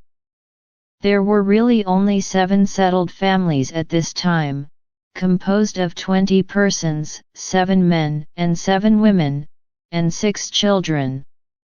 Their names were as follows: Abraham Martin and his wife Marguerite Langlois, and his 2 daughters, Anne and Marguerite, Pierre de Portes and his wife Françoise Langlois, and a girl named Hélène, Nicolas Pivert and his wife Marguerite Lesage, and their niece, Louis Hébert and his wife Marie Rollet, and a son named Guillaume, Adrien Duchesne and his wife, Guillaume Quillard, his wife, Guillemette Hébert, and a girl named Louise, Champlain and his wife Hélène Boulle. When Abraham Martin came to Quebec, he was 24 years of age. The official documents refer to him as King's Pilot, and the Jesuits named him Maître Abraham, while to the people he was Martin l'Écossais. His family gave to the Catholic Church of Canada her second priest in chronological order. This priest, who was born at Quebec, was named Charles Amador. After having served as a mariner for the Company of Rouen, Abraham Martin became a farmer, and was the proprietor of 2 portions of land, consisting of 32 acres. He received 20 acres of land from Adrien Duchesne, and 12 acres from the Company of New France, on December 4, 1635. This property was named the Plains of Abraham, and all the ground in the immediate vicinity gradually assumed the same title. A part of the famous conflict fought on September 13, 1759, and known as the Battle of the Plains of Abraham, actually occurred on the ground owned by Abraham Martin, and thus it is that the name of this first settler has been perpetuated in prose and verse. Louis Hébert, the son of a Parisian apothecary, followed the profession of his father in Canada. He first tried to establish himself at Port Royal, where we find him in the year 1606. He left Port Royal in 1607, but he appears to have returned there, as in the year 1613 he is mentioned as acting as lieutenant in the place of Beancourt, son of Poutrincourt. When Port Royal was abandoned, Hébert returned to France, where he met Champlain, who induced him to turn his steps towards Canada once more. Soon after his second visit to New France, he commenced to build a residence in the upper town of Quebec, upon the summit of Mountain Hill. This building, which was of stone, measured 38 feet in length, and was 19 feet broad. It was in this house that Father N E Dionne said Mass when he came to Quebec in 1632. Hébert received some concessions of land from the companies, and at once commenced to cultivate it, so that he was able to live from its produce. Champlain praises him for this course. Hébert died in the year 1627, from mortal injuries caused by a fall. He was buried in the cemetery of the Recollets, at the foot of the Great Cross, according to his desire. The Recollet Fathers lived until the year 1620 in their humble residence near the chapel and habitation of Quebec, in the Lower Town. In the year 1619 they employed some workmen to fell trees on the shores of the river St. Charles, near an agreeable tract of land which Hébert had cleared. It was situated at half a league from the habitation, and the people of Quebec hoped at that time to build the town there. During the winter each piece of timber was prepared for the building, and the savages assisted in the work. On June 3, 1620, the first stone of the convent was solemnly laid by Father d'Albo. The arms of the king were engraved upon the stone near those of the Prince de Condé. The convent was finished and blessed on May 25, 1621, and dedicated to Notre Dame des Anges. It was on this date that the name of St. Charles was given to the river Ste Croix, or the Kabir Kubat of the Indians, in honor of the Reverend Charles de Rancé des Buis, syndic of the Canadian missions. There were 6 Recollet Fathers at Quebec in 1621, and 2 brothers. Fathers Guillaume Gailran and Irénée Piat came in 1622, the former in the capacity of visitor and superior. A coincidence of their arrival was the induction of the first religious novitiate. Pierre Langoissier, of Rouen, took the monastic habit under the name of Brother Charles, at a special ceremony in the presence of Champlain and his wife, and some Frenchmen and Indians. 3 young men also received the small scapulary of the Franciscan order. Father Piat left Quebec for the Montagne mission, while Father Huet was sent to 3 Rivers, and Father Poul Lane to the Nipissing mission in the west. In the year 1623, Father Nicolas Ville and Brother Gabriel Sagard Theodat, the historian of the Huron mission, arrived. They were entertained at the convent of Notre Dame des Anges. At the solemn Te Deum, which was sung in the chapel on this occasion, there were present 7 fathers and 4 brothers. Fathers Le Caron and Ville, and Brother Sagard arranged for some Indian guides to conduct them to the Huron country, where they arrived on July 23.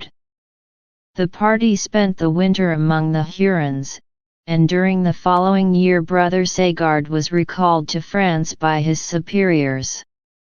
The Recollets continued to conduct services in the small chapel in the Lower Town, which served as the parochial church of Quebec. In the year 1624 the French colony was placed under the patronage of Saint Joseph, who has remained from that date the patron saint of Canada. Champlain was at this time in France, and had met Montmorency at Saint-Germain-en-Laye, after the Recollets had complained of the conduct of the Huguenots. While the missionaries were celebrating Mass, the Huguenots annoyed them by singing psalms, and they occupied the poop royal on board the vessels for their services, while the Catholics were compelled to assemble in the forecastle, without distinction of persons. The Recollets also complained of the negligence of the associates, who had not provided for the material requirements of the mission. Father Piat set forth that while the missionaries were prepared to sacrifice their health and their mother country in order to civilize the Indians, they were not ready, under the circumstances, to die simply for the want of food, when it was the duty of the associates to provide for them. Father Piat also suggested the advisability of forming a seminary for young Indians, as a means of developing their moral character, of teaching them the rudiments of religion, and whereby the Recollets might acquire a knowledge of the Indian language. Realizing that they were unable to found such an institution alone, they decided to ask assistance from the Jesuits, who had great influence at court, and who might possibly be able to establish such a building from their own resources. If these resolutions had been known, the Huguenots would doubtless have prevented the Jesuits' departure, but the news was only made public when it was too late to formulate any opposition.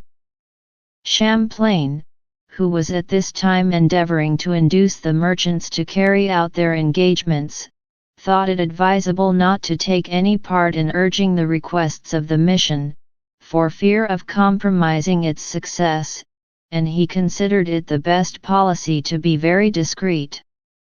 Father Coton, provincial of the Jesuit order, accepted with pleasure the proposals of the Recollets, as the order was always glad of an opportunity of preaching the gospel in distant lands. The Jesuits had already founded the Acadian mission, but its results had much disappointed their hopes.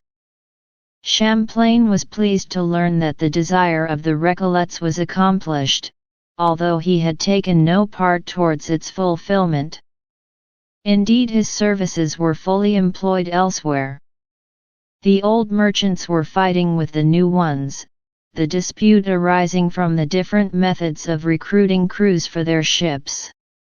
These petty quarrels, which were constantly brought to the notice of Montmorency, caused him much annoyance, and he consequently resigned his position of viceroy in favor of his nephew, Ventadour, peer of France and governor of Languedoc, for a sum of 100,000 livres.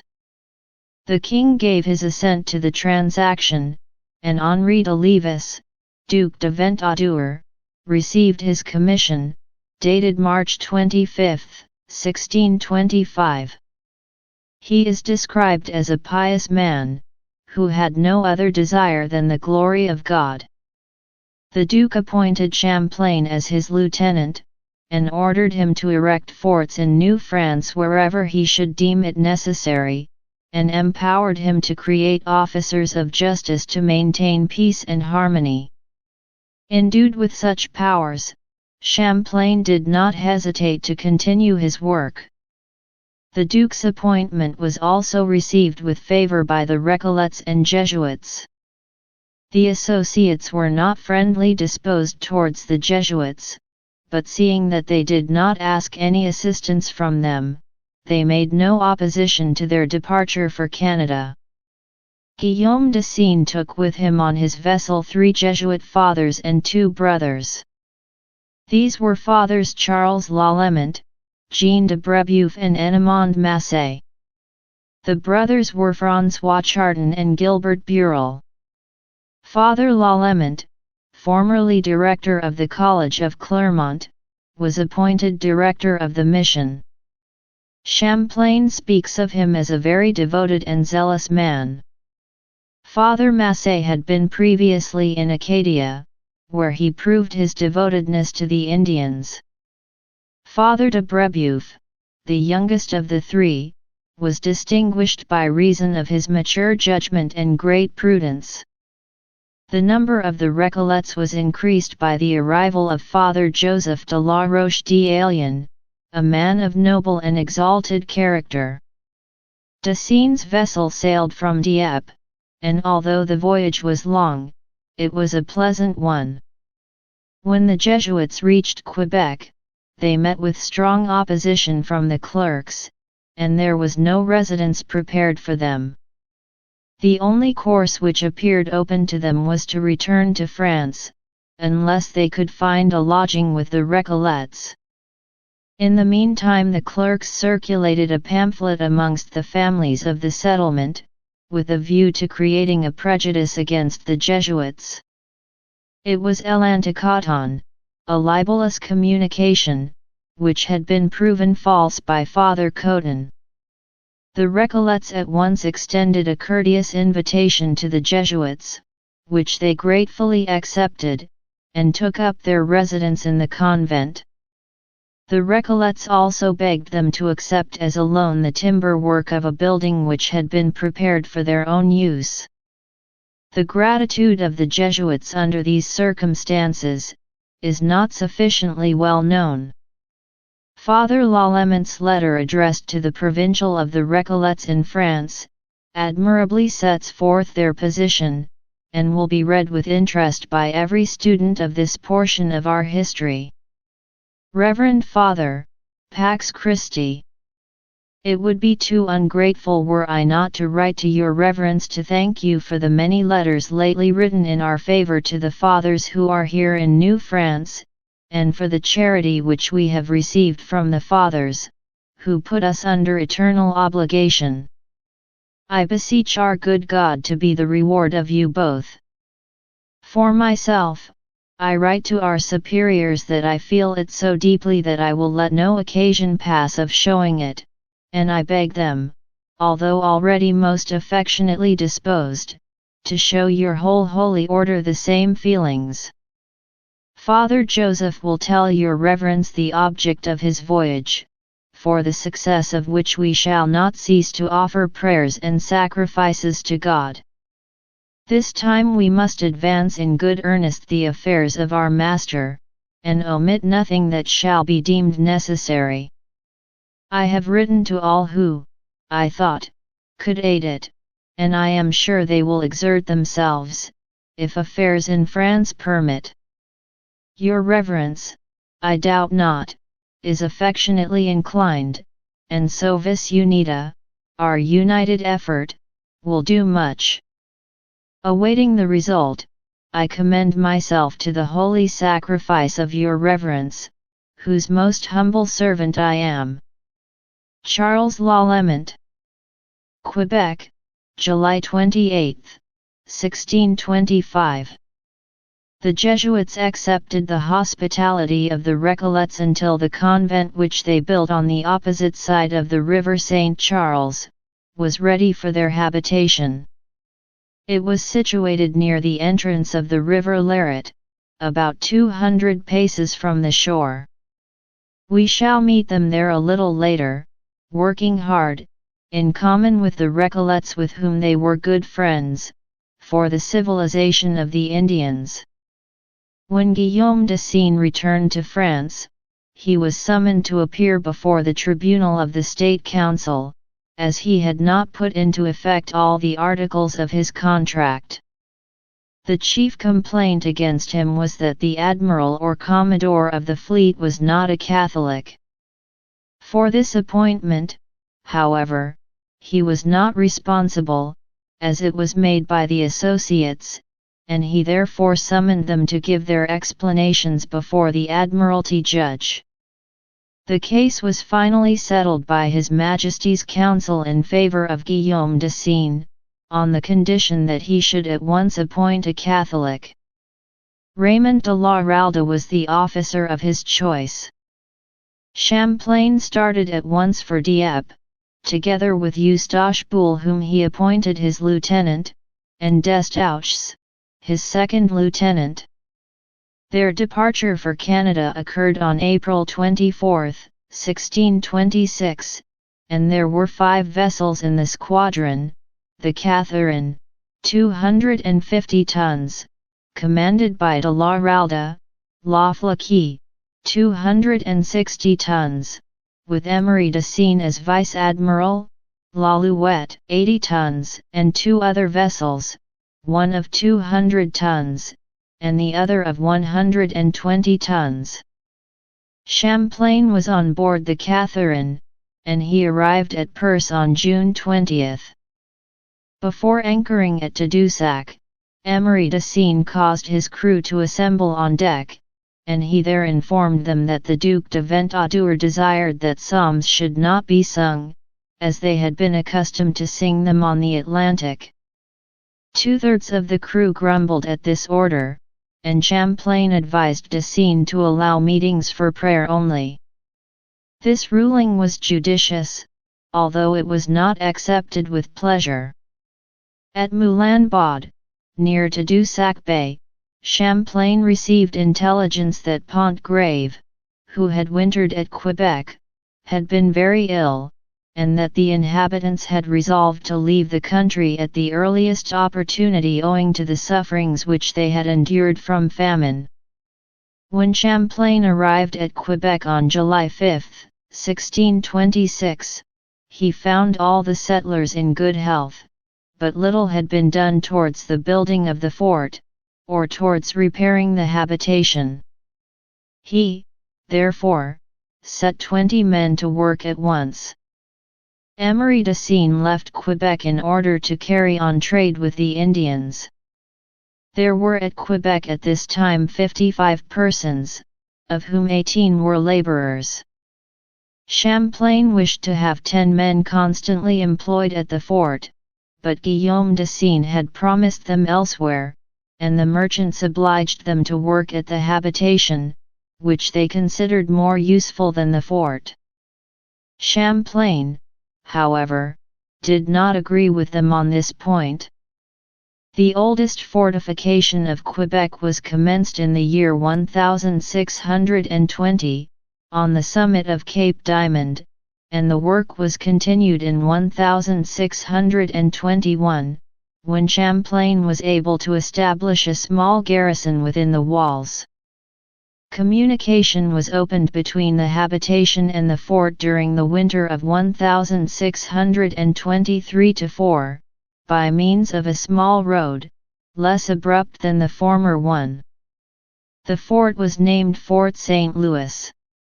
In April 1624, a strong wind carried away the roof of the fort, and transported it a distance of 30 feet, over the rampart.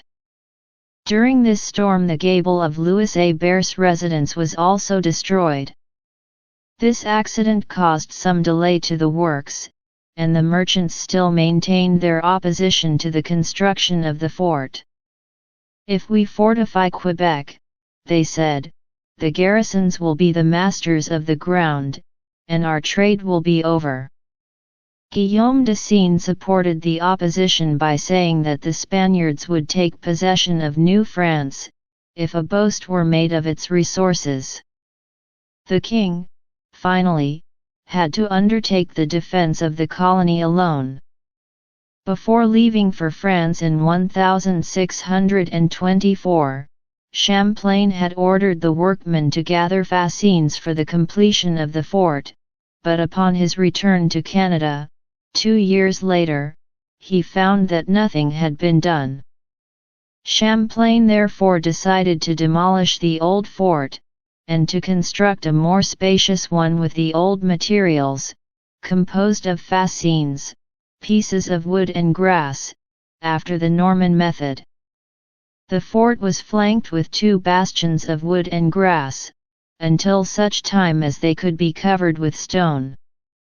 The fort was ready for habitation at the commencement of the year 1629, and Champlain took up his residence there at this date, with 2 young Indian girls whom he had adopted as his children. After the capitulation of Quebec in 1629, Louis Kirke resided in the fort with a part of his crew. Although Champlain was not satisfied with the conduct of the merchants towards the French, he was nevertheless pleased with the Indian tribes. This noble care and management of these poor natives constitute one of the brightest pages of his life. If we wish to form an impartial judgment of the heroic qualities of Champlain, we must study his daily relations with the chiefs of the various tribes. It is here that his true character is revealed to us, and we are forced to admire both the patience and care which he bestowed upon these people, and also his exercise of diplomacy which rendered him from the first the most beloved and respected of the French. His word commanded passive obedience, and to maintain his friendship they were willing to make any sacrifice which he desired.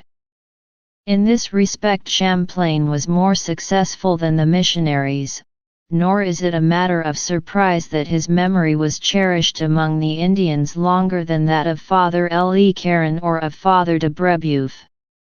In their appreciation of character, the Indians recognized instinctively that the calling of the missionaries rendered their lives more perfect than that of a man of the world, but the special characteristics and virtues of each did not escape their penetration.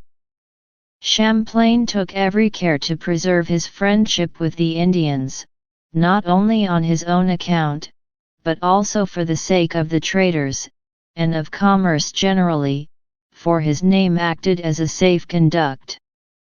Champlain had another ambition. He realized that if he could induce the Indians to gather in the vicinity of Quebec, they would prove a means of defense against the incursions of enemies. It seems to have been a good policy, and the Jesuits who adopted the same means had reason to be satisfied with their action. In the year 1622 Champlain tried to establish the Montagne near Quebec. Miristou, their chief, was willing, and they began to cultivate the land in the vicinity of La Canardière, on the north shore of the river St. Charles. By living in the midst of such a community, Champlain hoped to be able to derive new information regarding the country. The sempiternal question of an open sea, admitting a free passage from Europe to China, was constantly under the consideration of navigators. Whether or not the founder of Quebec believed in this passage, we are not prepared to assert, as he does not make any definite statement, but from his relations it is evident that he hoped to ascertain whether it were possible to reach the far west by means of the river St. Lawrence and the Great Lakes.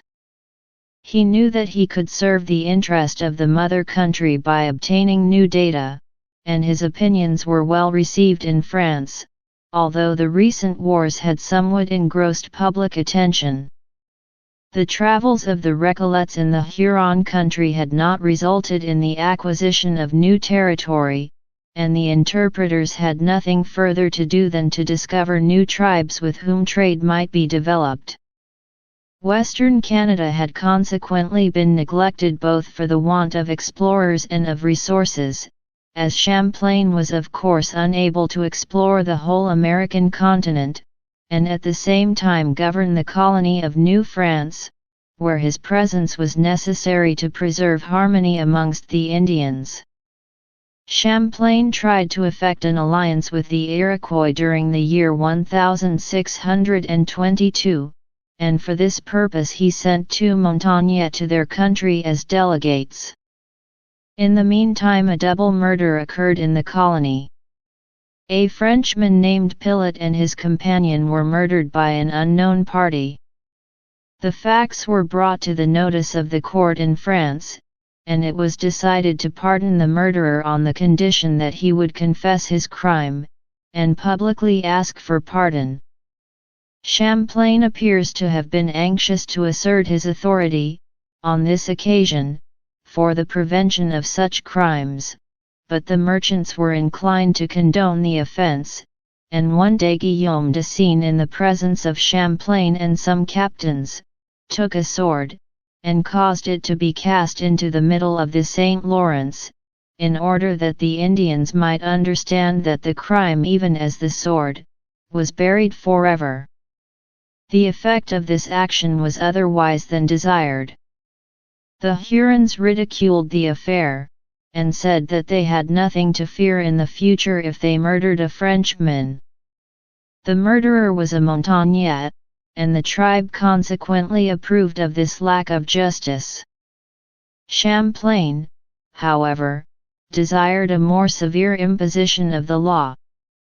The Montagnais were perhaps the most dangerous of Champlain's allies, especially as their treachery was marked by the outward appearance of serious friendship.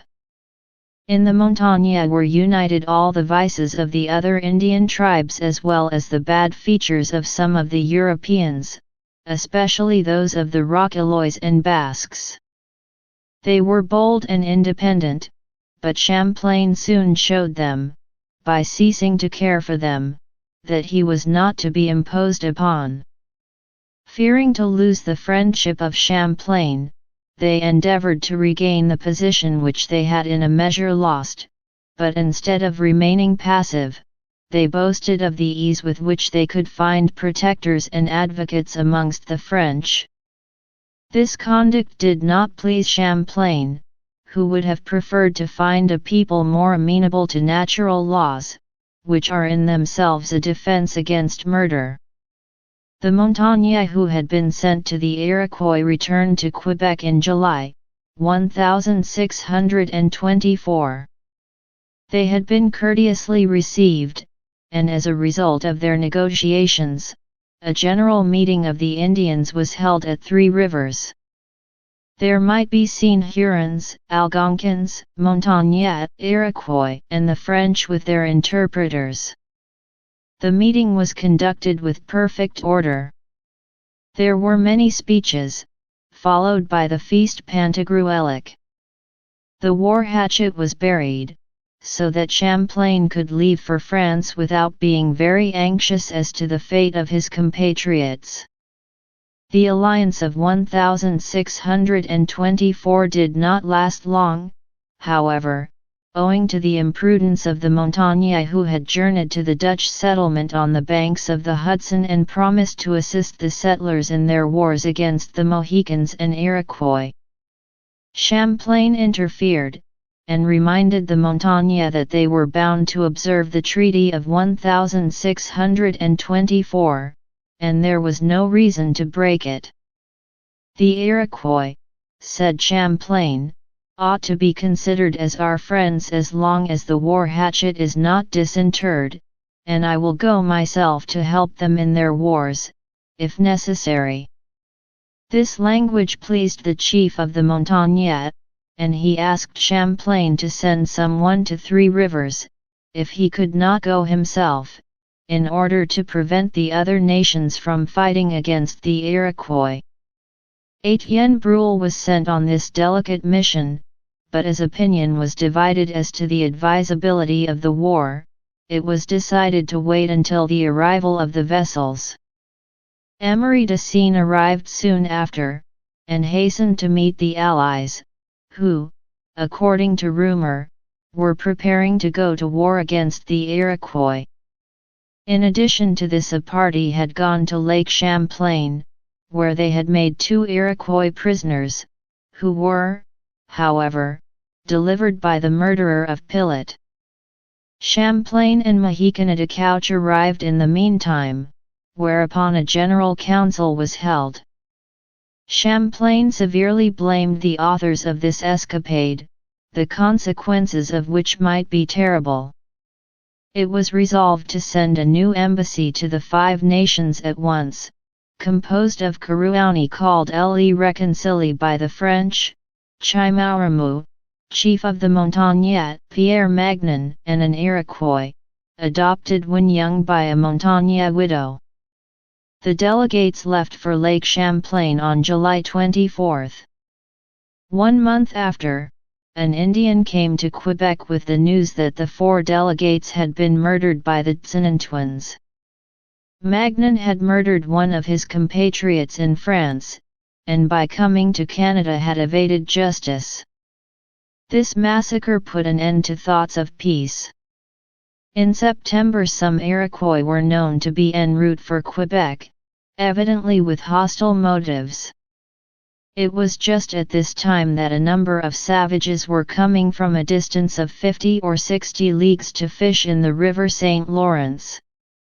Nothing serious happened from the visit of the Iroquois, and Champlain was able to visit his habitation at Cape Tourmente without danger. In his absence, however, a double murder was committed at La Canardière. Two Frenchmen, one named Dumoulin, and the other Henri, a servant of the widow Hébert, were found dead, having been shot with muskets. The murderer's intention had been to kill the baker of the habitation, and a servant of Robert Giffard, the surgeon. Champlain was anxious to punish this murderer, but the difficulty was to discover him. Champlain summoned all the captains of the Montagnette, and having set forth all the favors which he had bestowed upon the nation, contrasted them with the conduct which he had received at their hands since 1616. There had already been 4 murders of which they were guilty. Champlain therefore demanded that they should find and give up the guilty party. One Montagnais who was suspected, was examined, but he denied everything. Champlain, however, ordered him to be detained in jail until the real criminal should be found. During the winter of 1628, about 30 Montagnais, miserable and hungry, came to the habitation, asking for bread. Champlain took this opportunity of pointing out to them the evil of their race, and of the crimes they had committed. They declared that they knew nothing whatever of the crime, and to show that they were not responsible they offered 3 young girls to Champlain to be educated. Champlain accepted them and treated them as his own children, naming them Foi, Esperance, and Charite. After having kept the Montagnais in jail for 14 months he was released, as there was no proof against him. Champlain learned soon after that he was not guilty, and that the real criminal was dead, being none other than Mahicana de Couch, one of the captains of the Montagnais. Chapter 9. The Company of New France or 100 Associates. In spite of Champlain's strenuous efforts, the permanent existence of New France seemed as yet problematical. At a time when internal peace was imperative, the domination of the mercantile companies came to increase the distress of the struggling colony. The difficulties of colonization likewise were immense, and Quebec at the period of which we write, instead of being a thriving town, had scarcely the appearance of a small village. In the year 1627 it could boast only 6 private residences. The Recollets were living at their convent, but the Jesuits had not completed their new building. The Recollets had abandoned the Huron mission as their numbers were diminishing every year, and they were too poor to continue their ministrations without assistance. They still held in charge the missions at Quebec and at Tadoussac. Father d'Albo, who had been present at the opening of the Recollet convent at Quebec, saw its doors closed. He remained, however, at his post, and rendered valuable assistance to Champlain. The Jesuits made great personal efforts for the advancement of the colony, and Father Noirot had sailed for Canada with a number of workmen and a good store of provisions, but unfortunately his vessel did not reach Quebec. The negligence of Montmorency's company was the principal cause why Quebec was abandoned to its own resources. Champlain was powerless against the ill will of the company, and the only redress was in the person of the king. Cardinal Richelieu, who was superintendent of the navigation and commerce of France, resolved to reform the remnant of a company founded in 1626, and composed of 100 associates, for conducting the commerce of the East and West. As the Duc de Ventadour had resigned the office of Viceroy, the Cardinal held a meeting of many rich and zealous persons in his hotel at Paris, whose names would be a guarantee of the success of the colonization of New France, and also of its religious institutions.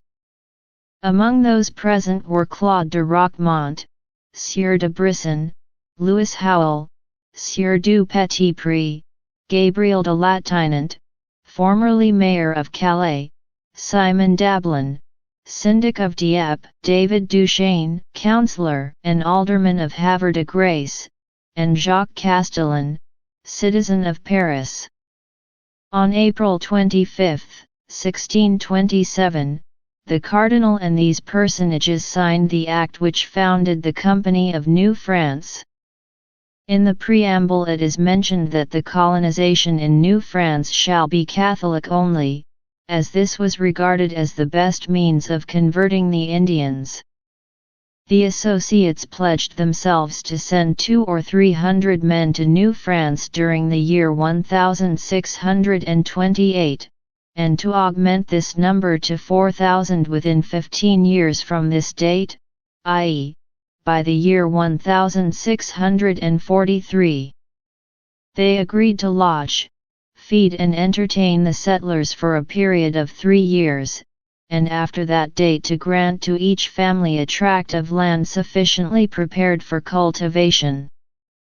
3 priests were to be maintained at each habitation, at the expense of the company, for a period of 15 years.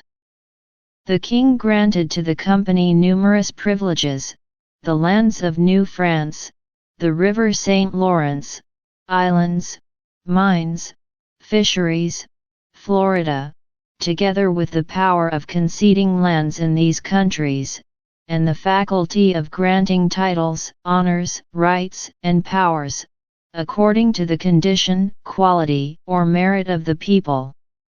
His Majesty also granted to the company the monopoly of the fur and leather trade from January 1, 1628, until December 31, 1643, reserving for the French people in general the cod and whale fisheries. In order to induce his subjects to settle in New France, the king announced that during the next 15 years all goods coming from the French colony should be free of duty. This act was signed on April 29, 1627, and the letters patent ratifying the articles were signed on May 6, 1628.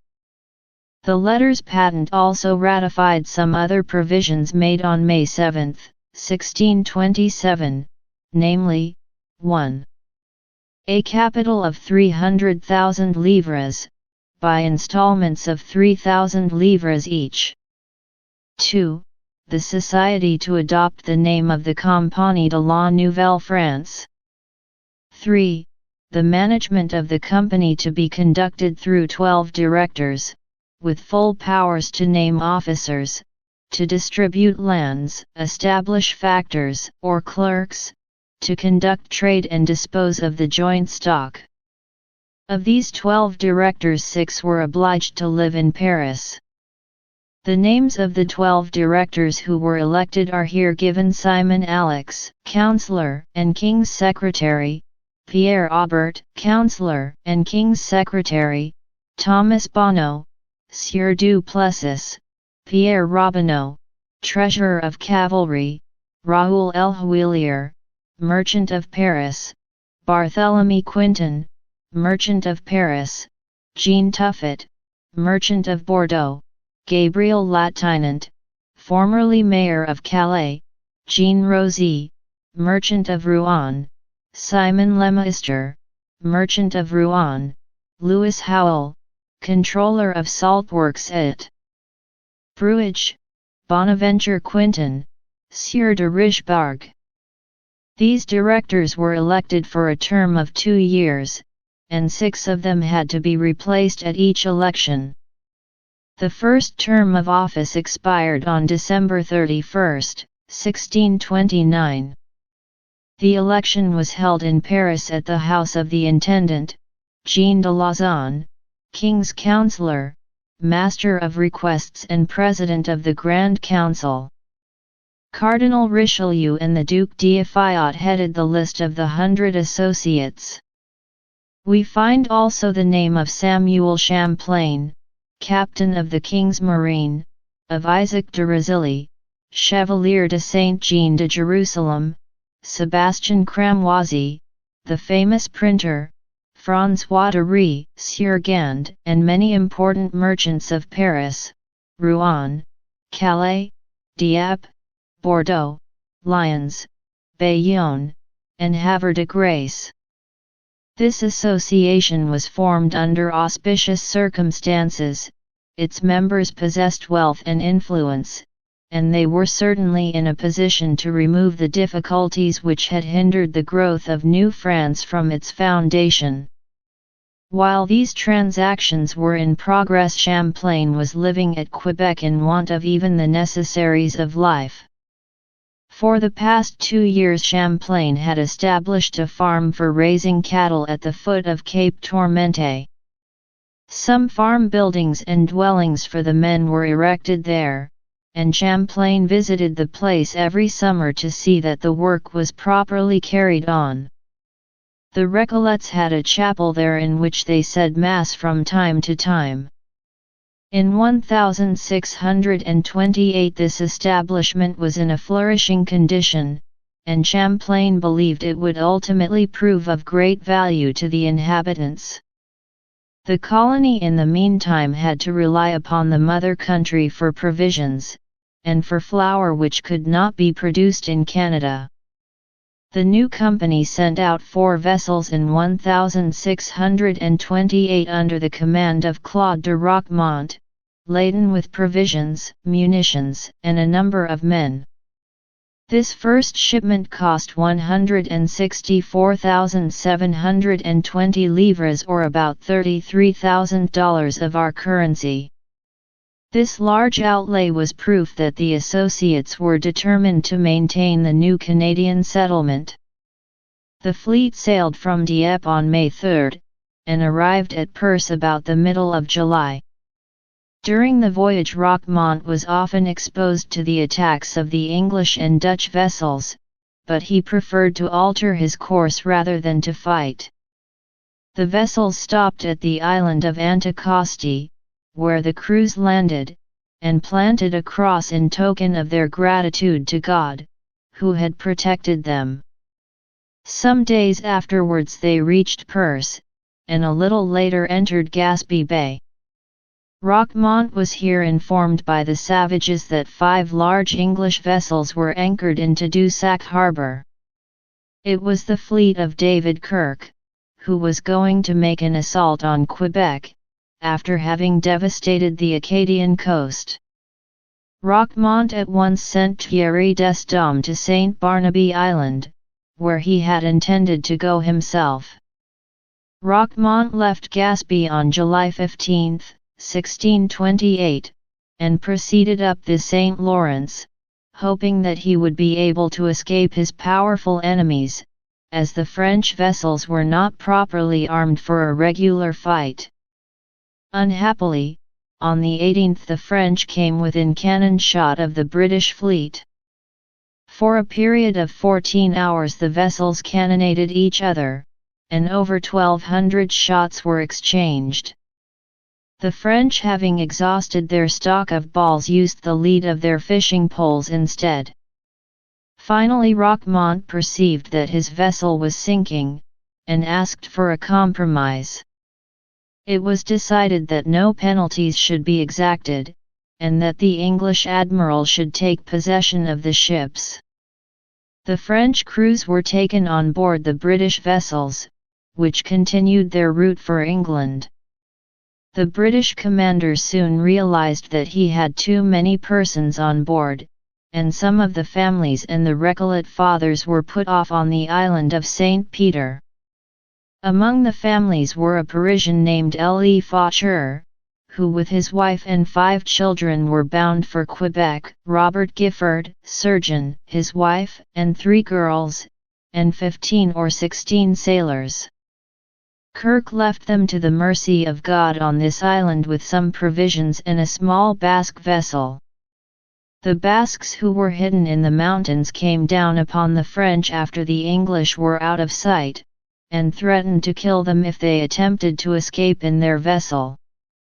They at last agreed to allow them to go elsewhere in consideration of a certain amount of biscuit and cider. They all embarked in a frail shallop, and eventually arrived at Plaisance on the coast of Newfoundland, where some French fishermen conducted them to France. Some writers have blamed Roquemont for avoiding a fight. His conduct is pardonable, however, to a certain extent, because his mission was not one of war, but to carry provisions to the colony, and he had armed his vessels only for any ordinary attack. Others, like Champlain, thought that Roquemont had unnecessarily exposed himself, and blame him for the following reasons. 1. The equipment was made out for helping the fort and habitation of Quebec. In going forward, Roquemont not only exposed himself to a loss, but also the whole country, that is to say about 100 persons who were in distress. 2. At Gaspé he was made aware that the English admiral had proceeded up the St. Lawrence in command of a fleet much more powerful than his own. He ought, therefore, to have taken the advice of his mariners in order to ascertain whether there was not a safe harbour along the coast which would have seemed a safe retreat. 3. After having put his vessels in such a harbour, Roquemont ought to have sent a well-equipped shallop to observe every movement of the enemy, and await his departure before going higher up the river. 4. If Roquemont desired to fight, he ought to have laden the flybot with flour and gunpowder, and placed on board the women and children, and this small ship, which was sailing fast, could have escaped to Quebec during the fight. Champlain, in setting forth these views, is probably just, for the merit of a captain is not only in his courage, but also in his prudence. Nothing remained of the expedition under Roquemont, which was undertaken with so much courage, and at so much expense. It is certain that if he had been able to reach Quebec with his vessels, David Kirke would not have risked, in the following year, the capture of the habitation of Quebec.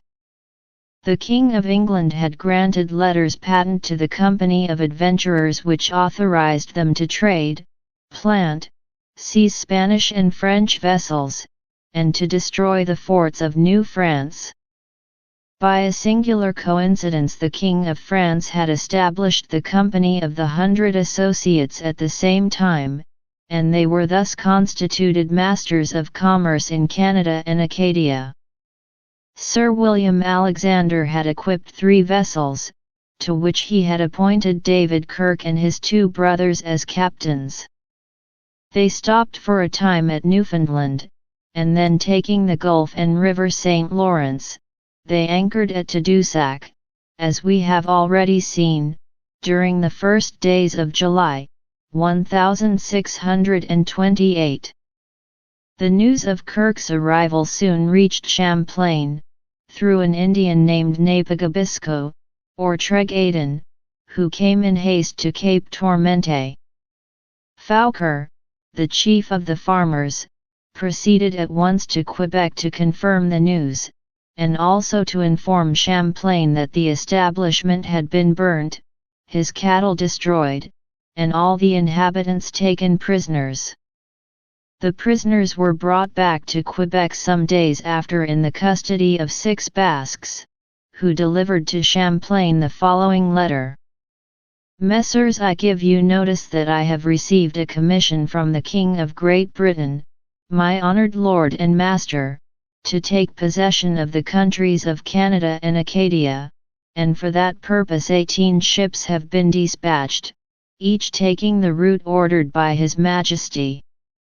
I have already seized the habitation of Miscou, and all boats and pinnaces on that coast, as well as those of Tadoussac, where I am presently at anchor. You are also informed that among the vessels that I have seized, there is one belonging to the new company, commanded by a certain Noirot, which was coming to you with provisions and goods for the trade. The Sieur de la Tour was also on board, whom I have taken into my ship. I was preparing to seek you, but thought it better to send boats to destroy and seize your cattle at Cape Tourmente, for I know that, when you are straitened for supplies, I shall the more easily obtain my desire, which is, to have your settlement, and in order that no vessels shall reach you, I have resolved to remain here till the end of the season, in order that you may not be revictualled.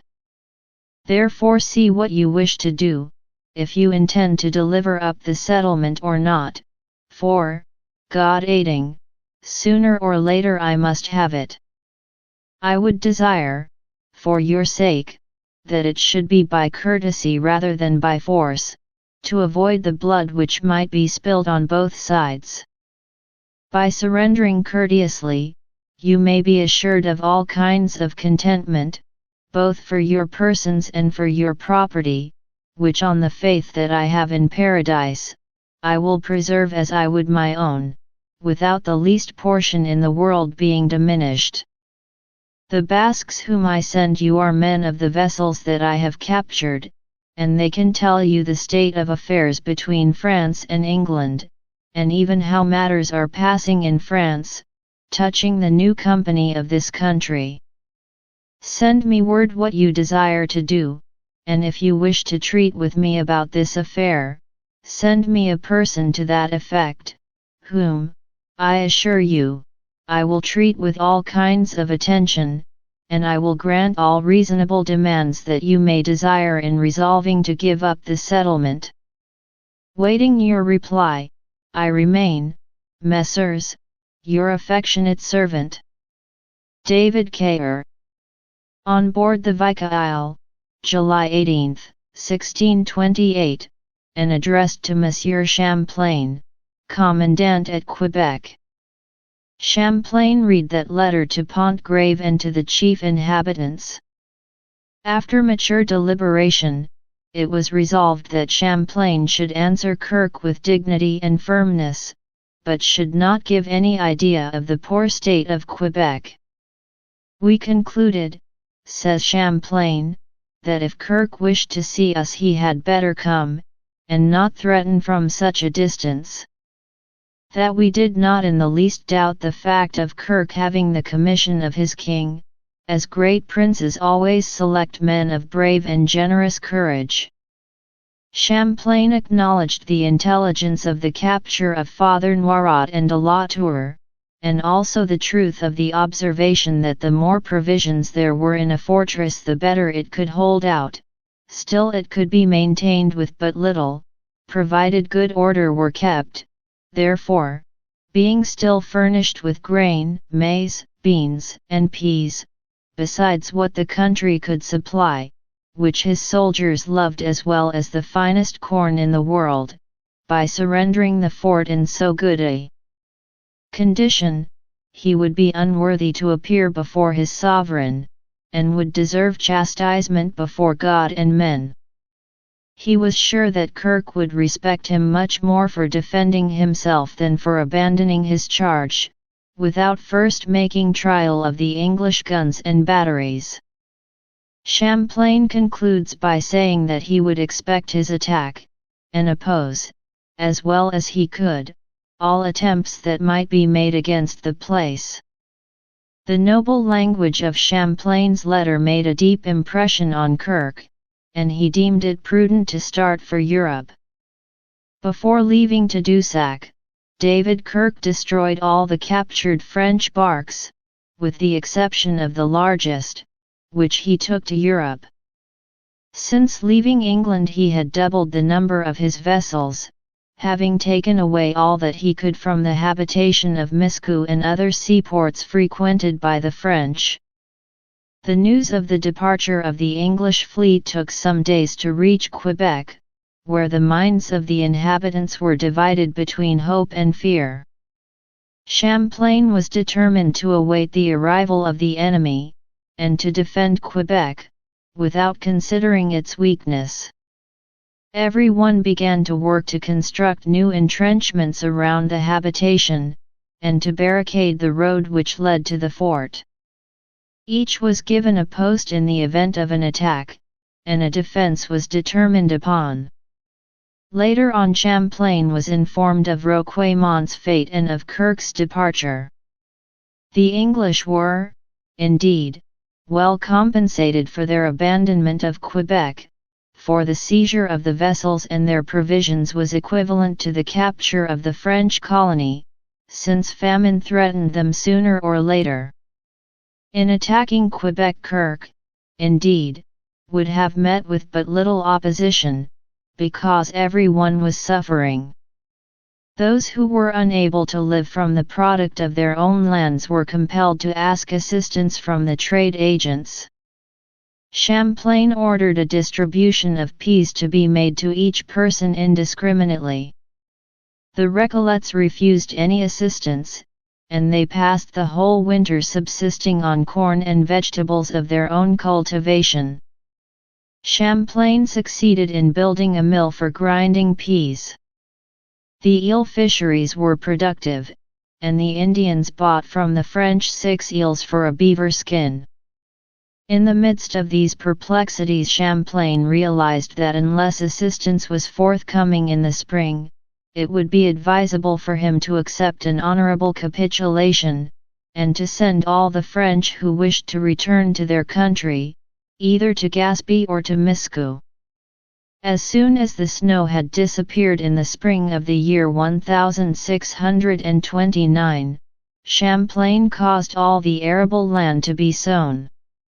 By the end of May his stock of provisions was nearly exhausted, and he therefore decided to send Desdome to Gaspé with a group of the inhabitants. Hubou, Desportes, and Pivert took passage on Desdome bark, hoping to meet a French vessel at Gaspé. 1 month later Desdome returned, and confirmed the news that the English vessels had devastated the Acadian coast, and burnt the habitations. Neither Desdome nor his party had seen any French vessel in the Gulf, but they had met Ieuangeau, a friend of Champlain, who had agreed to give hospitality to 20 persons, including Pontgrave, by whom he was greatly esteemed. The latter was still suffering from gout, and it was with some reluctance that he agreed to leave his position as first clerk, empowered by Guillaume de Seine to take care of the merchandise. Desmarets, who was Pontgrave's grandson, accepted his position in the interim. Before leaving Quebec, Pontgrave desired Champlain to read publicly the commission which he had received from Guillaume de Seine. After Grand Mass on June 17, Champlain read Pontgrave's commission and his own in the presence of all the people, and he added some words, by which it was easily understood that the king's authority had to be superior to Guillaume de Seine's commissions. Pontgrave replied at once, "I see that you believe in the nullity of my commission." "Yes," replied Champlain, "when it comes in conflict with the king's and the viceroy's authority." This petty dispute had no serious consequence, as it was evident that Pontgrave, being only the first clerk of Guillaume de Seine, had no other authority than to take care of the peltry and merchandise belonging to his chief. Before turning their attention to Canada, Guillaume and Emery de Seine had belonged to a large company trading with the East Indies. Both were Calvinists. Sagard writes that Guillaume was polite, liberal, and of good understanding. This testimony seems somewhat exaggerated, as we have many proofs of his niggardliness. His nephew Emery was frank, liberal, and open to conviction, and was always kindly disposed towards the Jesuits. Guillaume de Seine was the commodore of the fleet equipped by his associates. His greatest fault appears to have been that he neglected Champlain and the colony, and for that reason he should share the responsibility of not having prevented the capitulation of Quebec. However, it is scarcely fair to say of him that he worked directly against the French in New France.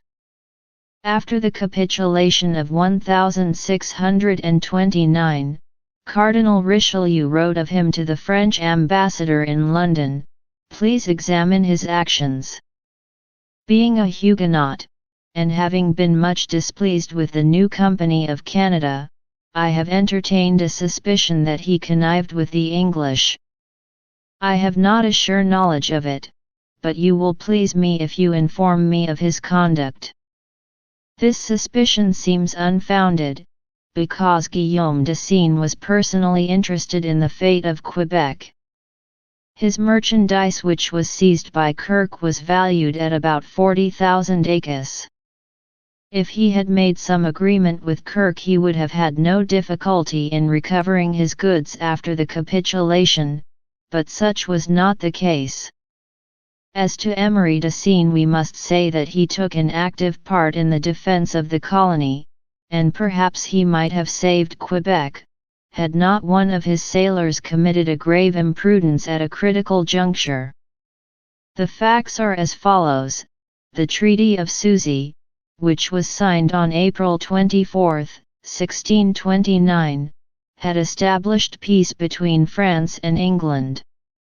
Being aware of this fact, Emery de Seine equipped a vessel for the purpose of bringing back to France all the furs and merchandise which were the property of his uncle. When he arrived near the Escoumins, a dense fog obscured the coast, and his vessel ran aground on Red Island, opposite to Tadoussac.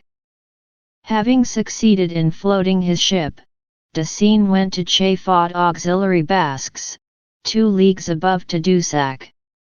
Here he was informed that the Kirke brothers were at Tadoussac, and he at once made for Malbaie, where he was informed that Champlain had capitulated. This news lacked confirmation, and so he sent 2 emissaries to Quebec, who instead of proceeding directly there, amused themselves on the shore of the river at Cape Tourmente. They finally arrived at their destination, and were badly received by Guillaume Couillard. In the meantime Thomas Kirke was sailing down from Quebec to Tadoussac, after the capitulation of the stronghold, and meeting de Seine's vessel approached within cannon shot. A fight began, and soon both vessels were stopped by Kirke's order.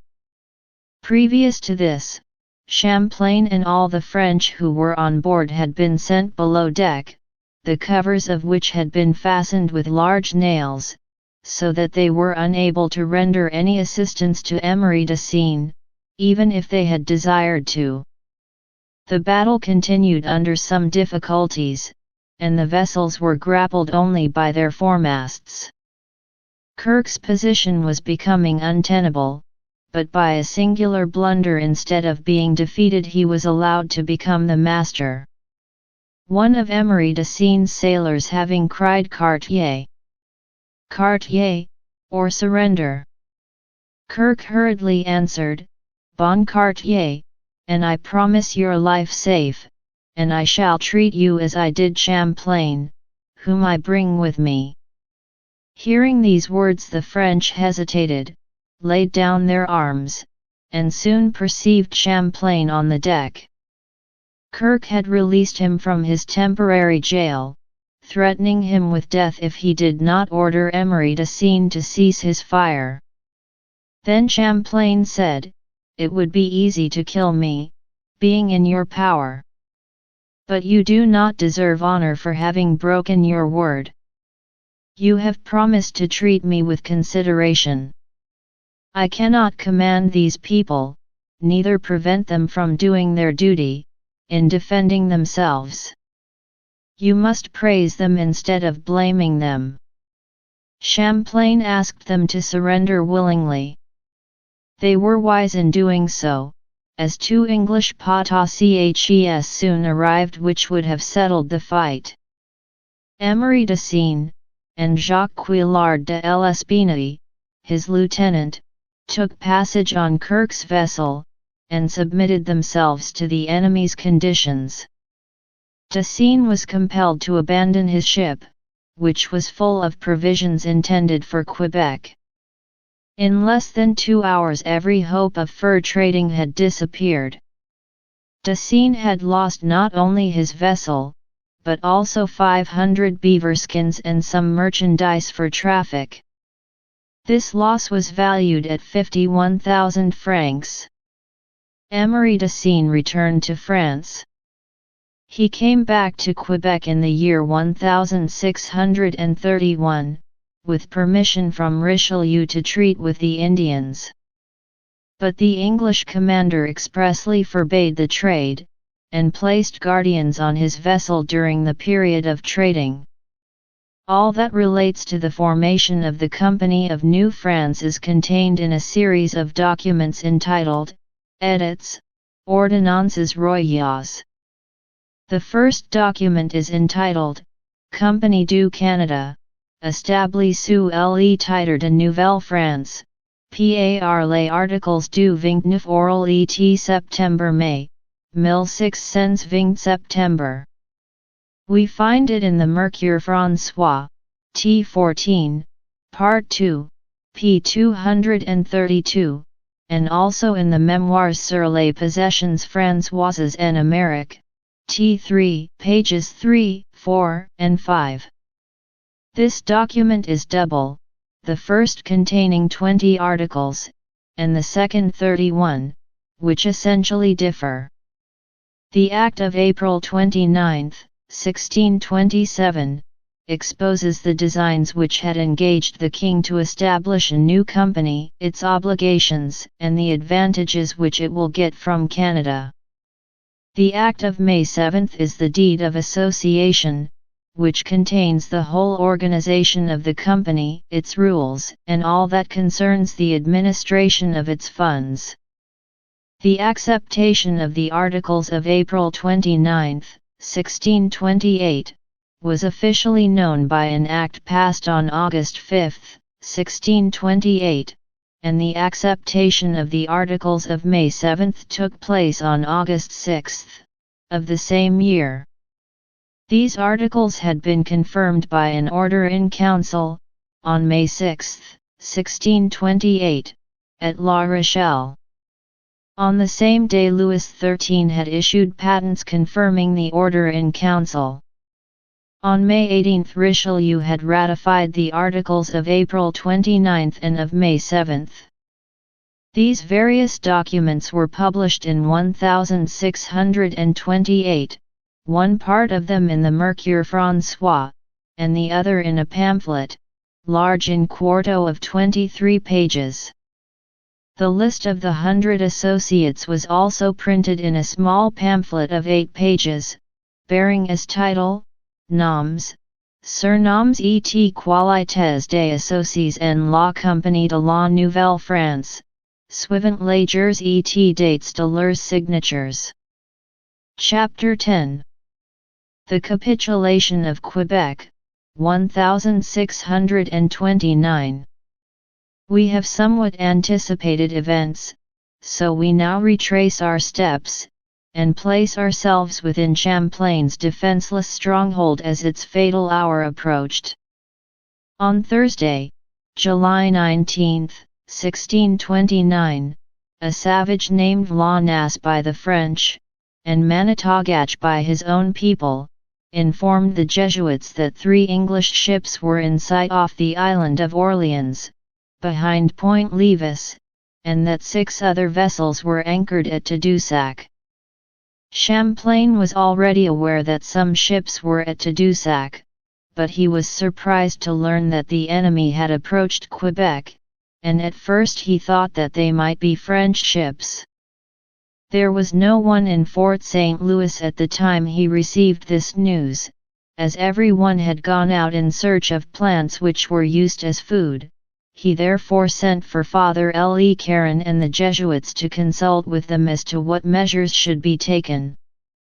In the meantime the English fleet was steadily approaching, and at length drew up at a certain distance from the city. A shallop was then sent out from the admiral's ship, carrying at her mainmast a white flag.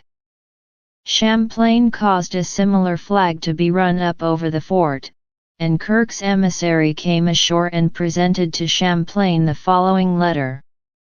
Monsieur, in consequence of what our brother told you last year that sooner or later he would have Quebec, if not succored, he has charged us to assure you of his friendship as we do of ours, and knowing very well the extreme need of everything in which you are, desires that you shall surrender the fort and the settlement to us, assuring you of every kind of courtesy for you and yours, and also of honorable and reasonable terms, such as you may wish. Waiting your reply, we remain, Monsieur, your very affectionate servants, Louis and Thomas Kerr. On board the Flybot, this July 19, 1629. Champlain immediately prepared his answer, the terms of which had previously been agreed upon by the fathers. Kirke's representative did not understand a word of the French language, but he had a fair knowledge of Latin. Father de la Roche-d'Allion was therefore requested by Champlain to act as interpreter, and he asked the following questions: Is war declared between France and England? No, replied the English representative. Why, then, do you come here to trouble us if our princes live in peace? He was asked. Champlain then requested Father de la Roche to go aboard the English vessels to ascertain from the chiefs what they intended to do. The interview between Father de la Roche and Louis Kirke was courteous, but the answers of the latter were far from being satisfactory. If Champlain, said the English captain, gives up the keys of the fortress and of the habitation, we promise to convey you all to France, and will treat you well; if not, we will oblige him by force. Father de la Roche tried to obtain 15 days' delay, or even 8 days, but it was of no avail. Sir, said Louis Kirke, I well know your miserable condition. Your people have gone out to pick up roots in order to avoid starvation, for we have captured Master Boule and some other Frenchmen whom we have retained as prisoners at Tadoussac, and from whom we have ascertained the condition of the inhabitants of Quebec. Give us a delay of 8 days, said Father de la Roche. No, replied Thomas Kirke, I shall at once ruin the fort with my cannon. I desire to sleep tonight in the fort, added his brother Louis, and, if not, I shall devastate the whole country. Proceed slowly, said Father de la Roche, for you are deceived if you believe you will easily gain the fort. There are 100 men there well armed and ready to sell their lives dearly. Perchance you will find your death in this enterprise, for I assure you that the inhabitants are determined to fight, and they derive courage from the conviction that your invasion is unjust, and that their lives and property are at stake. Once more I warn you that an attack might prove dangerous to you. Captain Louis Kirke seemed a little disheartened on hearing this firm and vigorous language. After having consulted the chief officers of his fleet, he asked Father de la Roche to attend a council of war at which an ultimatum was presented in these words: Champlain must surrender at once, but he shall have the privilege of dictating the terms of capitulation. 3 hours were granted within which his reply was to be given. The Recollets were promised protection, but no conditions were accorded to the Jesuits, as it was the Admiral's intention to visit their convent, which he believed to contain a quantity of beaver skins. Father de la Roche returned to Fort St. Louis, and gave an account of his interview. It was plainly evident that it would be useless to rely upon delays in the face of an enemy determined to see the end of the affair. Food was almost exhausted, and it was calculated that there were not more than 10 pounds of flour in Quebec, and not more than 50 pounds of gunpowder, which was of inferior quality. Opposition would have been not only useless, but ridiculous. Champlain realized this, and at once resolved to surrender. Champlain drew up the following articles of capitulation, which were forwarded to the Kirke brothers. That Kirke should produce his commission from the King of England to prove that war actually existed between England and France, and also to show the power of his brothers, who commanded the fleet, to act in the King's name. That a vessel should be provided to convey Champlain, his companions, the missionaries, both Jesuits and Recollets, the 2 Indian girls that had been given to him 2 years before, and all other persons, to France. That the religious and other people should be allowed to leave with arms and baggage, and all their furniture, and that a sufficient supply of provisions for the passage to France should be granted in exchange for peltry, etc. That all should have the most favorable treatment possible, without violence to any.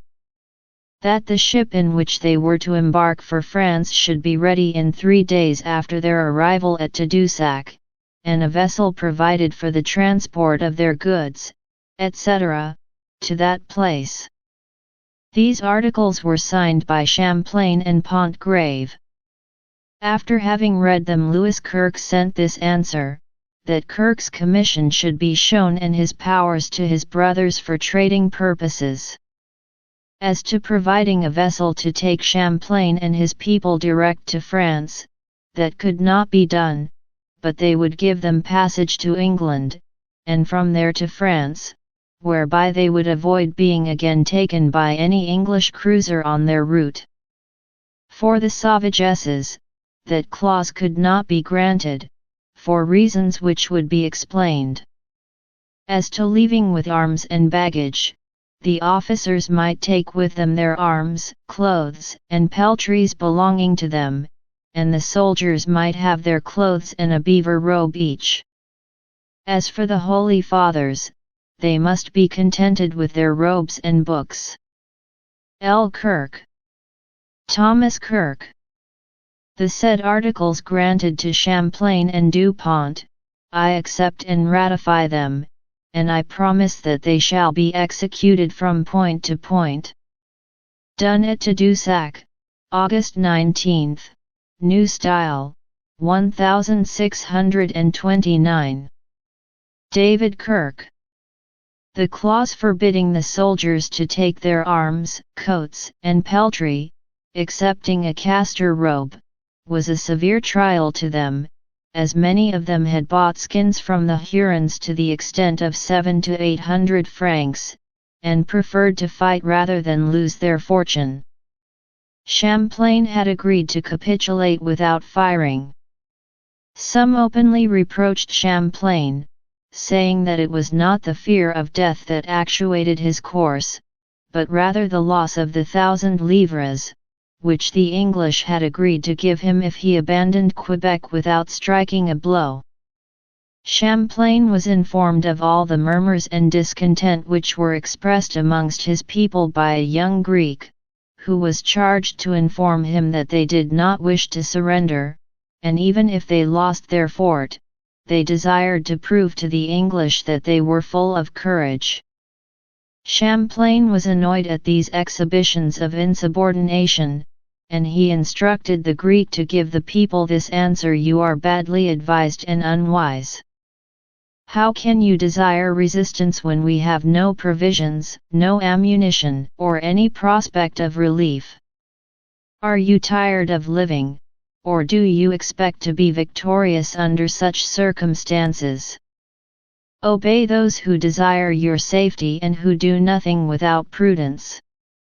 Brother Sagard makes these remarks upon the condition of affairs. It is true that there was a great scarcity of all things necessary for the habitation, but the enemy, too, were weak, as Father Joseph perceived after having examined the whole crew, which consisted of about 200 soldiers, for the most part, men who had never touched a musket, and who could have been killed as ducks or who would have run away. Moreover, they were in a wretched condition, and of a low order. The weather was favorable to the French, as the tide was low, and the wind from the southeast was driving the vessels towards France, so that there was no assurance for either the vessels or the barks. Champlain, however, deemed it more expedient to surrender than to run the risk of his own life or of being made a prisoner while defending a fort so badly armed. If, as the veracious brother Sagard says, the fort and the habitation were distressed, it is not proved that the English could be easily defeated. There were at Quebec only 50 men capable of bearing arms, and only a small quantity of gunpowder in store, while provisions were absolutely wanting. How was it possible to sustain a siege without ammunition, without bread, and without soldiers? On the enemy's side there were 2 vessels well equipped, and 200 men. If the men were desperate or wretched, they would be the more dangerous. Even supposing that the 2 vessels had proved insufficient for a protracted siege, the 4 vessels at the disposal of David Kirke would have surely come to their assistance. It would have been a foolish act to have resisted such a powerful enemy. Besides, Champlain had another foe to contend against, for Nicolas Marsollet, Etienne Brule, Pierre Ray, and others, had betrayed him, and were leagued with Kirke. Champlain understood the difficulties of his position, and his responsibilities, for he had in his hands the lives of 100 persons. Of the 80 persons living in Quebec at this time, only 2/3 had private interests to safeguard, and it was a matter of indifference to them whether they remained in Canada or whether they returned to France. The families who had nothing to gain by leaving Quebec were those who deserved the governor's sympathy, and it was for their safety that Champlain would not agree to offer resistance, as the result must have proved disastrous to them. By the Articles of Capitulation these families would be able to live quietly at home, awaiting the issue of negotiations. On the day following the preliminaries, Champlain went on board Louis Kirke's vessel, where he was to see the commission of Charles I, which empowered the Kirke brothers to take Quebec and the whole country by assault. Both parties then signed the Articles of Capitulation, and the English troops, conducted by Champlain, came in shallops near to the habitation. The keys were delivered to Louis Kirke, and then they all proceeded to the fort, which was delivered to the admiral. Quebec was definitely put under the authority of the English, who had not fired a single shot. Louis Kirke placed Le Bailiff, who had been dismissed by Guillaume de Seine for his bad conduct, in charge of the storehouse. This was the first reward for his treason. Champlain asked the English commander to protect the chapel of Quebec, the convents, and the houses of the widow of Louis Hébert and of her son-in-law, Guillaume Couillard, and he offered him the keys of his own room within the fort. Louis Kirke refused to accept the latter, and left Champlain in possession of his room. This courteous action was followed by another one, when Kirke delivered to Champlain a certificate of all that he had found within the fort and the habitation.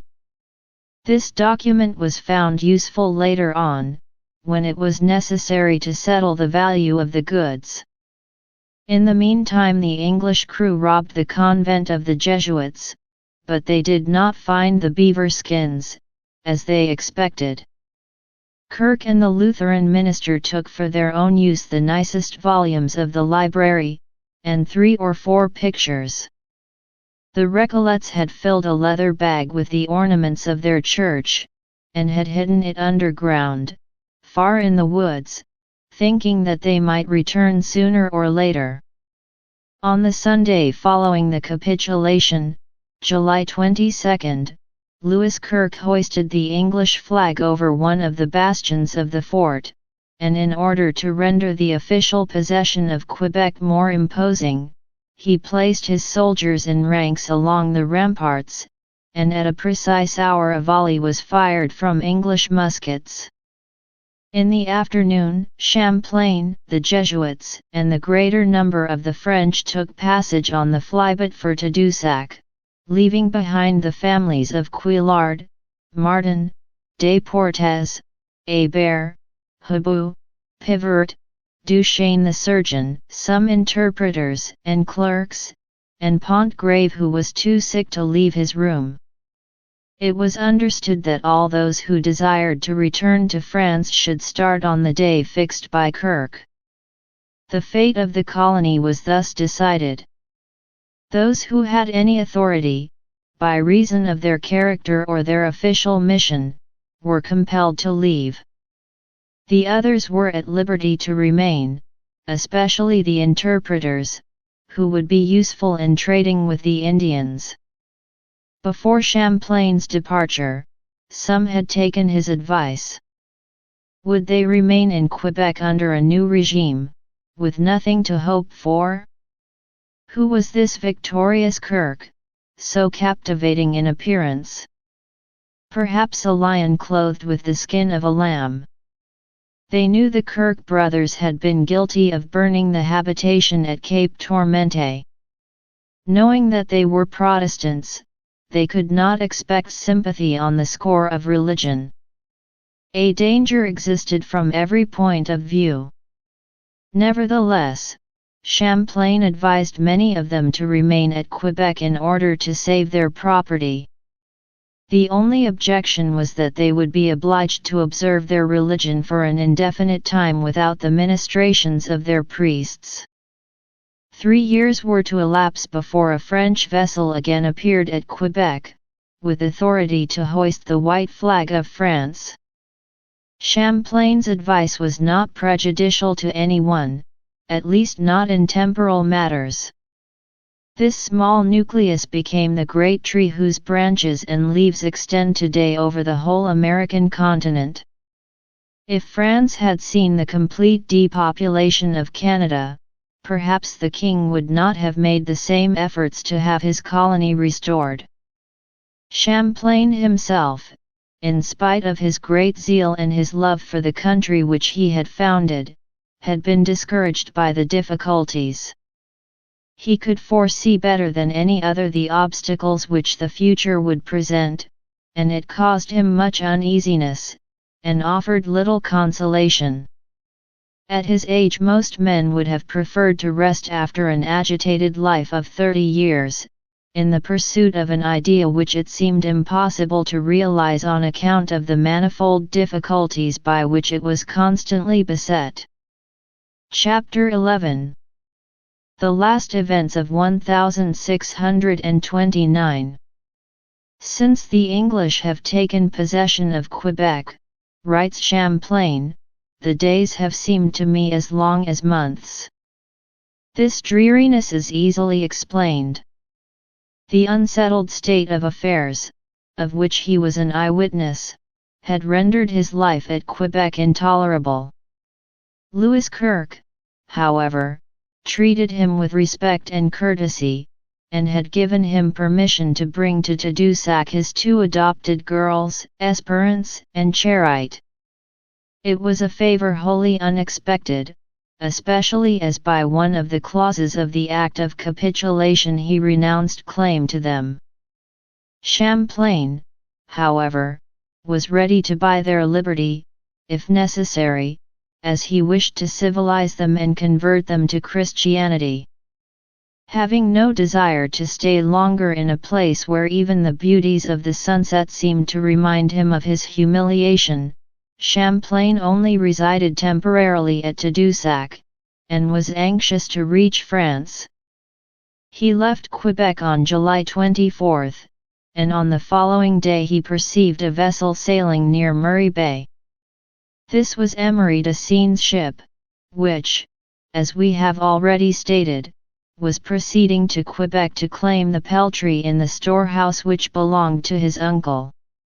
This vessel, as has been described, was captured by Kirke, and the same fate happened to Captain Daniel, who had crossed the ocean from Dieppe with 4 vessels and a bark laden with provisions and ammunition. Having heard on the passage that a Scottish fisherman named James Stewart had erected a fort on Cape Breton, in a place called Port Auxiliary Belines, to protect his countrymen during the fishing season, Daniel went out of his way to destroy this fort, and to build one at Grand Cibot to check the intruders, instead of proceeding directly to Quebec, as was his duty. He left at this place 40 men and 2 Jesuits, Father Vimont and Father de Vieux-Pont, and then having set up the arms of France, he returned to his country without having taken any care of the Quebec habitation. This was his first fault, but nevertheless it was a great misfortune. The Jesuits had prepared at a great expense a shipment for Quebec. Father Noirot brought with him Father Charles Lalemant, who was returning after an absence of nearly 2 years, Father de Vieux-Pont, Brother Louis Mallow and 24 persons. Driven by a terrible storm, their bark was wrecked near the island of Cancio. 14 were drowned, including Father Noirot and Brother Mallow. The others miraculously escaped. The Chevalier de Razilly was finally ordered to assist Quebec, but it was found that an agreement had been concluded between France and England on April 24. Razilly had his commission cancelled and proceeded to Morocco. The failure of these 3 expeditions, together with that of Emery de Seine, occurring at the same time under unfortunate circumstances, resulted in the loss of the colony for France, and won at least temporary prestige and importance for the Kirke family. Champlain relates some remarkable events during his sojourn at Tadoussac. Religious fanaticism displayed itself in its worst form. The French had with them Father de Brebeuf, who was quite competent and willing to champion the cause of the Catholic faith, and especially when assailed by his own countrymen. A French Huguenot, named Jacques Michel, apparently headed a crusade against the Jesuits. One day Michel said to a party that the Jesuits had come to Canada to annoy the Sieurs de Seine in their trade. "I beg your pardon," replied the father, "we had no other design in coming here than the glory of God and the conversion of the savages." To which Jacques Michel answered still more audaciously, "Yes, convert the savages, say rather, convert the beavers." "It is false," replied the priest, somewhat vexed. Michel, who was angry, raised his arm to strike the father, at the same time saying, "If I were not restrained by the respect due to my chief, I would slap your face for your denial." "I ask your pardon," said the father, "it was not in my mind to injure you, and if my answer has vexed you, I regret it." Michel was not satisfied and began to blaspheme, so that Champlain was scandalized, and said, "You swear much for a reformer." "It is true," replied the Huguenot, "but I am furious against this Jesuit for his denial, and if I hang tomorrow I will give him the blows he deserves." During the day, however, Michel drank heavily and was attacked by apoplexy, from which he died 35 hours later, without exhibiting any signs of repentance. The commander Kirke appears to have acted somewhat strangely on this occasion, for instead of having Michel quietly buried, he ordered a splendid funeral, accompanied with military honors. When the remains were lowered into the grave, a salute of 80 guns was fired, as if the deceased had been an officer of high rank. Whatever may have been the reasons for showing these tokens of honor to the remains of Michel, we know not, but the savages seem to have resented the proceedings, for they unearthed his body and gave it to the dogs. Michel had been a traitor to his country and to his God, and this was the method of his punishment. We have already mentioned the names of the Frenchmen who betrayed Champlain, particularly Etienne Brule, Le Bailiff, Pierre Ray, and Marsolet. Let us examine their conduct. Etienne Brule, in his capacity of interpreter, had rendered many good services to his compatriots. Unfortunately, his private actions while dwelling with the Hurons were not above reproach, and he would certainly have been compelled to expiate his offences had he not been adopted as one of their family. Brule worked for the benefit of the Hurons, and their gratitude towards a good officer perhaps outweighed their memory of an injury. On retiring from the Huron country in 1629, Brule went to Tadoussac, where he entered the service of Kirke, and some years after he was killed by a savage. Marsolet's case is nearly identical with that of Brule, although it is not proved that he was as licentious during the time that he lived with the Algonquins. He and Brule asserted that they were compelled by Kirke to serve under the British flag. Champlain severely blamed their conduct, saying, "Remember that God will punish you if you do not amend your lives. You have lost your honor.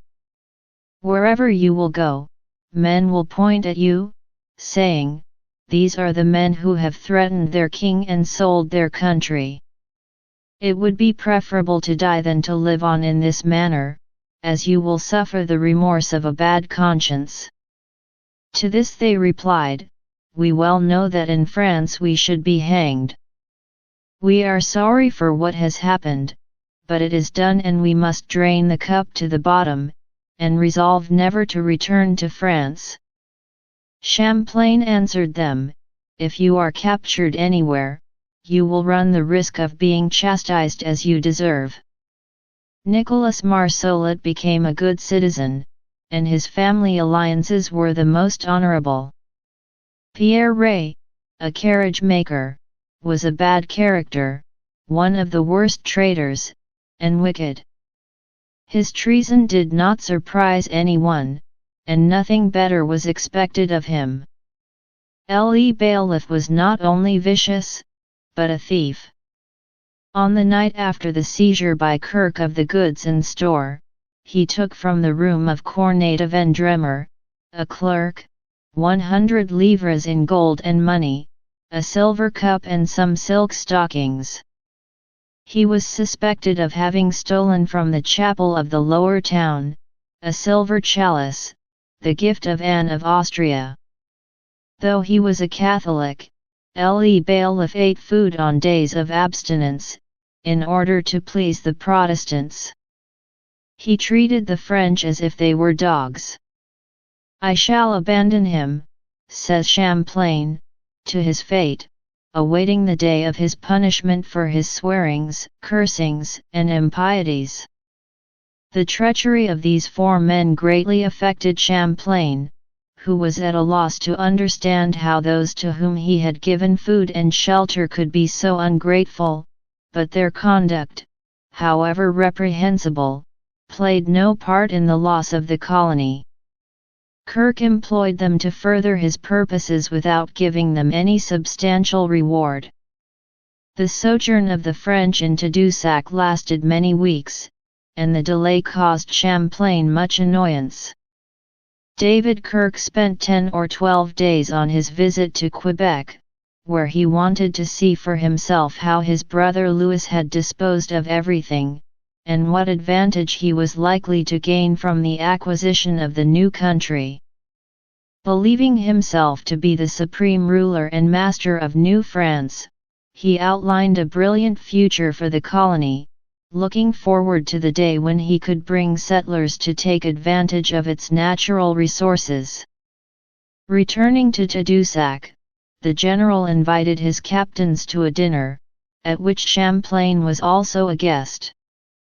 The dinner was served in a tent surrounded with branches. Towards the end of the banquet, David Kirke gave Champlain a letter from Marsolet to inform him that the chief savages, gathered at Three Rivers in council, had resolved to keep with them the two girls, Esperance and Charite. This was a severe trial to Champlain, who had hoped to be able to take them to France. All his efforts, however, were useless, as there was a plot organized by the traitor Marsolet. These children loved Champlain as a father, and were inconsolable when they realized that their departure for France was impossible. Champlain relates many things that do not redound to Kirke's credit, amongst other things that Kirke blamed his brother Louis for giving the Jesuits permission to say Mass, and afterwards refused the permission. Again, at the moment when the Jesuits embarked for Tadoussac, Louis Kirke ordered a trunk to be opened in which the sacred vessels were contained. Seeing a box which contained a chalice, Kirke tried to seize it, but Father Massey interfered, and said to him, "This is a sacred object, do not profane it, if you please." "Why," said Kirke, "we have no faith in your superstition," and so saying he took the chalice in his hands, braving the Jesuits' advice. The Catholics were also denied the privilege of praying in public. This intolerant action was condemned by Champlain. During their stay at Tadoussac, Champlain and the Admiral went out shooting.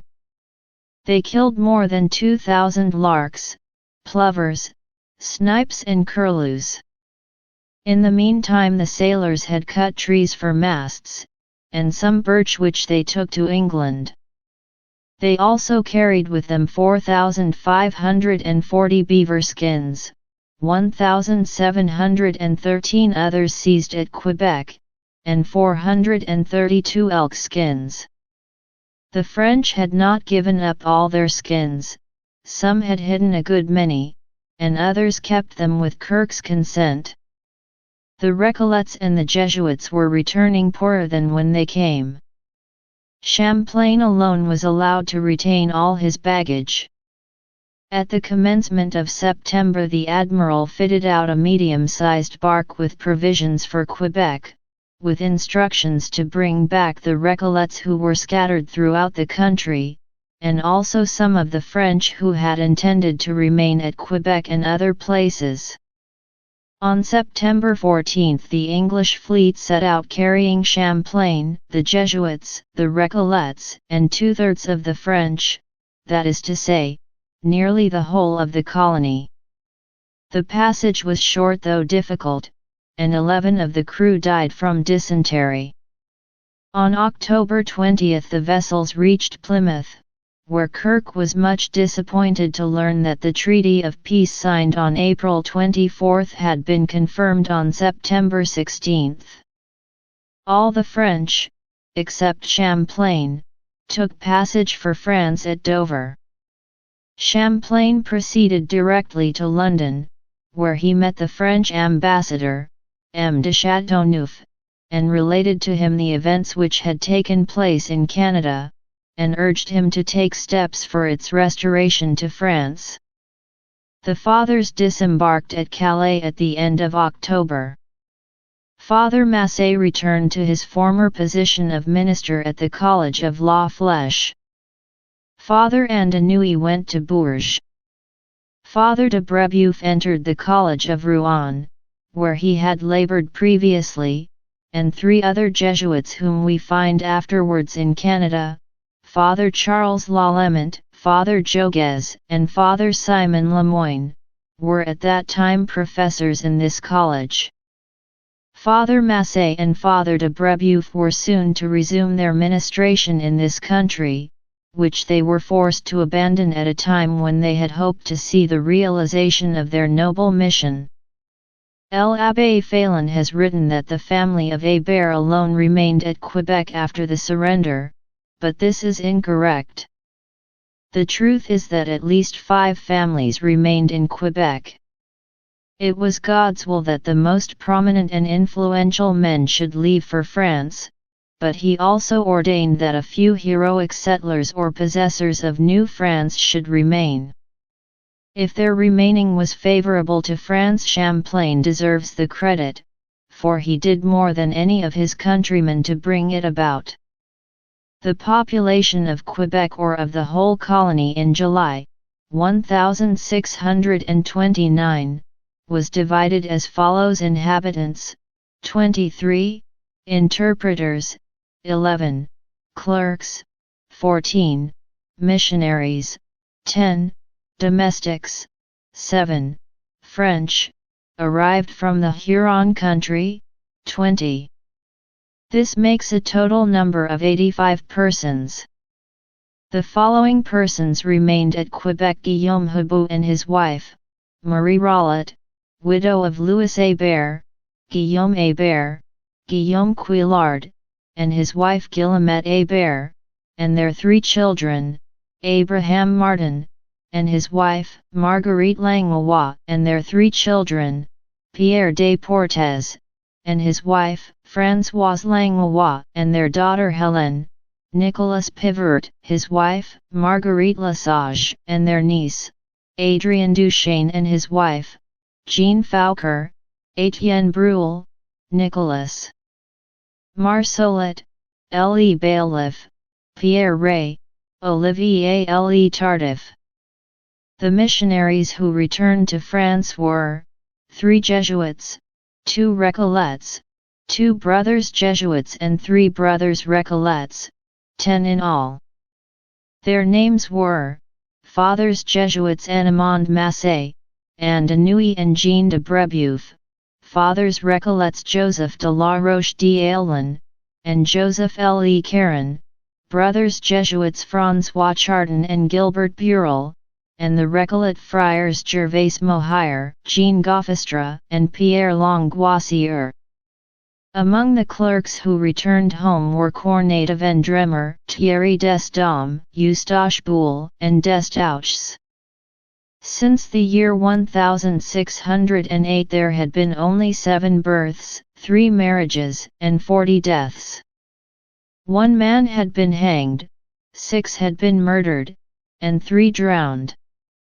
A Recollet father, called Nicolas Ville, had perished in the Sault au Recollet, and there had been 16 victims of the scurvy. Chapter 12. Quebec restored. Through the exertions of Champlain, negotiations were soon entered into for the purpose of restoring the colony of New France to the French.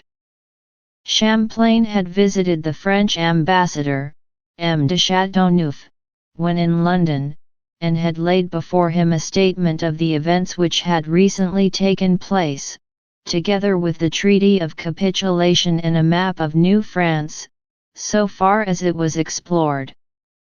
According to Champlain, the country comprised all the lands which Linshot thus describes: this part of America which extends to the Arctic Pole northward, is called New France, because Jean Verrazzano, a Florentine, having been sent by King François I to these quarters, discovered nearly all the coast, beginning from the Tropic of Cancer to the 50th degree, and still more northerly, arboring arms and flags of France.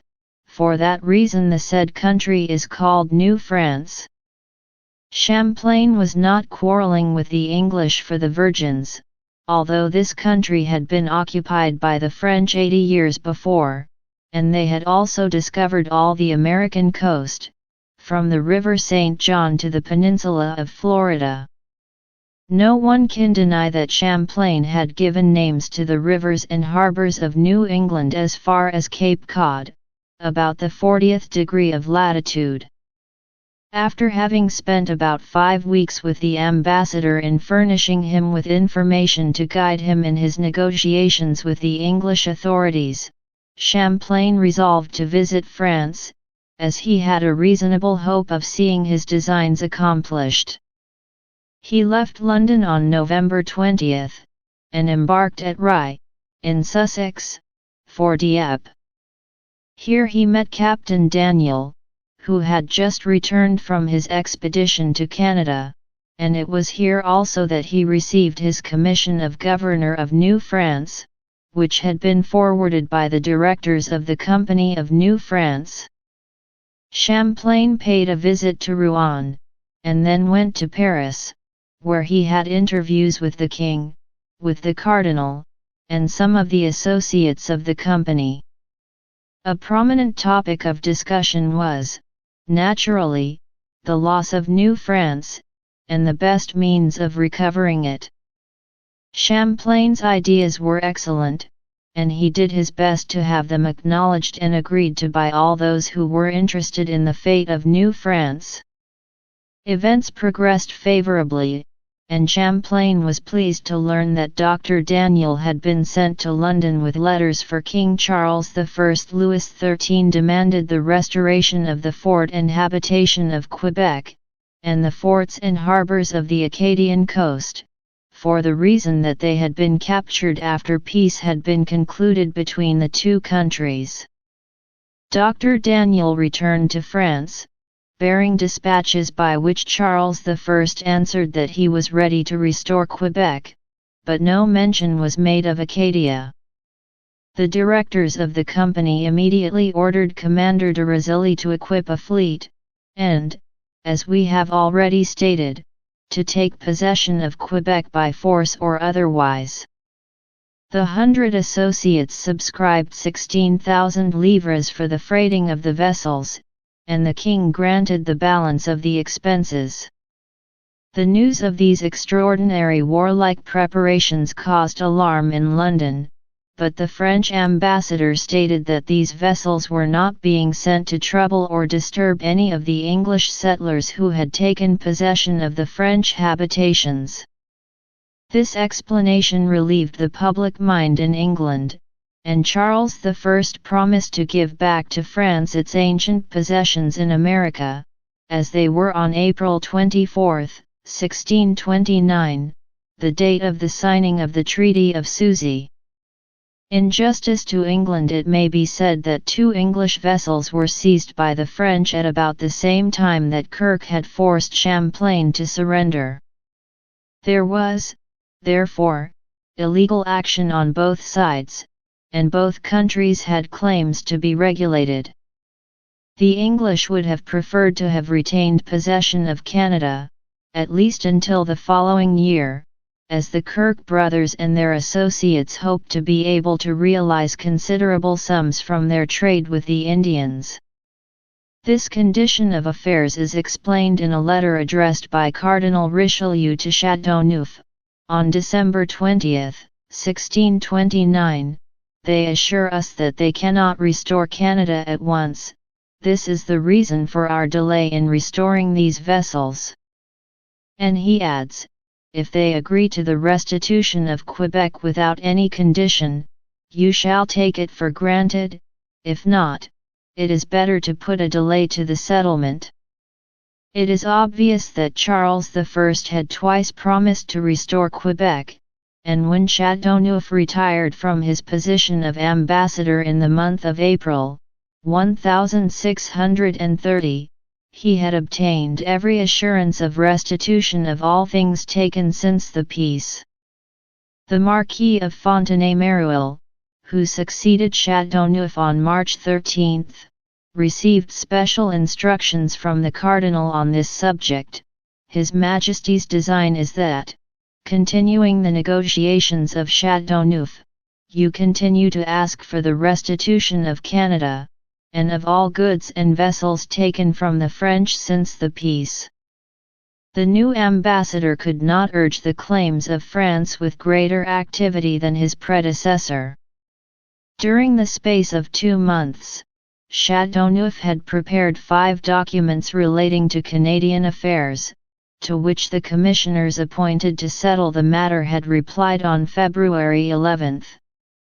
These officials were Sir Humphrey May, Sir John Coke, Sir Julius Caesar, and Sir Henry Martin.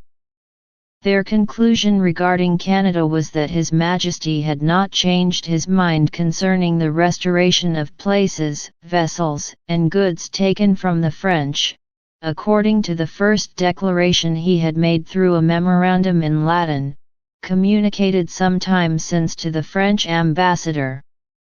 Louis XIII was at this time engaged in war with Austria, and Richelieu was too busy to attend to Canadian matters, which were of less importance than the European questions which occupied his time. Interior dissensions were soon added to the trouble which France had to undergo. Gaston, the king's brother, was compromised, and the Duke of Montmorency, who took part in a plot against the king, was seized and put to death. The negotiations commenced in 1629 were not resumed until 1632. In the meantime the English authorities had not been idle. Charles I had not forgotten his promise, and even if he had, there were men in France who had a good memory. On June 12, 1631, Charles I addressed a long letter to Sir Isaac Wake, ambassador to France, respecting the restitution of Quebec and Acadia. The terms were as follows: that which we require, which is the payment of the remainder of the money, the restitution of certain ships taken and kept without any colour or pretence, and the taking of arrests and seizures which were made in that kingdom against our subjects contrary to treaty, being of right and due. And that which is demanded of us concerning the places in Canada and those parts, and some few ships of that nation, French, which remained yet unrestored, but have passed sentence of confiscation in our High Court of Admiralty upon good grounds and justice, being things of courtesy and good correspondence. According to her marriage settlement, the Queen Henrietta possessed a dowry of 800,000 crowns, equivalent to 800,000 écus de 3 livres, French currency. The half of that sum had been made payable on the day before the marriage in London, and the other half a little later. The marriage took place on June 13, 1625, and the first installment was then paid.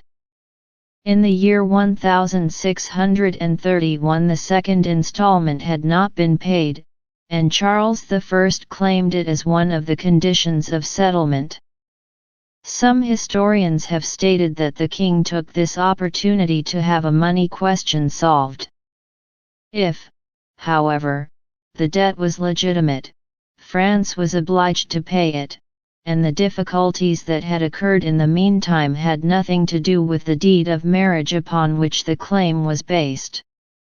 Chateauneuf had promised to pay the claim.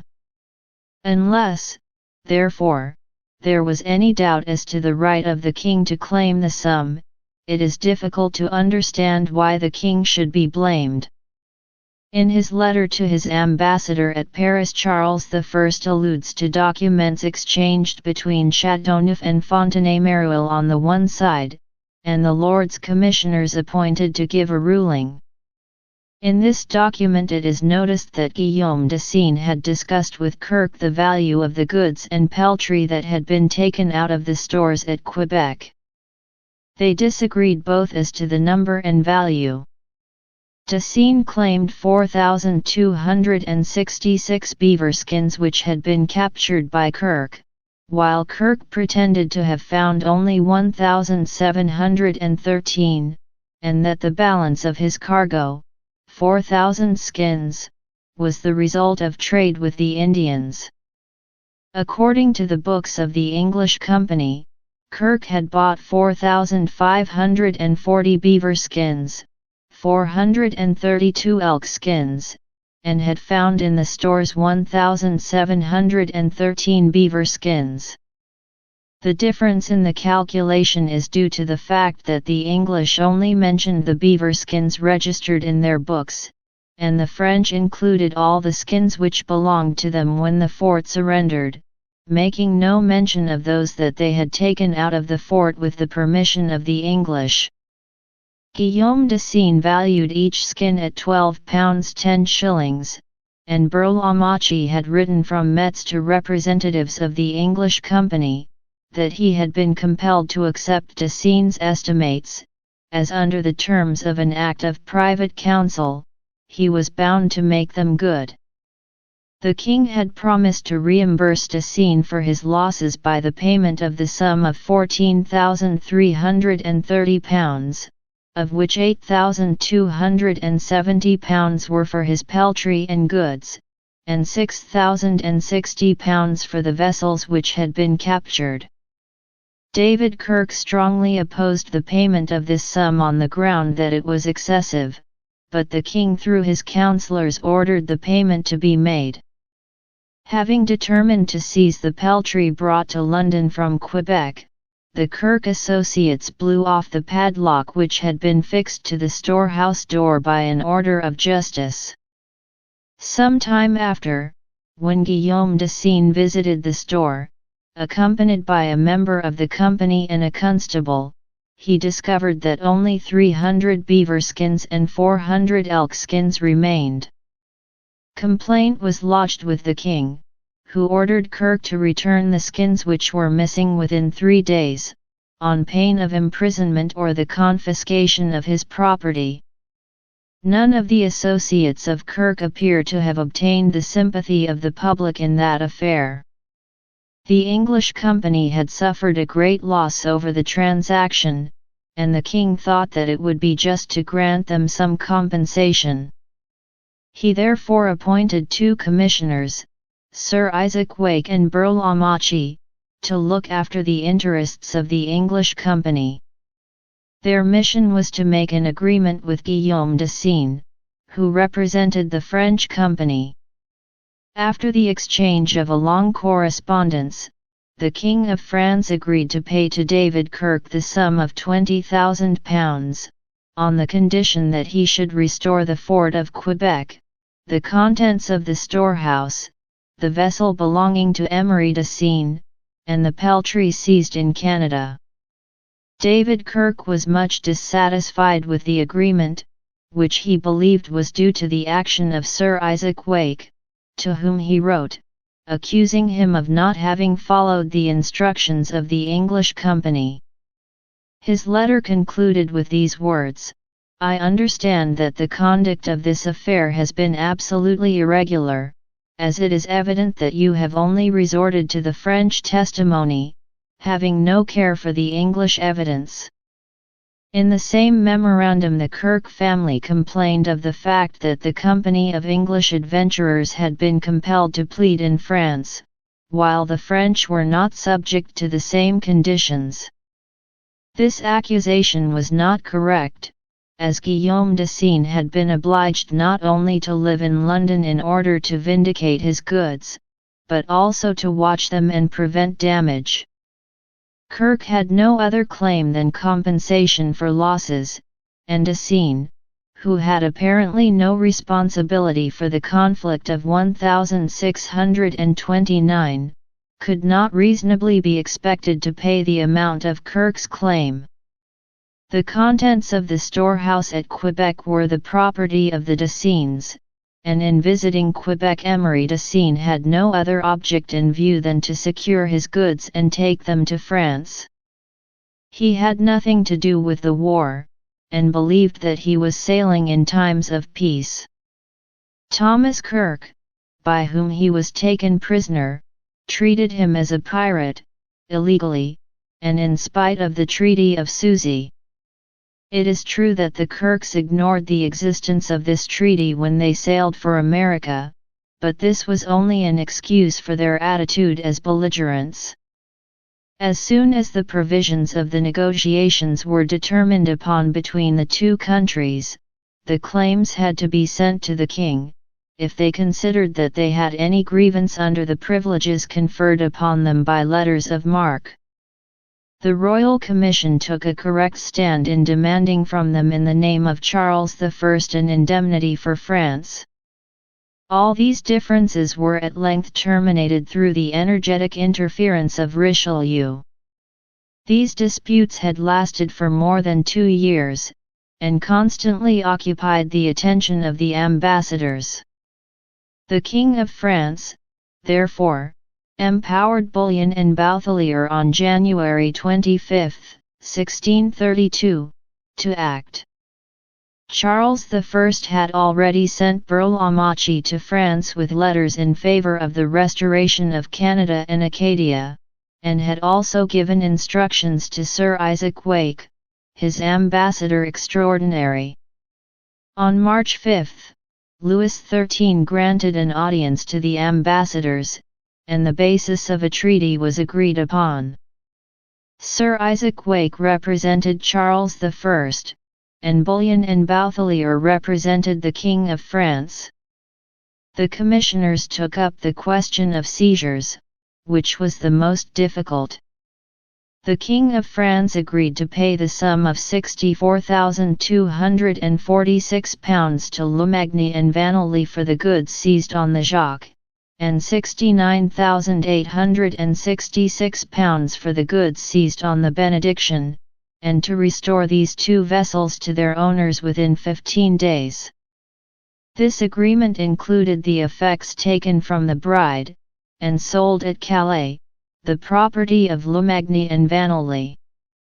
The King of England promised to render and restore all the places occupied by the subjects of His Majesty of Great Britain in New France, Canada, and Acadia, and to enjoin all those who commanded at Port Royal, at the fort of Quebec and at Cape Breton, to put these places in the hands of those whom it shall please His Majesty, 8 days after notice given to the officers named by the King of France.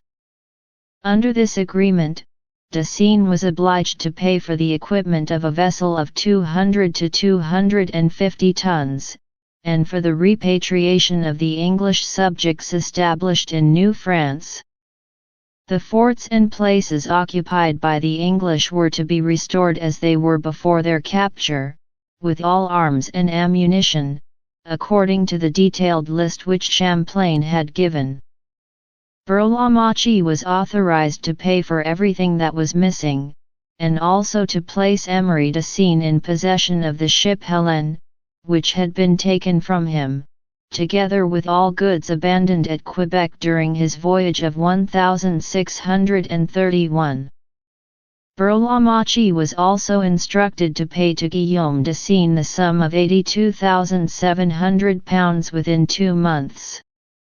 The sum of £60,602 Tournois was also to be paid by Burlamachi to whomever it might belong, for the vessels Gabriel of St. Gilles, St. Anne, of Havre de Grace, Trinit, of Sables d'Olonnais, St. Laurent, of St. Malo, and Cap du Ciel, of Calais, seized by the English after the signing of the Treaty of Souzy. After this was agreed to, the commissioners embodied in 8 articles the conditions of free trade between the 2 countries. The whole was signed by Wake, Bullion, and Bouthillier, at Saint-Germain-en-Laye, on March 29, 1632. Thus terminated this quarrel between England and France, but it was only the precursor of a far more serious conflict which was to arise. From time to time, however, these differences were adjusted temporarily by treaties, only to lead to further complications. The principal difficulty arose regarding the boundaries of New France, the limits of which were not clearly defined in the treaty. Some adjacent parts were claimed by the English as their territory. The King of France had granted to the 100 associates in all property, justice, and seigneury, the fort and habitation of Quebec, together with the country of New France, or Canada, along the coasts, coasting along the sea to the Arctic Circle for latitude, and from the island of Newfoundland for longitude, going to the west to the Great Lake called Mer d'Ouse, Lake Huron, and farther within the lands and along the rivers which passed through them and emptied in the river called St. Lawrence, otherwise the Great River of Canada, etc. Quebec was considered as the centre of these immense possessions of the King of France, and included the islands of Newfoundland, Cape Breton, and St. John.